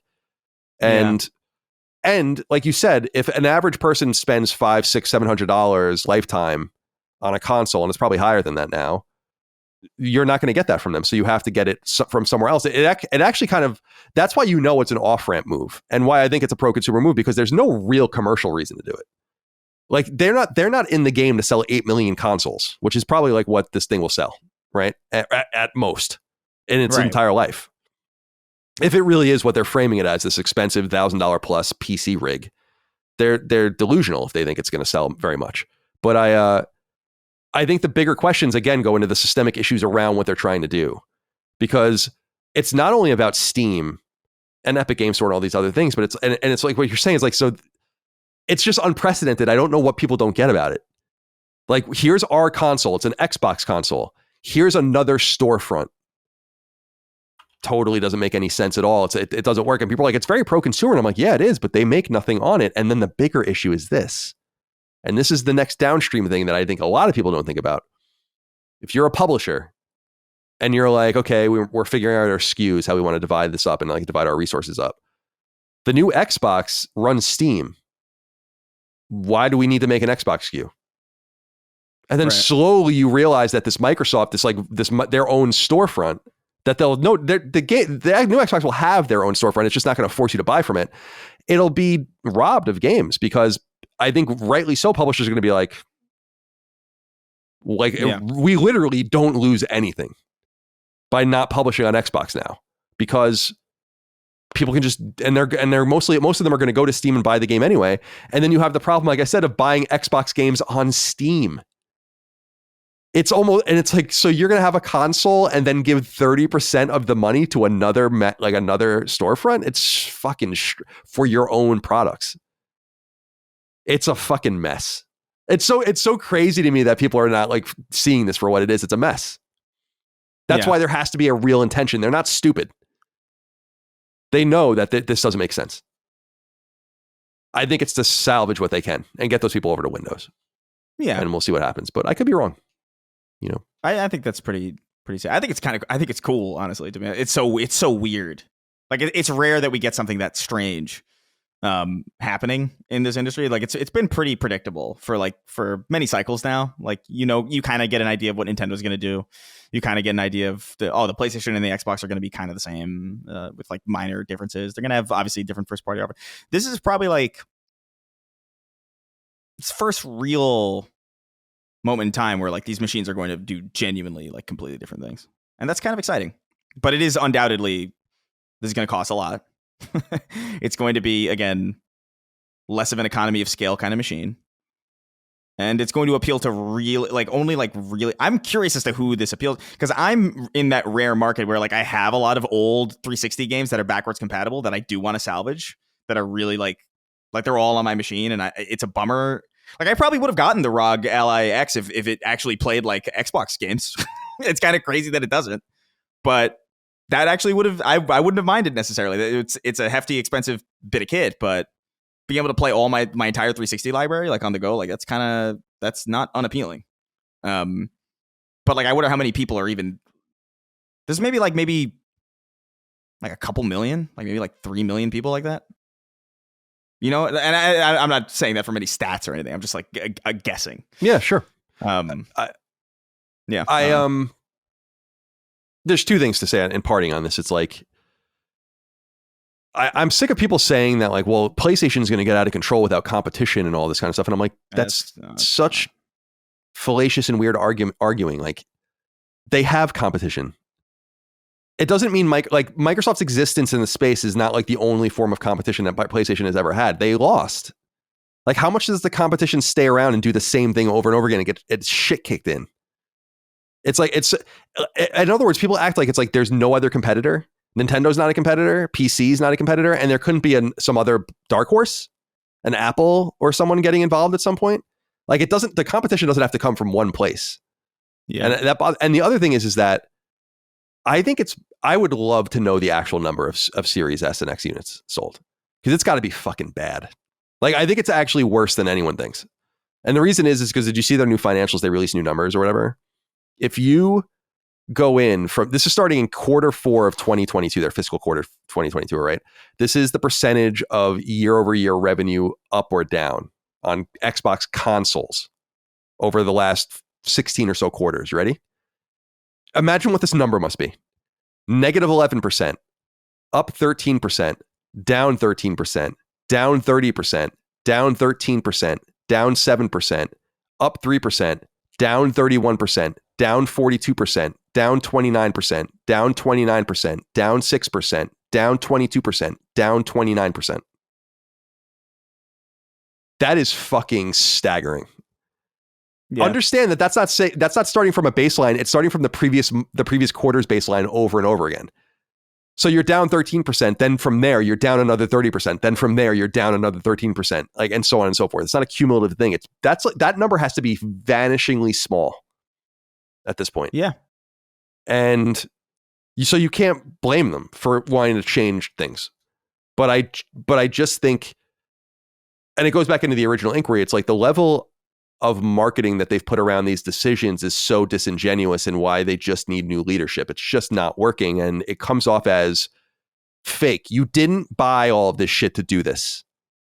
We were all there. We all know what you said. We all know what the plan was. It failed. Happens in corporate world every day. But usually heads roll, strategies change, marketing changes, you say different things. All of that's true except for the one big thing, which is the same messengers. And I just can't stand it anymore. Like seeing these people getting interviewed and speaking out of all sides of their mouths. And it's like, we're not even competing with other video games. It's like, yeah, no shit. We see the sales of Nintendo and PlayStation. You're not competing with them at all. True enough. But trying to and it's true that everything is a time. Is that Picari Sweat? It is. How dare you, sir? Wow, that stopped you dead in your tracks. That was a stun lock. Yeah, because it's just weird to see that, in the West. We get it ordered once a month on Amazon. Nice. Yeah, it was a total stun lock. You're right. I got stun locked. But I just feel like just own your shit a little bit more. It's sad. And I don't know how you would massage it. I don't know how you would do it, but I know it starts with different people. And I wish them the best. I think you're right, Chris, that this is kind of stumbling into something that's good, but it's not what they wanted. And it's not where the maximal amount of money could have been made. So for them, that's got to be soul crushing. The idea of pretending that from their perspective, that controlling hardware and the in and out of games for millions and tens of millions and potentially 100 million more people is not a valuable thing is what the kids might call cope.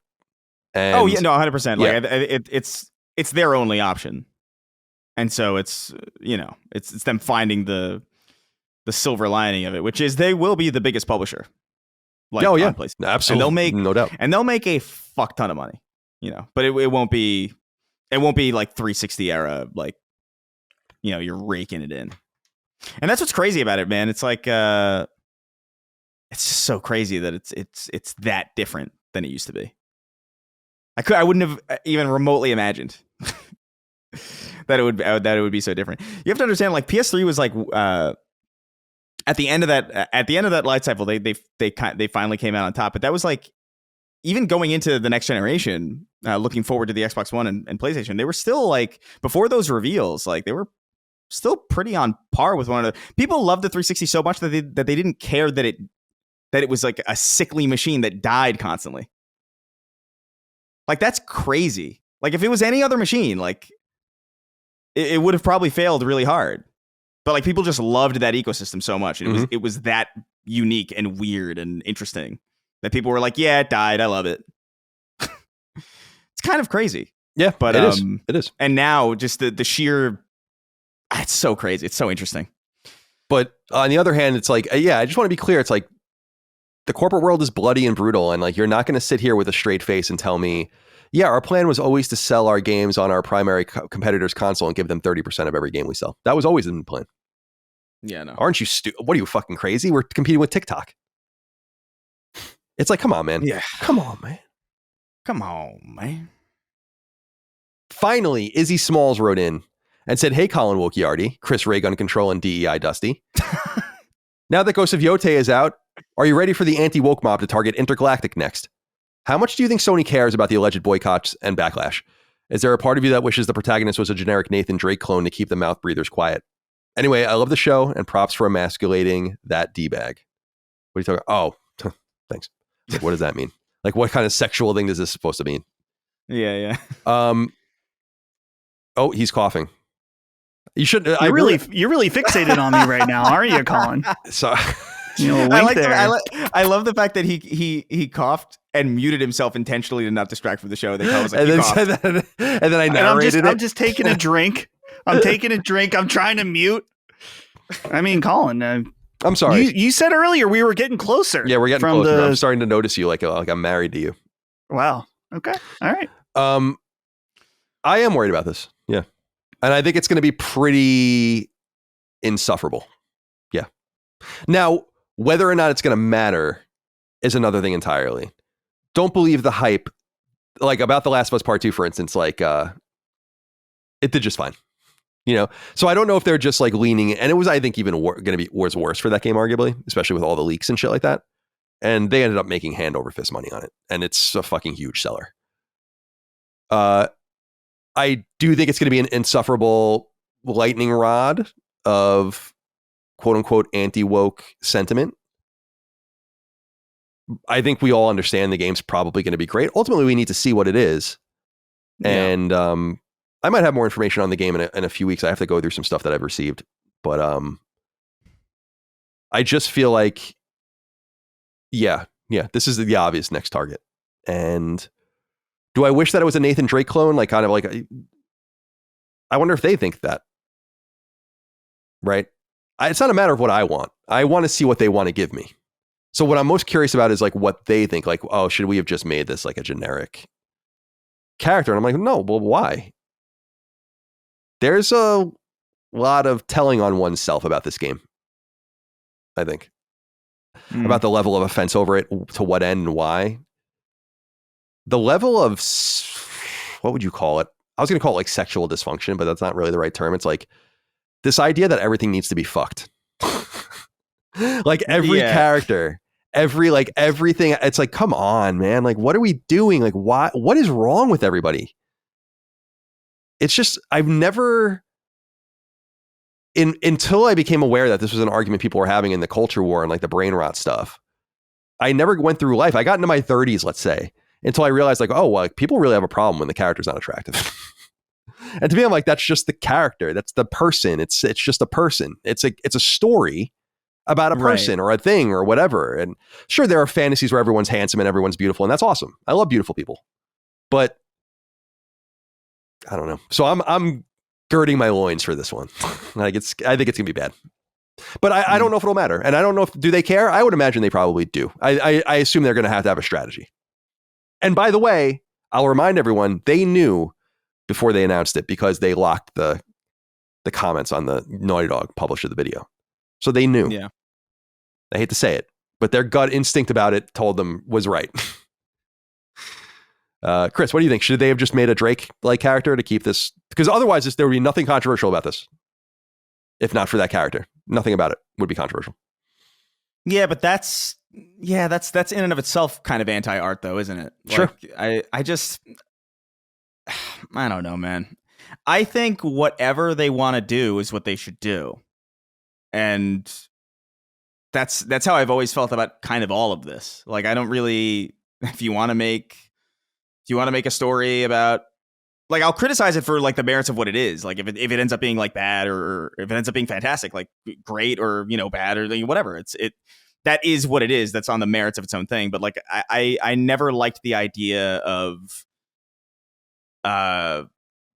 having to satisfy an audience out of fear of being like bullied out of making a decision. Like or even early stuff with I remember, I don't know the games exactly, but like I remember there was a trailer for some game where it was like some traditionally like hot character or whatever, and then they it was like a trailer or like screenshots, and then later on they covered her up, and it was kind of like, oh, why'd you do? Like, I kind of felt like, was that like a response to the same kind of like weird vitriol or whatever, where it's just like, oh, she's too sexualized or whatever? I think that's lame. I think the artist should do whatever the artist wants to do.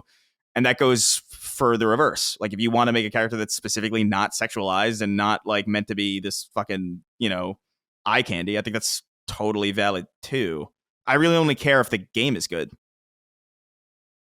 That really should be anybody's concern. Does anyone expect the game not to be good? That's the funniest part. You're going to deprive yourself of this game? Okay. Yeah, I don't know. I mean, look, I'm not. I haven't played it. Obviously, what do you want to call it? Not the transcript. What the word is? The track record. Oh, yeah. Crazy. The track record, the transcript. The track record of Naughty Dog has been pretty solid so far. Even the stuff that I don't like gel with as much, like things like The Last of Us Part 2, I acknowledge that that's like a really well put together game, and it's well done. So like, I can't imagine Intergalactic being less than good. That's kind of where I'm coming from. I don't know that for sure. We haven't played it. It could be like this, things are great until they're not, so like it could very well, it could be like a complete failure, but like until we play it, we don't know. So like, I just don't get the obsession over how fuckable a character is, or whether or not a character is black or white, or a woman or a man, or I really don't get it. I've never resonated with it. It just doesn't track to me. If you want to make a game about a white guy, go do it. People are doing it. It's not like there's no shortage of it. Like, I feel like you had Immortals of Avium and you didn't buy it. That was the whitest game that ever existed, basically.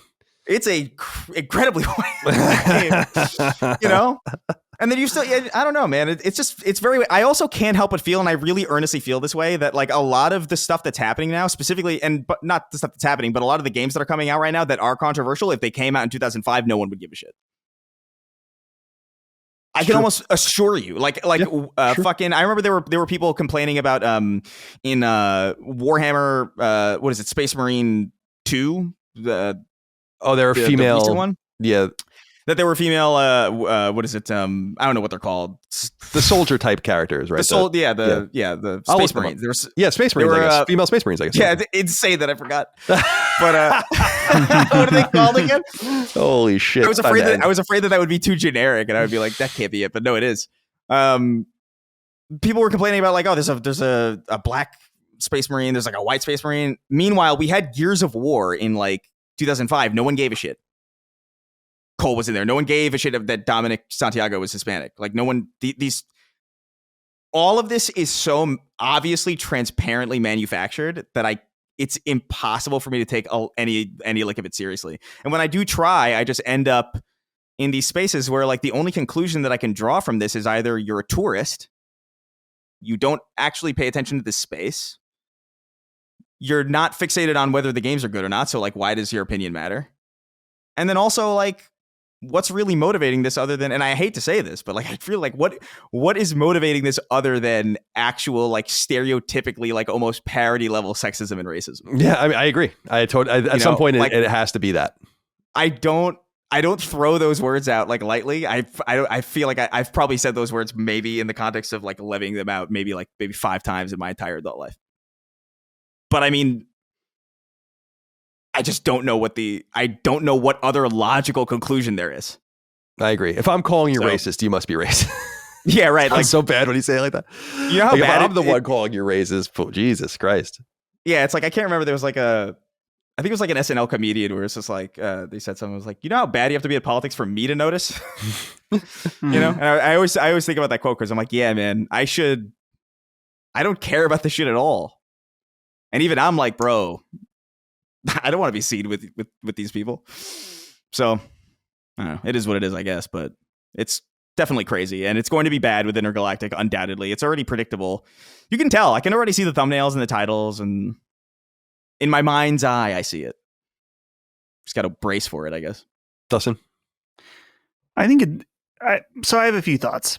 I think in some ways Naughty Dog hasn't done themselves any favors in this department. I mostly think of like, Last of Us 2 has a lot of the things that this crowd does not like in it to begin with. And whether you like that or not, I found it to be totally fine and realistic within the story. It didn't feel like I was being preached at. The Last of Us TV show, I think, is really fresh on people's mind that was incredibly cringy with some of this stuff at points, most notably the I'm going to be a dad part, it's just like, yeah, I get it. I get it with that. Absolutely. But at the same time with this game, based on recent events that we don't need to get into. And I think I said this, I think years ago on the show, is that while there is the woke mind virus, right? Which I think that is a quote unquote real thing, but it is a thing that people become obsessed with their ideology, right? Yeah, absolutely. Absolutely. They totally are full in. It's not only the most important thing to them, but it is everything who they are. And so that gets called the woke mind virus to people on a certain side. And just as much, there is an equal anti-woke mind virus that becomes all consuming to you, the other side of it. And the sad part is Izzy Smalls brings up now that Ghost of Yotei is out. Seeing how people have interpreted this game, I think it was you, Chris, that maybe you said it in our staff Discord, like we live in a post-truth reality. Yeah. Where it does not matter what the content of Ghost of Yotei is at all. No. People have decided what kind of game Ghost of Yotei is, whether they've played it or not. Or even if they've sat and watched, maybe if they have played it or watched the whole game on a Let's Play, like we were talking about earlier, that a decision has been made that this game is branded this way. Atsu is a girl boss. They replaced our masculine figure with a female, and it's bad. It's just bad. Your masculine what's figure funny about it is, like, has been dead for 300 years by the time Ghost of Yotei. I know. It's just like, it's so. Go ahead, Chris. I was gonna say, what's really funny about it is like Jin Sakai whines so much more than. Yeah, he definitely does. More than Atsu does, and I like Jin Sakai, but it's like it's very funny because it's I don't know. So yeah, people have. He's asking like, is this the next target? It's not the next target. It has been the target since that first trailer came out. And to be completely fair, this game could come out and be quote unquote super woke to a way that we find annoying. It's absolutely possible. And if that's what happens, then absolutely we'll call it out as being annoying and preachy. If that's the case. Right. But go ahead, Chris. Well, I was going to say, the only thing that's even remotely triggered that line for me was, what is it, Dragon Age, when they had the conversation about being non-binary. Yeah, that shit sucks. Yeah, exactly. Yeah, and we've talked about this before, but I'm just like, it's not even so much the concept. It's just like you're using words that like this doesn't make sense for people in this world to speak this way. It doesn't.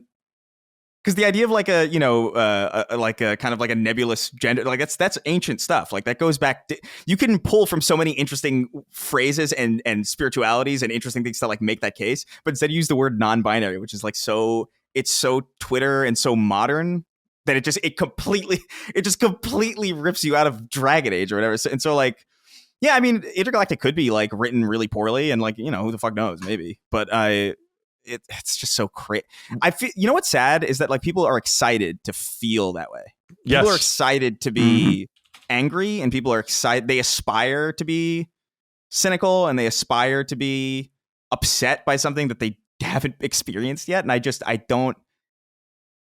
don't understand. Why? I don't want to be upset by anything. I want to like most things that I play. Me too. I'm upset enough as it is, like with just everything in life. It's like, what do I need to like have games upset me too? Or entertainment. It's crazy. No, I totally agree with you. It is crazy. I don't know, man. It's a frustrating thing. Like you had brought it up earlier with just Dragon Age. This is kind of the bummer I have with, and I remember saying this about that guy Grums on the show a long time ago. It's like, the space needs better messengers that are less ideological, because to call balls and strikes, as it were, because there is weird shit and it does need to be called out. And in the let's call the woke, quote unquote woke part of things or whatever, like you said with Dragon Age, like that sucked. I was making fun of Mafia with its gay pride flags 20 years before gay pride flags were invented. Like that kind of shit. It's like, this is so or the crazy shit in Kill the Justice League with like, it's like, what are we doing? Like this shit sucks. It's so ham-fisted and inelegant. And we were even talking about it with Assassin's Creed, and I don't want to project that on you guys, but I do think it's weird that there's like a black main character in the Japanese Assassin's Creed. We've talked about it in the past. It's like even Neo being about that guy William Adams. It's like, yeah, it's kind of strange. But at least it was a Japanese studio, and so they kind of made the decision themselves. But to me, so I guess what I'm saying is like there are racial, gender, sexual elements of games that are like, this sucks. So remember that game Dustborn, that Quantic Dream published. It's like that shit sucks, Yeah, and it's woke. It's boring. It's capital W woke, And so it should be ridiculed for that. But let's not get carried away. I just think the way that people reacted to what's that guy in Neo, the white guy, William Adams. The way that we all react to that is the way that people should react to a lot of the stuff, where it's just like, oh, weird, and that's kind of like, I don't know. I feel like it's so unserious. Like I remember, like, what is it? I remember there was a whole thing about like the Puerto Rican flags in Miles Morales, and I'm like, I mean, come on. But then again, I agree with you there. But then again, Spider-Man, like, it's like those are. I think the Insomniac is a woke studio, like you can tell, and it's like that's going to be in their games. But are the games not great? I mean, I'm a little tired of some of the messaging, but I'm not fucking that aggrieved. It's like, dude, not everything's messaged or made for you either, and you're allowed to disagree with things too. So I just wish that people were more selective, because I think that there's a lot, and we've talked about it in the past many times on the show, really the racial and gender and all that kind of problems. There's really a lot with the way people talk about each other and treat each other in the industry, hiring practices. It's like these people are just they're not complex thinkers. Like they can't get past the facade of all the distraction. And so it is what it is. But I think Intergalactic is going to be in a little bit of trouble with this. And I'll be very interested. I think we're going to see the game at the VGAs.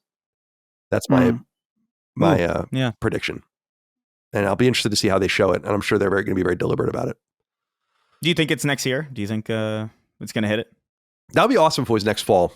But it seems like they have some things like stacked up already with Saros in the spring and then Wolverine in the fall. I don't know if they, in their recent financials, they're trying to say they were trying to get like 1 to 2 AAA games out. I don't know. Did I say financials? Is that what you're laughing at? Yeah. I was what is it? Sean Connery. Yeah, financials. Financials. All right, let's get the hell out of here. It's time to go. It was a good episode though. Appreciate it. Actually, I think Defining Duke would have been longer this week. Rare. But they got a lot to talk about.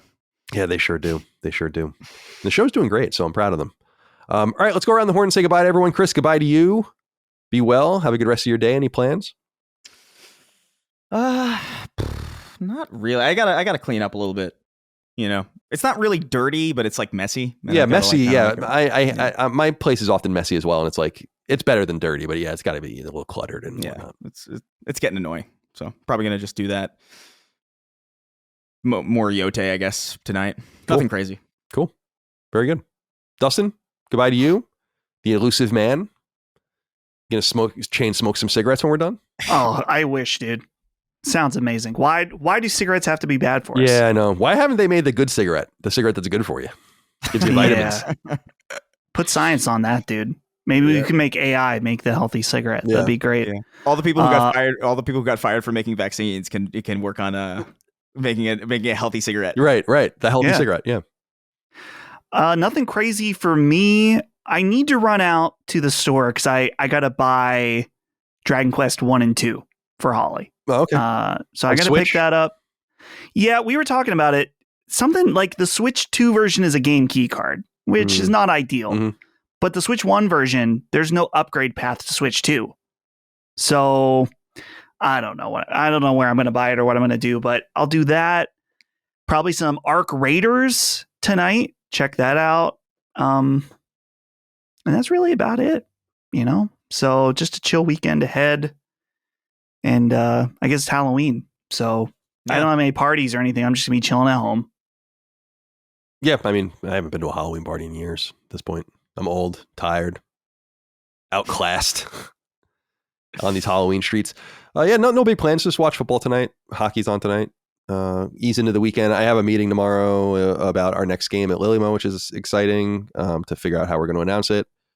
So that'll be interesting, and I'll be on Summon Sign. We're recording tomorrow as well. So still a few more things to do before the week's over. And then, just hanging out. And I'll be interested to see what you guys think of Dragon Quest 1 and 2. Those are old favorites of mine.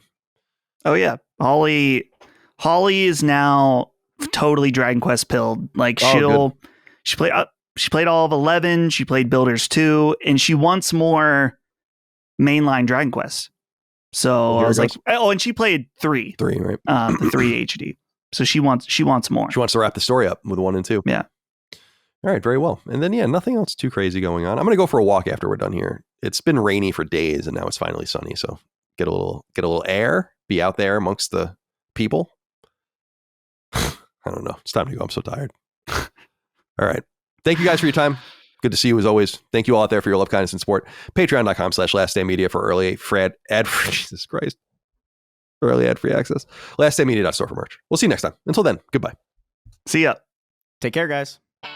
Sacred Symbols, a PlayStation podcast, is a product and trademark of Last Stand Media and Collins Last Stand LLC, and is proudly recorded in the USA. The show is conceived by, is written by, and is directed by me, Colin Moriarty. My co-hosts are Chris Raygun Maldonado and Dustin Furman. The show is produced by executive producer Dustin Furman. All of Last Stand's theme music is by my best friend, Ramon Narvaez. As you know, all of Last Stand's shows, including Sacred Symbols, are fan-funded on Patreon at patreon.com/laststandmedia. The following names are at the producer level on Patreon, our highest tier, and we're grateful for your thoughtful and kind contributions to our independent endeavor. Thank you.